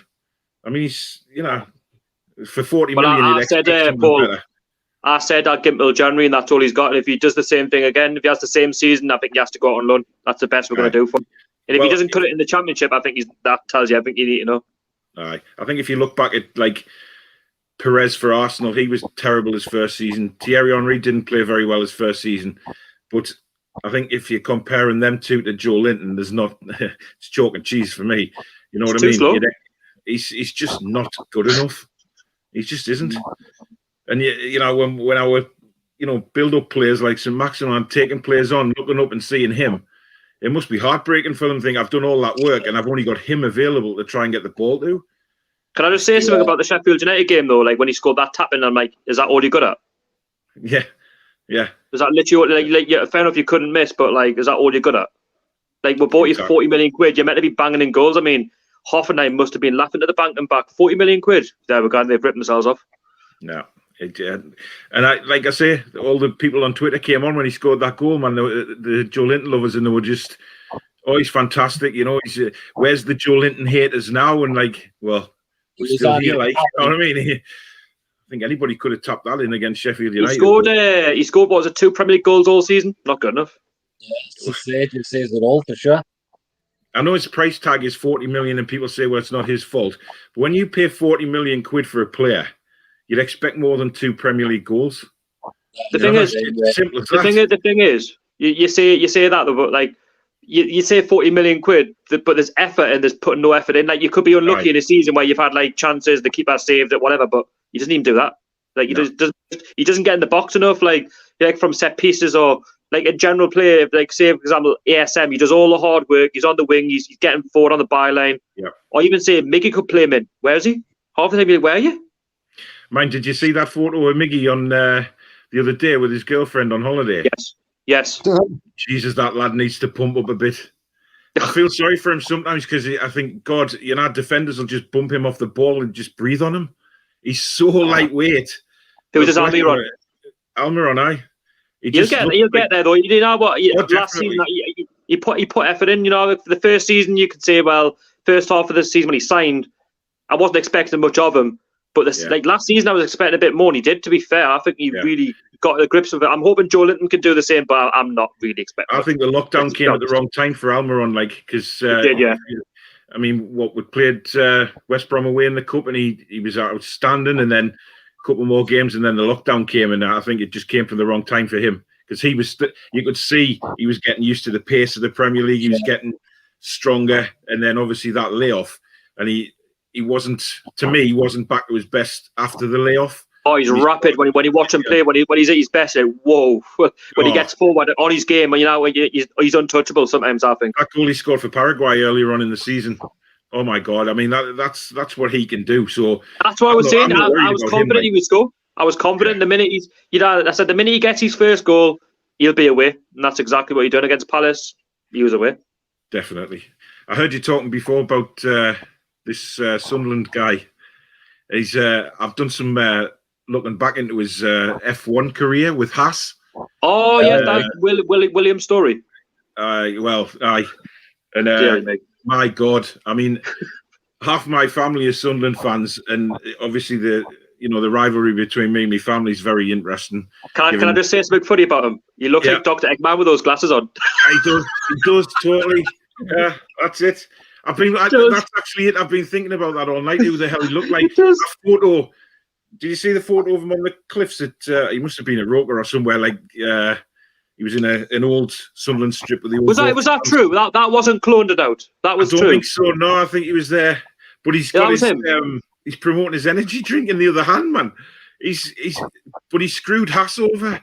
He screwed the sponsorship with Haas over in the F1, which is one of the main reasons that they nearly went out of it. And he's absolute bomb pot. But the thing is, what's he gonna do with Sunderland with them price? Like they've got the salary cap now. He can't spend that much. Well, that's what I heard you before talking about that. I think that should be across the board now in football. If they're going to do that in the lower leagues, why not do it in the Premier League? And I agree. Kick the arse up the top six, but the Premier League will never do that because obviously we know they protect the top six. So they'd kick off about it, and the Premier League would just go, "Oh, wait, no problem. We'll just not bother." But that's what. Yeah, go on, Peter. I'll just say we'll just read more comments out because they're starting to come in thick and fast now. Actually, so we'll go back. Dan Graham says in terms for players he would like to see, and he said he would like to see both Josh King, Callum Wilson, Ryan Sessegnon from Spurs on loan is rumoured. Would like him in left back or left midfielder. Love to see Williams come back again. So just Williams is definite for me. I can't. I tweeted out earlier today. Actually, I don't. really know why we haven't gone back in for him. I mean, the guy was just quality for us. He started off slowly, don't get us wrong, but his passion and commitment and his effort, they were all there. And that guy can play as well. Don't get us wrong. Like, I would take him, but I think because of his injury, because he's out for a long term, I don't think the club are going to go back in for him. That's a shame, really. But that can only be the opinion I can say of Willems. But when he played, I think he was quality. He got forward. He was positive. That's what you wanted to play. Someone who makes that field, man. Just fantastic, you know. That's what he can do. But he could defend as well. That's the thing. You know, we've got Dummett there who can defend, but he can't cross the ball. He can't get forward. We've got someone signing tomorrow morning. You were saying, Peter, as a Hendrick or something. Is that right? Or someone just told you that? Hendrick, possibly. Hendrick. Aye. Jeff Hendrick, aye. He's coming in on a free. What do you think? I've seen it. I've watched. For the Republic of Ireland, I've seen him play a few times. He looks all right, and I think he's better than Bentaleb in my opinion. He hasn't I agree with that. And it probably costs a lot less wages than Bentaleb and all. You know, he's squad rotation. That's all he'll be. Like, he's not. Yeah. You know, you got to remember with the regime, people are saying, "Oh, we've gone from signing such a player to Hendrick." But let's be honest with you, like, it's in a pandemic at the minute where clubs aren't going to spend much. He's not going to cost Norman a leg. He'll just be free anyway. But he'll be like, what, 30, 40 grand a week, which Burnley couldn't afford. That's our blueprint. You know what I mean? Yeah, exactly. But speaking of signings, the one for me already plays for us, and that's Hayden. And I was a little shocked tonight when I watched NUFC Matters with Steve Wraith. We were talking about before. I'll watch it as well. Malcolm McDonald doesn't rate him at all. Yeah. I got quite a surprise with that because I think Hayden's been our outstanding player this year, apart from obviously the Dubravka and St. Maximin, man. You know, the work rate he puts in, and he does things simple. You know, he's our ball winner. He gives it to Shelvey. Shelvey is the, you know, provider. And if we had somebody to get on the end of Shelvey's balls all the time, would be, pardon the pun. What's that tell you about what's that tell you about what Bruce was saying in the Chelsea game? He was telling him not to go forward, and he actually, like, it disappeared and went up front, but he scored, didn't he? He scored, I just think he's so underrated. And don't get us wrong, I criticised him the first season or season and a half he was here. But I think he's, for a guy that's once away because of family reasons, but he got told to stay, you know, a lot of players would just go in the hoof. A lot of players would just disappear. That's professionalism. Gone on with it. Yeah. Sure. To put the effort in that he did, you know, just it goes to show what a guy in total pro he is. And I think if we can get him signed up for a 3-4 year contract, I think I'd be happy with that. You know what you want, though? You want players who are going to prove you wrong. That's what you want. You know, they may have even like Joe Linton, for example. You know, we've all slated him. You want him to do well next season and prove it wrong and get double figures. Whether we do that, I don't know. But I've put on Twitter a million times, I'd love to have it sit here next summer with egg on my face and say, "Oh, what a cracking season Joe Linton's had." You know, I'll tell you what makes me laugh as well. I don't know if any will disagree with this, but when people say it's not Ashley's fault for the sale of not the club and that, but say I still look at Mike Ashley is a big problem here because it can't be difficult to sell a football club if you're not interested in the football club. If you're not interested in the everyday running of it, of trying to make the club better, I don't buy it. I don't buy it at all. It just scares me to death if this takeover doesn't happen. No, honestly, you know, it's just when they were saying along the lines of, "Oh, it's definitely not Mike Ashley's fault this time." I think for me, it always will be until he leaves. You've been here 13 years. People say you sold the club back in 2017, or you tried to have it on the market. Well, why haven't we been bought by now? Then, like, what's going on? We're in the Premier League. You know, we're a profitable football club. We're basically a footballing city. Do you know what I mean? Like, this football club is a massive attraction. How come you can't sell the club? Do you know what I mean? Like, is he pushing the boundaries out with his offers? I don't know what he wants. I think he's always a problem. I heard a rumour a couple of weeks ago before the takeover fell through. They were also looking at Patrick Kluivert's son, Justin. Oh, yes. He's absolutely rapid him. But again, these are just pipe dreams now, aren't they? You know what I mean? It goes from sort of shopping at Harrods and that to shopping in bloody Poundland now. It's like that's what it is. Like with Jeff Hendrick. Like, don't get me wrong, with the regime, you'd take it, but like we could have done so much better though if we'd had the takeover. So much better. Yeah. Just going to read some more comments out. Liam NUFC says, if they wanted to buy Liverpool, for an example, takeover would have happened in weeks. Exactly. And this one just dragged on. Was it 17 I don't understand like what was going on though, because it had been going on for like 16, 17 weeks, and then all of a sudden the PIF pulled out, and there's loads of like reasons of why it didn't go through. Everyone's like going on to the Premier League about it, but I mean, are we expecting to hear anything from the Premier League? I mean, I'm not expecting much. Let's be honest. I mean, they're not going to budge, are they? I think they might eventually, but I think the only thing you might get from them is the PIF pulled out. That's the only thing you might get from them. But the thing is, when you've been, in any walk of life, right? If someone came up to you in your job and accused you of corruption or fraud or whatever it may be, and you knew you were innocent, you wouldn't sit there and say nothing, would you? Oh no, you really wouldn't. You'd be up in arms, and you'd come out and you'd say something to deny those allegations. And it's not like they don't know they're happening, because this, every Newcastle fan is spamming the hell out of their Twitter account, so they know it's happening. They're not blind to it. They just continue to say nothing. I think somebody's advising Richard Masters not to say anything, or so they're just saying, you're the Premier League, you're the biggest in the world in terms of football. You don't have to answer to anybody. Like, at the end of the day, they pulled out. The Newcastle fans, once they get back into football matches, they'll calm down and they'll go back to the game and back to the games, and they'll forget it even happened. That's the way they'll say it. But I hope they'll come out and say something. I hope they'll come out. You know what? I hope they'll come out and say something. But given like how lazy they are, by the way they've gone on with all of this, if they could just come out and say it didn't happen for such and such a reason, then fine, we'll move on. But I think the longer it pans out, I think that's what they're doing. I think they're just they're waiting for the season to start. Let like fans go back into stadiums, and then it'll all be forgotten about. Because if Newcastle win on the first game of the season, then there we go. That's the way I look at it. I mean, I want the takeover to happen. I wanted it to happen, but you still have skeptical at the back of your head. It's happened so many times. I don't know what it is with this football club and takeovers, but with other clubs, it just seems to go through like no matter. If it was the top six, it would fly through in 2 weeks. I even still think if it was like Steve Parish at like Crystal Palace or an owner at Brighton, I think they would have that club sold. It would go through. There's something against Newcastle that the Premier League don't like. Do you know what it is? It's not just Newcastle. I just think it's North East football in general. They hate us. They hate Sunderland, and they just don't want to know about Middlesbrough. I mean, I'm classing Middlesbrough as North East club, like I think they're in Yorkshire, but you know what I mean. I just think they just don't care. They just don't care. Even the lower league teams, they just do not care about football up this way. The thing is, it's passionate though. Like, I mean, you got to miss the good old days of the Champions League, the old UEFA Cup, even the Europa League under Pardew. I know it was under Ashley era, but like what it's like, we're playing Benfica in the quarterfinals, and it's absolutely packed out. I watch Europa League some games in the quarterfinals, and they're not even packing the stadiums, and you think, bloody hell! Like, just imagine us on the Champions League night, even like in the first round qualifiers. Exactly, but that's what frustrates me about Ashley.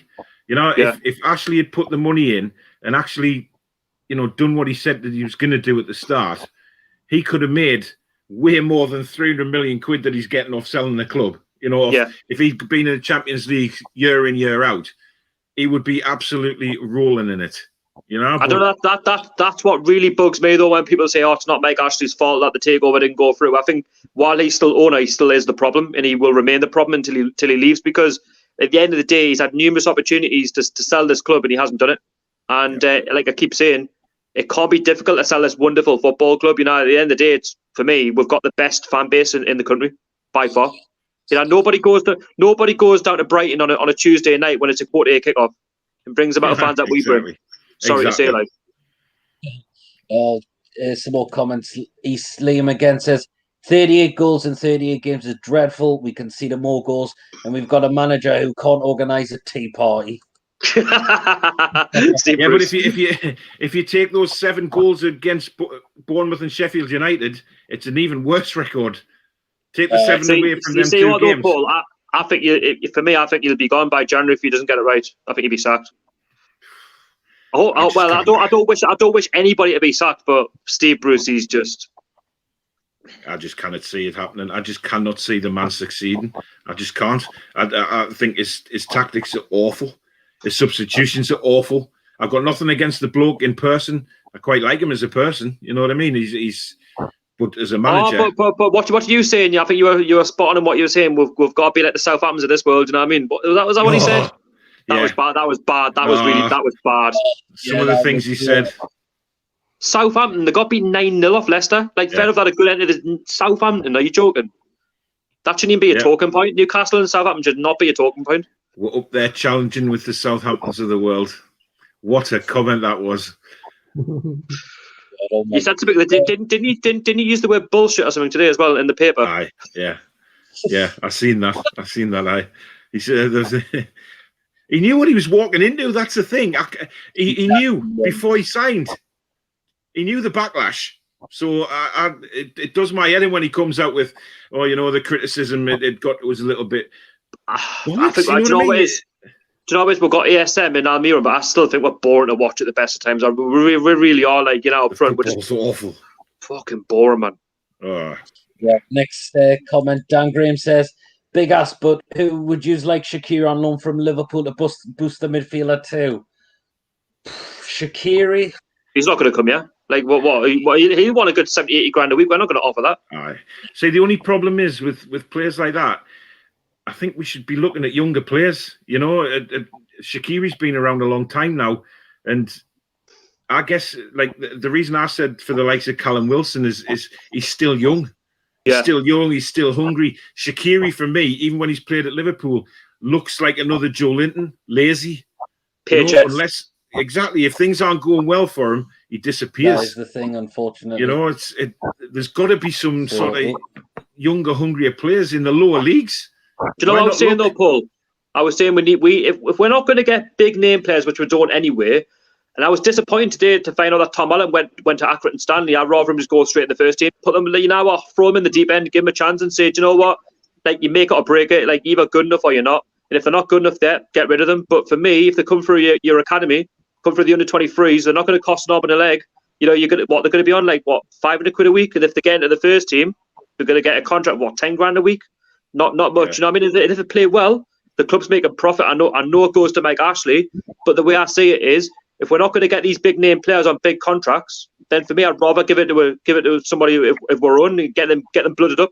You know what? I'd rather them learn from our league, rather than send them down to Accrington Stanley. Of course, he's going to play along the lines of, I'm glad to go to Accrington Stanley for me chance. But deep down, he'll be bloody gutted that he was probably expecting next season that, I might come on in the second half for 20 minutes or half an hour and get given a chance and try and make me way properly into the first team. Like, poor Tom Allen now, he's been given a 2-year contract. By the time that's up, he'll probably not get a look in. It's the same for Sorensen. I think Sorensen's a kind of young striker. Why not give him an opportunity? I would have, I don't know, the cup games and that. We've seen Sorensen and a couple of other youngsters. And I'm not saying, throw the cups. You know what I'm saying? Play the core players, the seniors, like Shelby and all them. But put a couple of them in. Let them learn. Let them learn. Surrounded by the experienced players, and give them the chance to learn the game and better themselves. The only winners Accrington Stanley and all this. Like, Accrington Stanley, bloody hell, might get promoted next season. Yeah, it's frustrating as hell sometimes. It really is. Liam says this squad would struggle in the Championship, especially the fact that Championship is more competitive in the Premier League. Yeah, I don't even want to think about it. If we got relegated, I don't even want to think about it. I honestly think if we got relegated, we wouldn't bounce back straight away. No way. Neither do I. No. Not a hope in hell's chance. It's different this time because I think a lot of the players would leave for a start. They wouldn't stay. I think a lot of our squad last time we were relegated stayed for one reason, and that was Rafa. Parachute payment, so the money that's circling from the Premier League into the Championship, like your clubs like Huddersfield who got relegated, they've still got a couple of years of parachute payment. So there's a lot of advantage to at least, I would say, the top 15 clubs in the Championship at the minute. I think it's more competitive than it ever was now. I mean, look, when we win the Championship under Rafa, we didn't get automatic promotion until April, and then we won the league on the last game because obviously Brighton cocked up. But that's the thing. That's how competitive it was. The first time we got relegated, I mean, I was amazed we came straight back up, but we did under Chris Hughton. But that was an easier season because of the players. But the Championship now, it's mad. It's relentless. It is. Lawrence Taylor, and it looks like he's referring to Joe Linton here. In fairness, you have to get into positions to get tap-ins, but his potential sense was terrible. He has to move. Joe Linton has to move. He's probably just talking to Bruce on the technical area all the Yeah, time. that's what he does. That's what he does. That's what I've seen all last season. Right, when we got forward, ASM, bless him, he was on the ball, he was working on beating 3 or 4 players. Next minute, you know, he's not even there. You're thinking, where is he? Oh, he's talking to Steve Bruce. Like, what are you doing? Get in the box. See, that's a frustrating thing for me with Joe Linton is, like you say, when ASM's got the ball or Miggy's got the ball and they look up and they see him, it's like, I've got no other option. I either pass to him or I shoot from 40 yards. And that's ASM shoots, whether it goes into the back row, corner flag, it doesn't matter.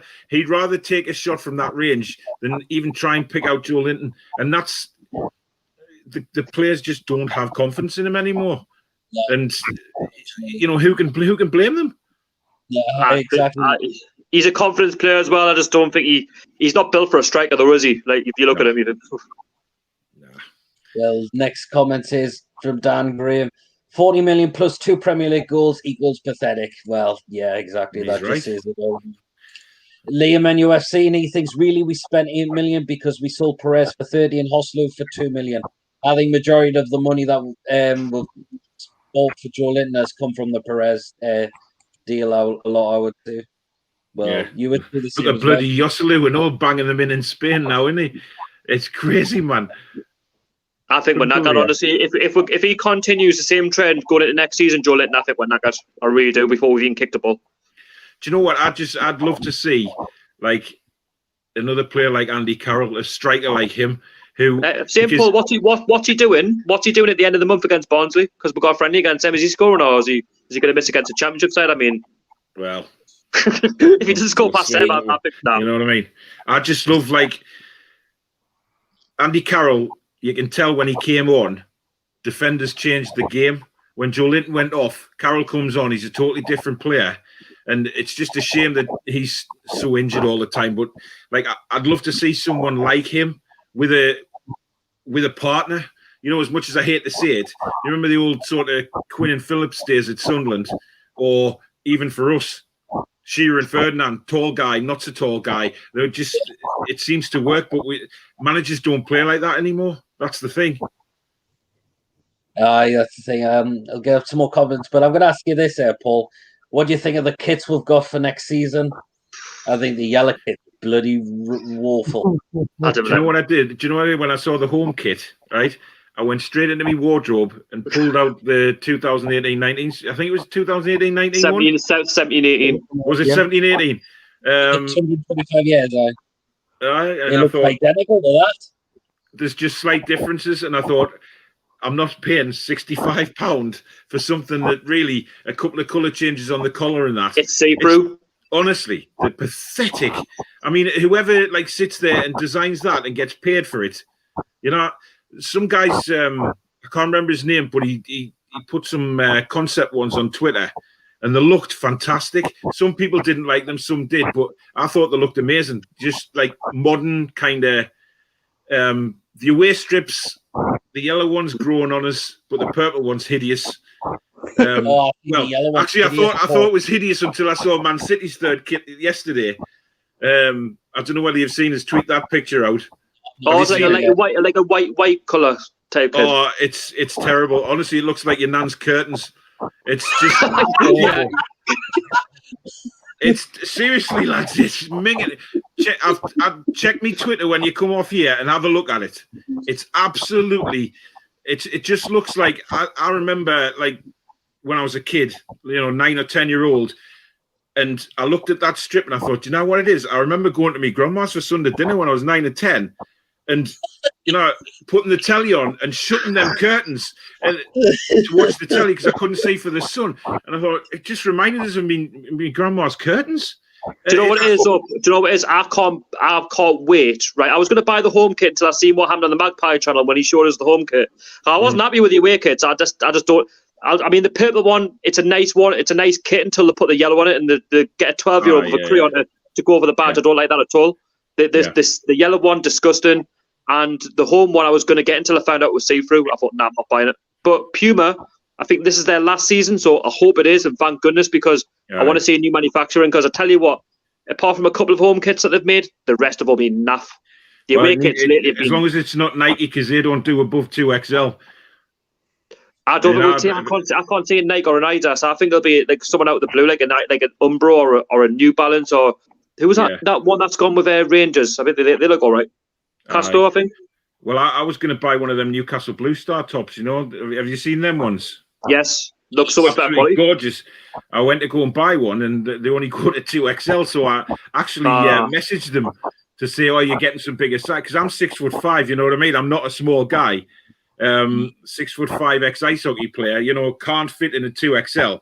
I was bigger than a 2XL when I was born. You know what I mean? And so they tweeted back saying, "Oh, Nike don't do over 2XL," which I think is a bit sizist. Like, but tell you what, though, not bad for a non-league club though to be producing kits like that. Oh, then you look at Newcastle, and we're in the Premier League, and that's the kits we're producing. The amount of Newcastle fans that have bought them though. The amount of Newcastle fans that have bought them has gone well. Is this blue? Is this blue stuff? Aye. I'm buying it myself. It's a lovely top because I'm not buying any of next season. I don't like any of them. I mean, don't get me wrong. The blue, the home one, it looks smart, but when I'm seeing that at see-through, I'm not paying 65 quid for that, and I'm not a fan of the colours of the away kits either. I haven't got the body for a see-through top, mate. Like I'm telling you now. I'll get it. You know what? I'll just ditch all three for next season, and then if fans want to buy them, that's all. But everyone's got different like tastes and stuff, but I don't like them. A lot of my followers on Twitter were saying that they've got theirs from China. You know, I know they're not perfect, but rather than paying £65, they're getting them for like 9-10 quid. Yeah, it takes a few weeks for them to get it, but you know, they're not that bad a quality. And I'm just different, but not bad. Do you know what it is though? The purple kit I would have actually bought if they'd changed the colour scheme. If they didn't go with like that fizzy yellow, if they'd put it had been in white and then the badge was just a normal Newcastle badge on it, that's a lovely kit. I'll buy that. But with a yellow theme that they've just shaded over the badge, I don't like that. Looks horrible. Just looks cheap. Yeah, the designer of them strips needs a serious Puma. I like Puma, but I think it's about time that we'll go and shift onto somebody else for next season. Let's look at somebody different who can make better kits. I urge you to go and check out that Man City third kit. I've seen it. By the way, their second kit is beautiful. Love that kit. That's nice. Yeah. Well, I'll go for some more comments. Liam says Hoslu scored 4 goals for us, and he's a Stoke reject high compared to Joe Linton, for sure. That's who we sent him from, though, isn't it, Stoke? Yes. Lawrence Taylor, I think this on the board in the hope of calming us down somewhat after Rafa left, but Joe Linton hasn't helped himself at times. Well, he hasn't. They didn't do. No, I'm sorry to say, but the scout whoever got Joe Linton needs sacked because they didn't do their research on him. Surely not. All they've done was they got Joe Linton for the sake of his price to say, do you know what? Yeah, he's complaining that we don't spend. There you go, £40 million spent. Even though 40 million nowadays is nothing, but no research is being done for Joe Linton because there's no way that Rafa Benitez wanted Joe Linton. He didn't, and he said he didn't. That's one of the reasons he left. But do you think, like, if the likes of Man United or Liverpool or Man City signed him for £40 million, can you imagine the uproar from their fans? He wouldn't be there now. He'd be sold. Oh, he'd be gone. But they can afford to take like a loss. We can't. That's why we can't afford to get rid of him. They'd say, you know what? Whoever offers 5 to 10 million, there you go. Off you go. I honestly thought when he got that winning goal at Tottenham, I thought, we might have a player here. You know, he took that goal so well. And then, Who assisted him? Atsu. Aye, exactly. There's a strange one there. The two players that we don't even rate, the two actually combined for the goal at Tottenham. We'll beat them for the first time at that new ground. The two that we keep talking about. But I don't know. I want him to improve next season, but I don't want to sound negative, but I can't. If we play the system that we're playing, even with a positive 4-2-3-1, he just doesn't burst a gut for me. And I know Supermax's not a big fan of him. Fingers crossed, we're apparently in talks with Wilson, so that's the case. He's not getting a game then. See you later, Jordan. Yeah. Oh, you'll probably play him in midfield or something, man, or left back, or right. Tell you what, right? Joe, what we should do? Right, get Jeff Hendrick right and hide him up front. That's the best thing to do. Hide him up front. Can't be any worse than what we've got. Liam and UF said we should have got Danny Ings. I would have had Danny Ings. He's banging in goals for Southampton. Well, you can say that now that he's banging in goals for Southampton, but it's one of them, isn't it? I mean, next season he could be a different player. I don't know. Yeah, well, next one, Dan Graham says he had a chance to get Ings on a free, but as always, Newcastle missed the chance. be worth more than 40 million with his form this season for sure. Definitely. He needs to continue on though. Like if he doesn't do the same thing again for Southampton next season, then he'll just be back to what he was. That's the thing. You've got to do it on a consistent basis. I think he will, though. I hope so. I think that guy is just. When he came back from that injury, you could tell he was very wary of it. But now, you can tell every time he goes for a ball or he goes for a challenge, he's not thinking about that anymore. And he's a tremendous striker. And when you look at someone like him, who we could have got on a free, to the numpty we've got at number 9 now, it's just mental. Do you know what it is? Can I just say something else about the number 9 shirt? I don't think he should have been given the number 9 shirt. I think nowadays it just gets thrown around. I think you need to prove yourself to get the number 9 shirt. If you can score double figures on a couple of seasons, then give me number 9 for me should be retired until we find someone who can actually score goals. Or bring if you're paying for a world-renowned, world-class striker, fair enough, give him the 9. But we shouldn't have had a number 9 last season. There was nobody good enough to take that shirt last season. No, I agree. And even Dwight Gale, Dwight Gale lost that number 9 shirt for a reason. Yeah. To West Brom. He wasn't good enough. Yeah. Next comment from Lawrence. He's going back to the story. Says, as an F1 fan, rich energy or a joke, he wouldn't pass the EFL test. Yeah. Well, I don't know about the EFL test. Look at Wigan. Look at it. I was just about to say there before you say something. I was going to say he definitely passed the Premier League's test because we're now with their priorities, like. Yeah. Well, if you look at Wigan, that Wigan owner came in, and there was no way on this planet he was good enough or had the funds to run that club. And how he passed the tests, I'll never know. Because I think a lot of Newcastle fans have actually signed their petition and all, because they're up in arms. And they've got until the end of the month, I think, to find a buyer. Otherwise, I think they can't start next season.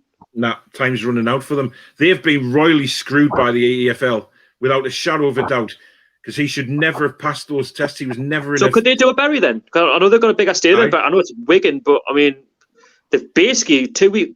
That's mad. That's imagine being Newcastle. You got 2 weeks of why you've lost your club. Wigan won't be the last. I'm telling you, the way that 2 weeks and you've lost your club. That's not even worth thinking about. Awful thought. That's scary. Which actually brings on the next comment from Liam NUFC.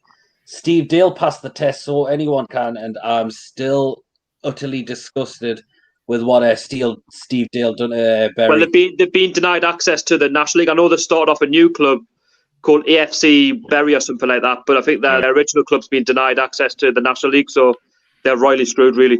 But Wigan, I think it's just that's at Newcastle, like trying to find an owner, and we've got 2 weeks, otherwise the club's going to go bust. That's what their fans have got. I think when I watched that video about, was it Steve Daly was told one of the Bury players at the time, well, they were having a bit of an argy-bargy, like he only got paid. You haven't paid me so many in so many months. I listened to that interview on TalkSport. It was absolute quality. I think it was the Bury captain, wasn't it? And he just came on halfway through his interview, and he just absolutely slaughtered him. Like just everything he said was a lie. Taking money in for. See, that's why I'm in favour of this salary cap. I know some like clubs like Portsmouth and Sunderland are against it because you're letting the smaller clubs in. Well, that's fine. Like, do you know what? You want to see a competitive league, a competitive league too, so it's a level playing field. Anybody can get the big move to the Championship, and I think it should happen in the Championship for the clubs who haven't been in the league, like in the Premier League. I think you've got to make it competitive so everyone has a chance of getting promoted. It doesn't matter how big your stadium is. It doesn't matter. Like, look at Huddersfield, look at Bournemouth. You don't need to be a big club to get in the Premier League. You can get from League 2 to the Premier. Bournemouth is a perfect example of what you can do if it's done right. Yeah, you can get from League 2 to the Premier League, no problem. So Bournemouth did it. They stayed for 5 seasons. Yeah. Dan Graham says Paul agreed with the comments about Hayden. He said he'd been so underrated. He is. I'd be one of the most improved. Oh yes, Lehman UFC says it was against Brighton. Hayden gave stick to Bruce. Oh yes, it was about his formation. It said the wing-back system does not work. I think we're going down if we continue with that. I can't see how we can. It just does not work unless he brings players in that are suited to play like that, which he's not going to bring that many players in that are going to be suited to that formation. And if he does, we're just going to get crippled. We're going to have 15, 20% every game next season, and we're just going to be on the back foot from the word go. It's boring. Honestly, I think it's boring to watch. I think even when we play the system that we've got, I think we're boring at the best of times.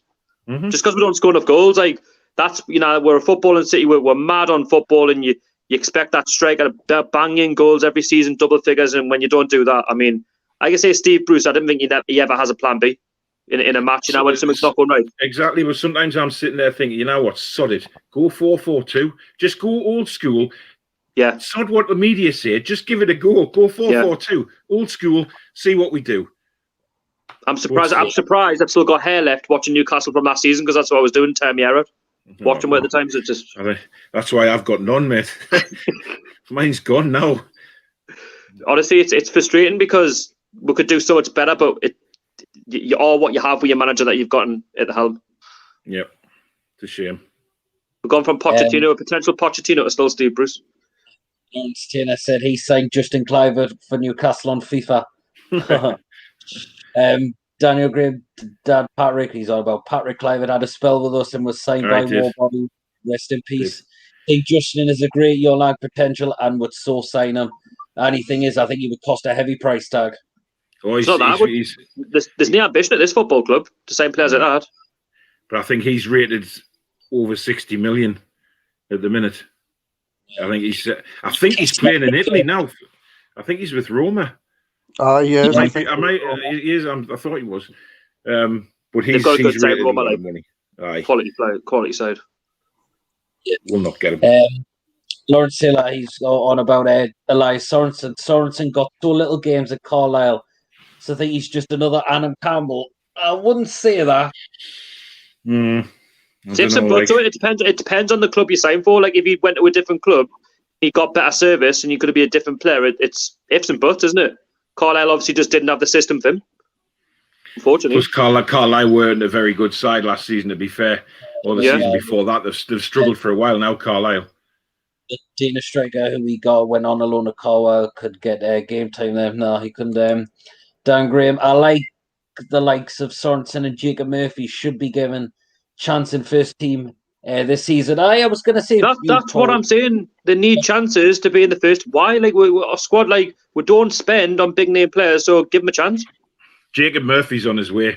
I think from what I've heard today, he's Forest, isn't it? Borough, Derby, and Forest are all interested in him.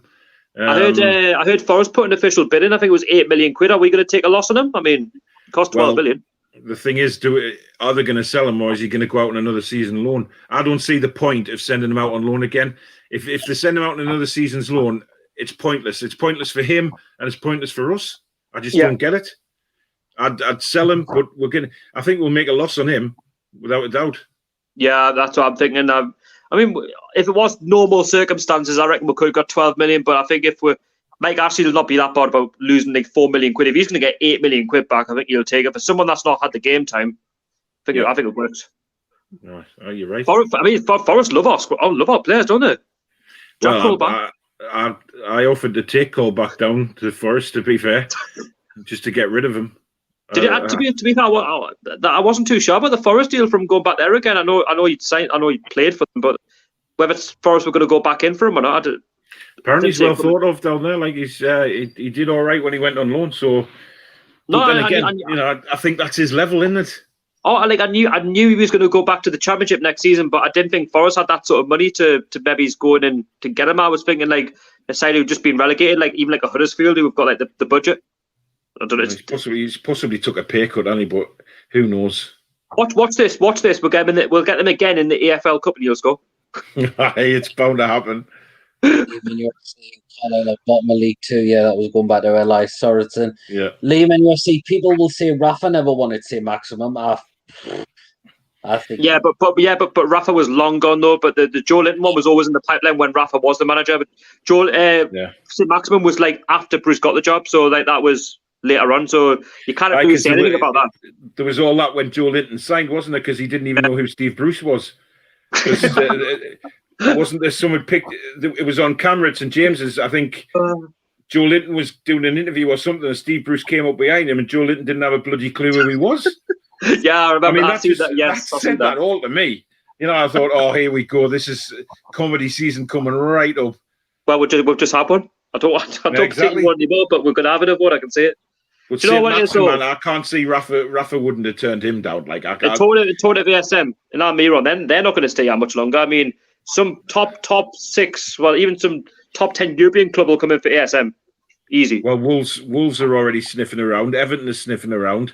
He'll leave, like not now, but he'll leave definitely January or next summer. Might be gone. But the thing is with Wolves, they're a team that actually want to do something. They want to go up the league. They want to build. Look at what they're doing at the minute. I mean, I heard Adrian Durham on Talk Sports saying he thinks they'll get relegated next season. No They've had chance. so many games, they'll lose players. Bollocks. They've got a tremendous manager who's backed by a chairman who wants to do well. You know what I mean? That's what we want. Exactly. That's what we're not asking for massive names. Just like even going into the Portuguese league or go to the Italian, just get some players in, something different. That's going to have a good way of playing, and let's just go forward. Wolves didn't pay a fortune for some of their players. No, they didn't. Some of them their scouting has been superb to get some of them guys in, and they went like you said, they went to Portugal. They got some Portuguese players in. They went to Italy. I'm a fan of the Portuguese league. They've actually scouted. Aye, there's some good players. Yeah. Ronaldo came from the Portuguese league. Wolves next season. If for me, I think they'll be like a mid-table side. If they have a struggle, I think they'll be mid-table, but they'll get back. Yeah, they actually want to succeed, which we don't. There's a big difference. Yeah, Lawrence says, when was Ings a free agent? Don't think he ever was. Ryan Sweeney says, Stokekeeper going for 8 to 10 million, not saying get it, but he's a glad buy. He's on about Jack Butland. He was unstoppable like a few years back, though, wasn't he? He was. Yeah. I think he's had his day's been and gone for me for a big move now. Yeah. I think he's ran out of time. Tell you what, though, talking back on Wolves, imagine that one side you got Adama Traore and the other side you got St. Maximin. Oh, God almighty. End the game now. End the game. Jesus. That's frightening, that. End the game. I wonder if they'd loop ASM up like they do with Traore. You know what, though? You got Adama on one side. You got Adama on one side. You've got St. Maximin on the other side, and up front you got Jimenez. Oh. Yeah, that's ridiculous. Jesus. NUFC says we still ain't replaced players from the Pardew era. Well, I said I don't think we've replaced Demba Ba really. Yeah, I think, do you know what? Pardew for me gets some. I mean, I know fans. I'm only going to speak for myself, but I think Pardew done well for what he was given, and it's never changed under the ownership. And yes, it was Graham Carr who was doing the scouting and stuff and bringing the players in, but he has to mould that team together, and he got with fifth. Now, he attacked the Europa League, which I like. We got the quarterfinal. Yeah, we didn't win it, but at least he attacked it. You know what? I might get slaughtered for this, but I actually didn't mind Pardew. That's what I'm saying. And his hands were chained. I mean, people say, "Oh, he was a yes man. He was just in it for the money and stuff like that." I think he gave it a go, and when that season he got us to fifth. I think he did superbly well. The players were playing for him, and we just didn't build on that. And that's the frustrating thing. Look at the Europa League season, right? He attacked it, and we were playing on empty half the time with injuries, and we still got to the quarters. And and I don't want to say this is like a conspiracy theory, but we got rid of Demba Ba that season at Chelsea. If we'd not got rid of him, I reckon we could have won the Europa League. I reckon we could beat Chelsea in the final. If we had Demba Ba and Cisse still banging in those goals, for me, I think we'll win that. We'll win our first trophy in 50-odd year. It's another European title. I cannot disagree with that, because I think we just... It was that season we could have done something. The season after we just didn't build. That's when it kind of sank into me how much Ashley didn't want us to succeed. He was just a cash cow. I'll tell you what though, right? When we obviously got beat off Sunderland after Benfica, we got beat off Sunderland. The year after, when we just had Cisse couldn't do it on his own, and without Demba Ba, he couldn't do it. But that's what I'm saying. In that Europa League season, when we had Ba and Cisse, we kept Ba until January. Then we got rid of him. But if we kept him, I reckon we could win. We could easily win the Europa League. We beat Benfica. We beat Fenerbahce in the semi-final with that side, and then it's a lottery against Chelsea. But I think if we're looking the final, isn't it? Yeah, I think it was. Where was it? It was in Ajax. I think we could beat them. Rafa was manager at the time, wasn't he, of Chelsea? I think we could beat them. He was actually, yeah. I think we'll beat Yeah. them. I think we can. Liam NUFC, Stephen Dawson, who you guys talked about. Oh, I think one about no, Steve Dale. That was the Bury owner. Right. Yeah.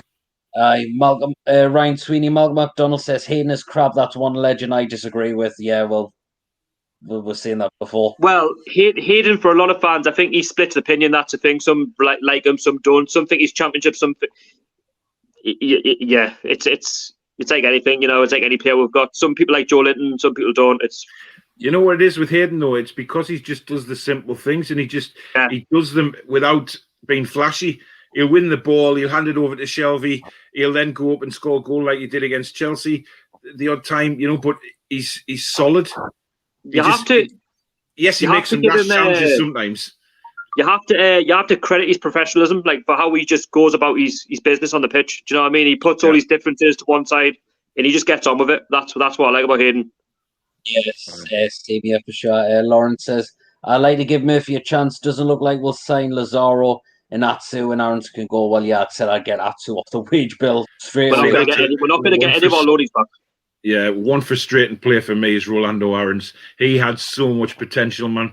He could have gone places, but again, I think he just he got too big-headed for me. He got too big-headed. He was on social media here and there, and I think it just all went to his head too quickly. And then he got a couple of dodgy injuries. I was hoping that Pardew was going to get the best because under the Pardew era, he got games. And I remember the game, was it Man City in the Carabao Cup when we beat them at the Etihad? He had a really good game there. He was awesome. He was outstanding there. But I just think it's such a shame because he could have been our left winger for years. Yeah. You know, but it's such a shame. Against Spurs, didn't he? Yeah, he did. Yeah. Wow. No one bites the dust. Yep. Ryan Sweeney, everyone's saying Sim Maximum was amazing, but overall his stats are pretty disappointing. Well, yet again, he's been playing with bang average players in our squad. Anybody's stats will be disappointing when you got a striker like Joe Linton. You know? Yeah, but the thing is, he's got to do it all himself. Well, that's the thing. You know, he's got to do everything himself. Go on, anyway, Paul. Go. That's all I want to say on that. That's what we were saying before, though. You know, it's like he looks up and he sees Joe Linton. I mean, anybody in the right mind would think, oh, you know, how are you going to improve your stats if you've got a forward like him who isn't in the right positions 90% of the time? The 10% that he is in the position, he can't finish. So what's the maximum going to do? You know what I mean? It's the same for Miggy or Shelvey, you know, who pings these balls over the top for Joe Linton to run onto. Look at some of them he's run onto. But when he is there, he falls over. No, that's what I'm saying. When he picks up the ball, he could look at him against Bournemouth when he took out a few Bournemouth players, and then he set up what's his face, Sean Longstaff, and he scored. That's where you need to see Joe Linton in those positions, like you know, make himself free and score. Like even if you have to score tap-ins, fair enough, but like make yourself a presence, burst a gut, and he doesn't do it. Say at Maximin, right? He can only take out so many players for so long. He can only run for so long. He needs that focal point, and we don't have one. Yeah. Yep, exactly. Lawrence Taylor, Colback would have likely been happy to accept lower wages after we released him. Well, I'm glad we've got him out of the club for sure. He's not even worth talking about anymore, is he? He's gone. Sunderland rejects. The NUFC Nottingham Forest were acting like they signed prime Paul Scholes when they signed Colback. I've seen a few today. I've seen a few Forest tweets coming out, and honestly, when I was looking at them, I'm thinking, hang on a minute, is this Jack Colback they're talking about, or is it somebody else who's signed from, and they're getting the names muddled up or something? I thought, Jesus Christ. Signed Jack Colback, who doesn't do anything. Good luck to them. I'm sure Colback and Sammy will get on really well. Lawrence Taylor, Sammy will be another one bound to score if we get Forest in the Cup again. I remember that's what I said when we played in the Cup. It was Daryl Murphy who scored against us, wasn't it? Exactly. It always happens to us, doesn't it? We'll get rid of these players that aren't good enough and yet to score. Yep. Yeah. Conspiracy against us, like. Oh, definitely for sure. No, we go on. Sorry. That brings some memories back of Remy pictured when Kinnear when we came in on low. Oh God! Remy was a funny one though, wasn't he? Because he had the potential, but he just didn't stick around long. Yeah, he was a greedy kid for me. He went for that's one player that went for the money. Yeah, he had potential. He could have really made it with Newcastle. He could have been an absolute star for us. He had everything for it. He could have been our number 9, but his head was turned by Chelsea, and money bags, and off he went. Could you say the same for Demba Ba as well, or would you say more Ashley for the 7 million profit? I'd say Ashley with him, but Demba, he didn't. Quality he didn't leave on bad terms, did he, Demba Ba? No. As far as I can remember, he just. I was gutted when he left because obviously him and Cisse were. They could close their eyes and know where each other was on the pitch. That's what I'm saying. That's what I'm saying. We could have won the Europa League with them two still on the side. But once we just had Cisse, he got the late goal, was it against Anzi Bakachlaka, but that was against them. But like against Benfica, who are like known for Europe, you need your better players around the pitch, and Cisse can't do all of them. We beat Man United 3-0 in the league as well. Do you remember that season? Yeah. And Demba scored a cracking goal. Yeah. And I just think.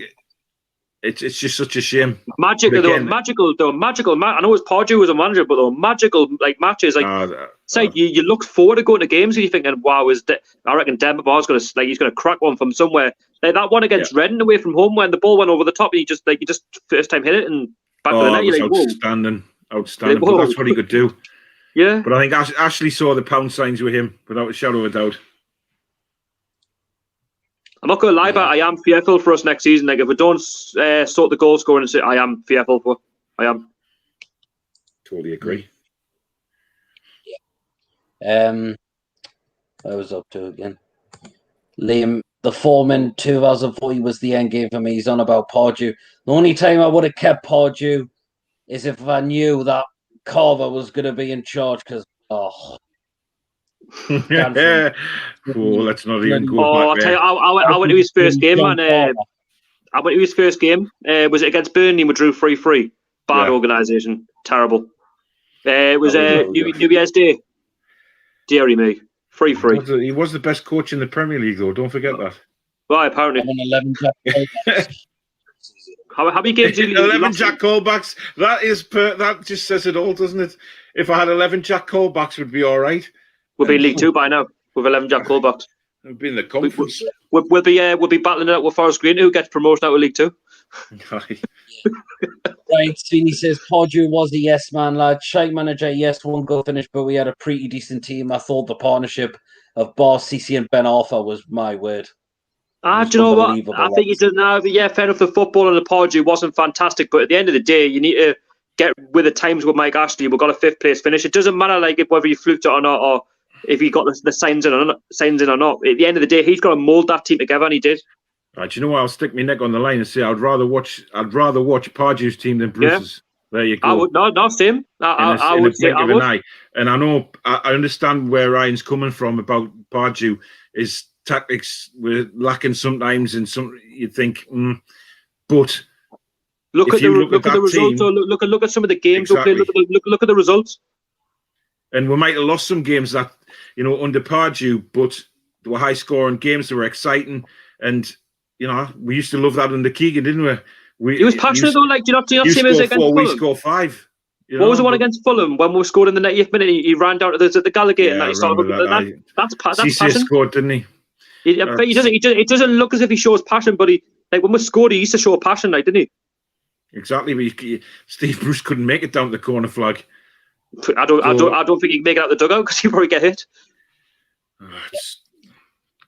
Lawrence says, can't believe people think Hayden is in Premier League quality. I think he's up in Premier League quality. Definitely now. No, what I'm saying about Steve Bruce is I just don't think he would I don't think he'd risk his own safety going anywhere near the Gallagher. Liam in UFC, Hayden is okay. He's mid-table standard, but he doesn't think we're a mid-table team. Well, I think under this ownership, we are mid-table. We are. We're a mid-table, a bottom end Premier League club until we start getting ambitious. That's the way it is. Until next season, where we're a bottom 3 Premier League club. Well, that's if we go down next season. I hope we don't, but if we do, I wouldn't be one iota surprised. It's you can just sense what's going to happen to this football club. We're so predictable. That's the thing. We're so predictable. Exactly. Lawrence says Aarons was rushed back for the Man City game. Played well, though. Oh, he did. The Carabao Cup? Aye, that's what I think happened to Aarons. Caballero's legs. Yeah. It was my birthday, that, you know. That was good. That was a good day. It was my birthday, but it didn't go. That's what I think happened to Rolando Aarons, though. There was 2 or 3 times that brought him back too early, and you could see when he came on, he wasn't fit. And I think that was his downfall at the end of the day, which is a shame. Ryan Sweeney says, well, ASM shooting ain't that great, to be fair. Well, I think it's because he has to do it on his own, though. That's what I keep saying. Like, we haven't got anybody else who's a focal point who's going to take ownership. Like Almiron, yes, he could do it sometimes, but not all the time. We rely so heavily on ASM, and when you think about it, if other clubs find out that you're using that ASM as like your main focal point, they're going to gang up on him. That's why he's using the ball. I actually, to be fair, I agree with Ryan. I think his shooting does need improved, but it's his first season in the league. You know what I mean? And he's getting up his pace with it and things like that. You know, you look at the likes of, I mean, a different class of player, obviously, but you look at like Mane at Liverpool, you look at Salah at Liverpool, cutting in and shooting and scoring absolutely incredible goals. That's something I think ASM is capable of doing. Can I just say something on ASM as well? Time. Can I just say something on ASM? I hope he does have a better second season, but more clubs are going to code on to like what he's about, and more people, like more players, will gang up on him. Like there'll be 2s and 3s, like just marking him alone, just to stop us from doing anything, because they know for a fine fact he's our only focal point for doing something going forward. And if they gang up on him, who else have we got to rely on? Yeah, Almiron could work in our favour as well, though. You know what I mean? I suppose 3 or 4 players coming over to him, if he's capable of picking somebody else out, or 3 or 4 players are worried about St. Maximin somewhere, and you've got Shelby who can ping a pass. You know, it could work in our favour, but I just think I do think his shooting is going to improve without a shadow of a doubt. And I think, you know, when he's cutting in and he's shooting, I think at the minute it's been a bit wild because he's just getting used to the pace of it. I think he's quality, mate, for how much we're paying for him. Love him. Definitely, Lawrence says, even for the criticism ASM and Almiron have had for end product, they've really helped us get up the pitch. Exactly, they definitely have. But Almiron had a better second season with us. Obviously, that was expected because he came from the MLS, but we knew he had quality. But I'd like to see a bit more from Almiron for the full season, not just for certain games, because he had certain games where you expect something of him, but he wouldn't turn up. I don't know why. Totally agree. But I want to see it all the time. Yes, Ryan Sweetie says ASM has the magic. I agree, but he needs to work on end product. He does. Yeah, that's what you're saying. Yeah. I think all players need to improve. Whether you're Messi or Ronaldo. If you look back at what I said about Perez and Thierry Henry's first season, you know, everybody said that Perez was too weak. He was getting knocked off the ball too easy. He couldn't finish. Second season, he shut everybody up. You know, he was. I mean, I used to love watching Perez. I mean, I think he was one of the underrated Arsenal players. But if you look at the way he played, where's he now? He's retired now. He's. Sorry.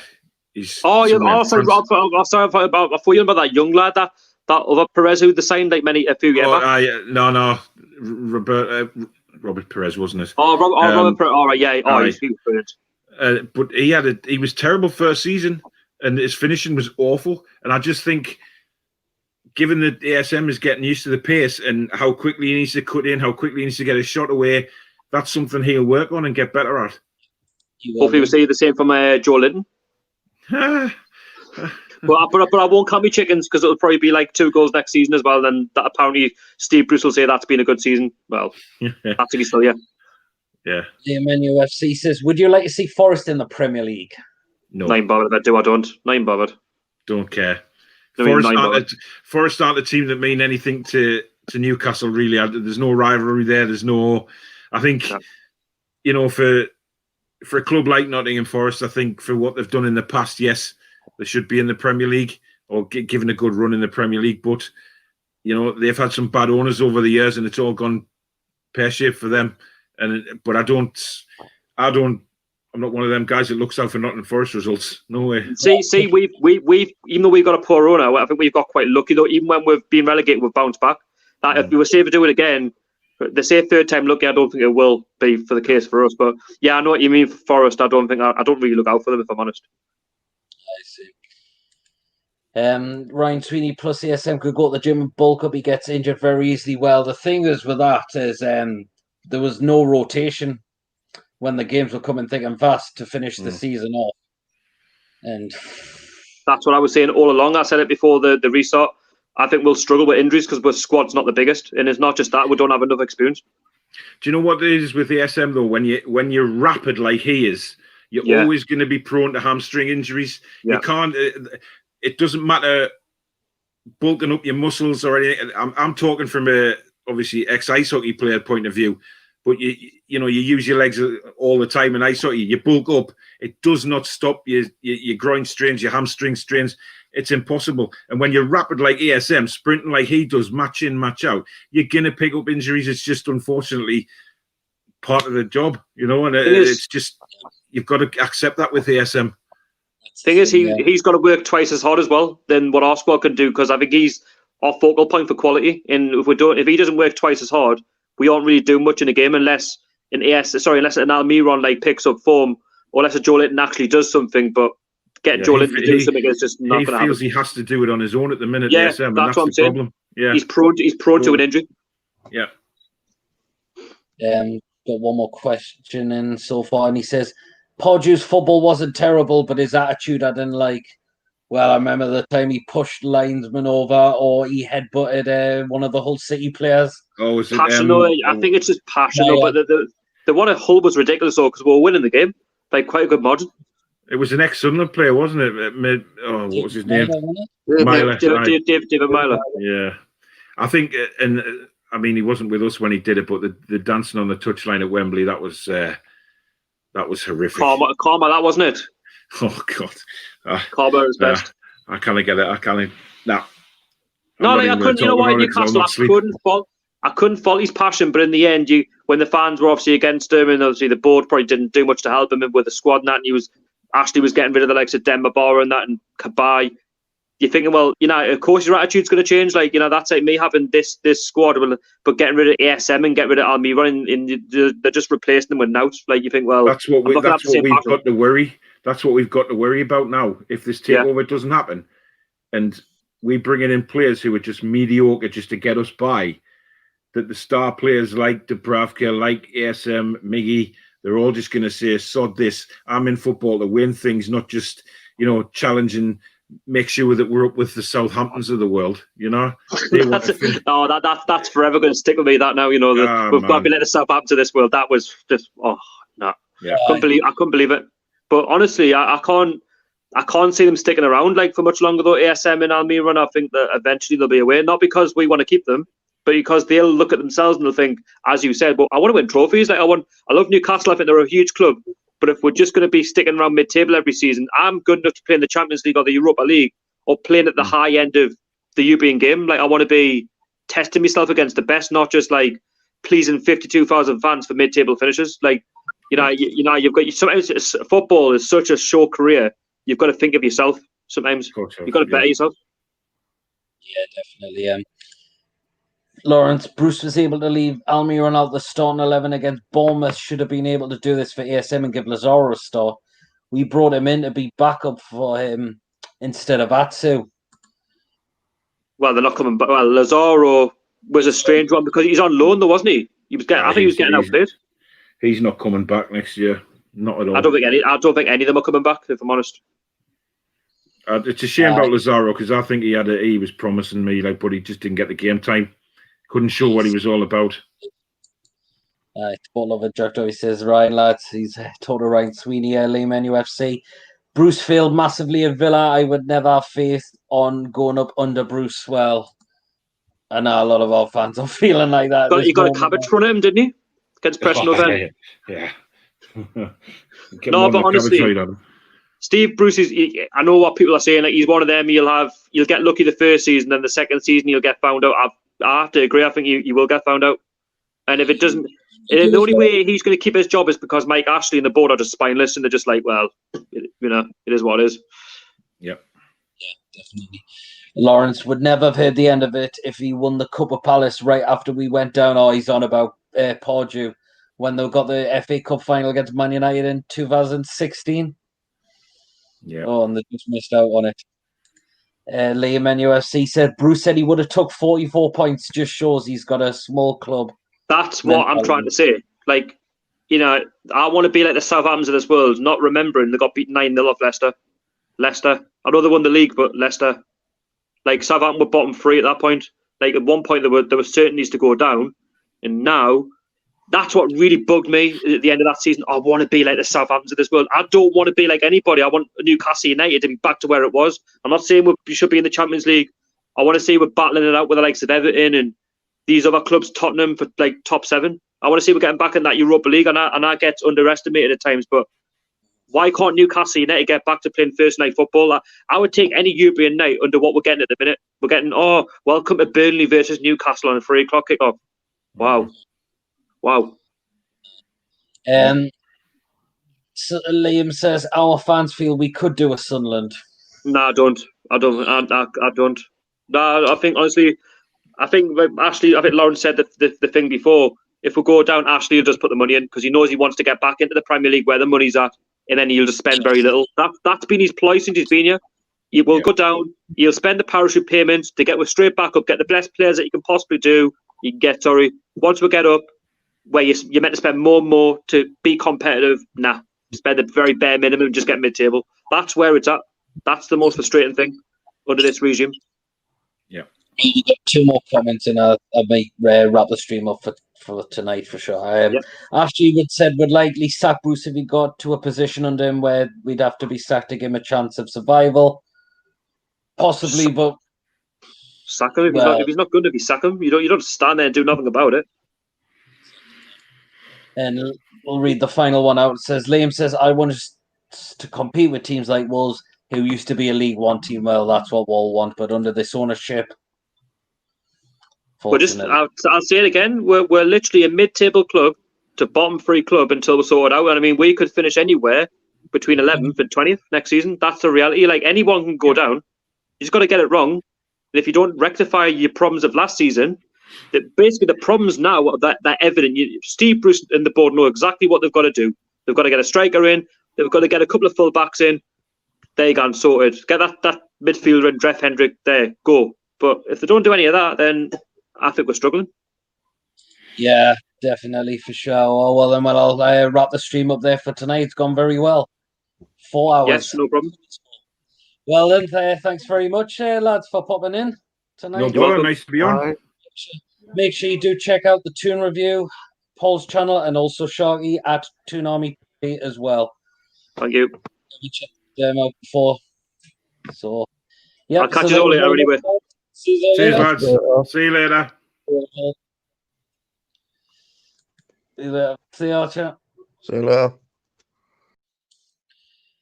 Well then, guys, that is the stream wrapped up for tonight. So again, massive thank you to everyone who tuned in and also who popped up in the live chat as well. So yes, so hopefully we'll bring some new faces in the club very soon. Fingers crossed we will do for sure.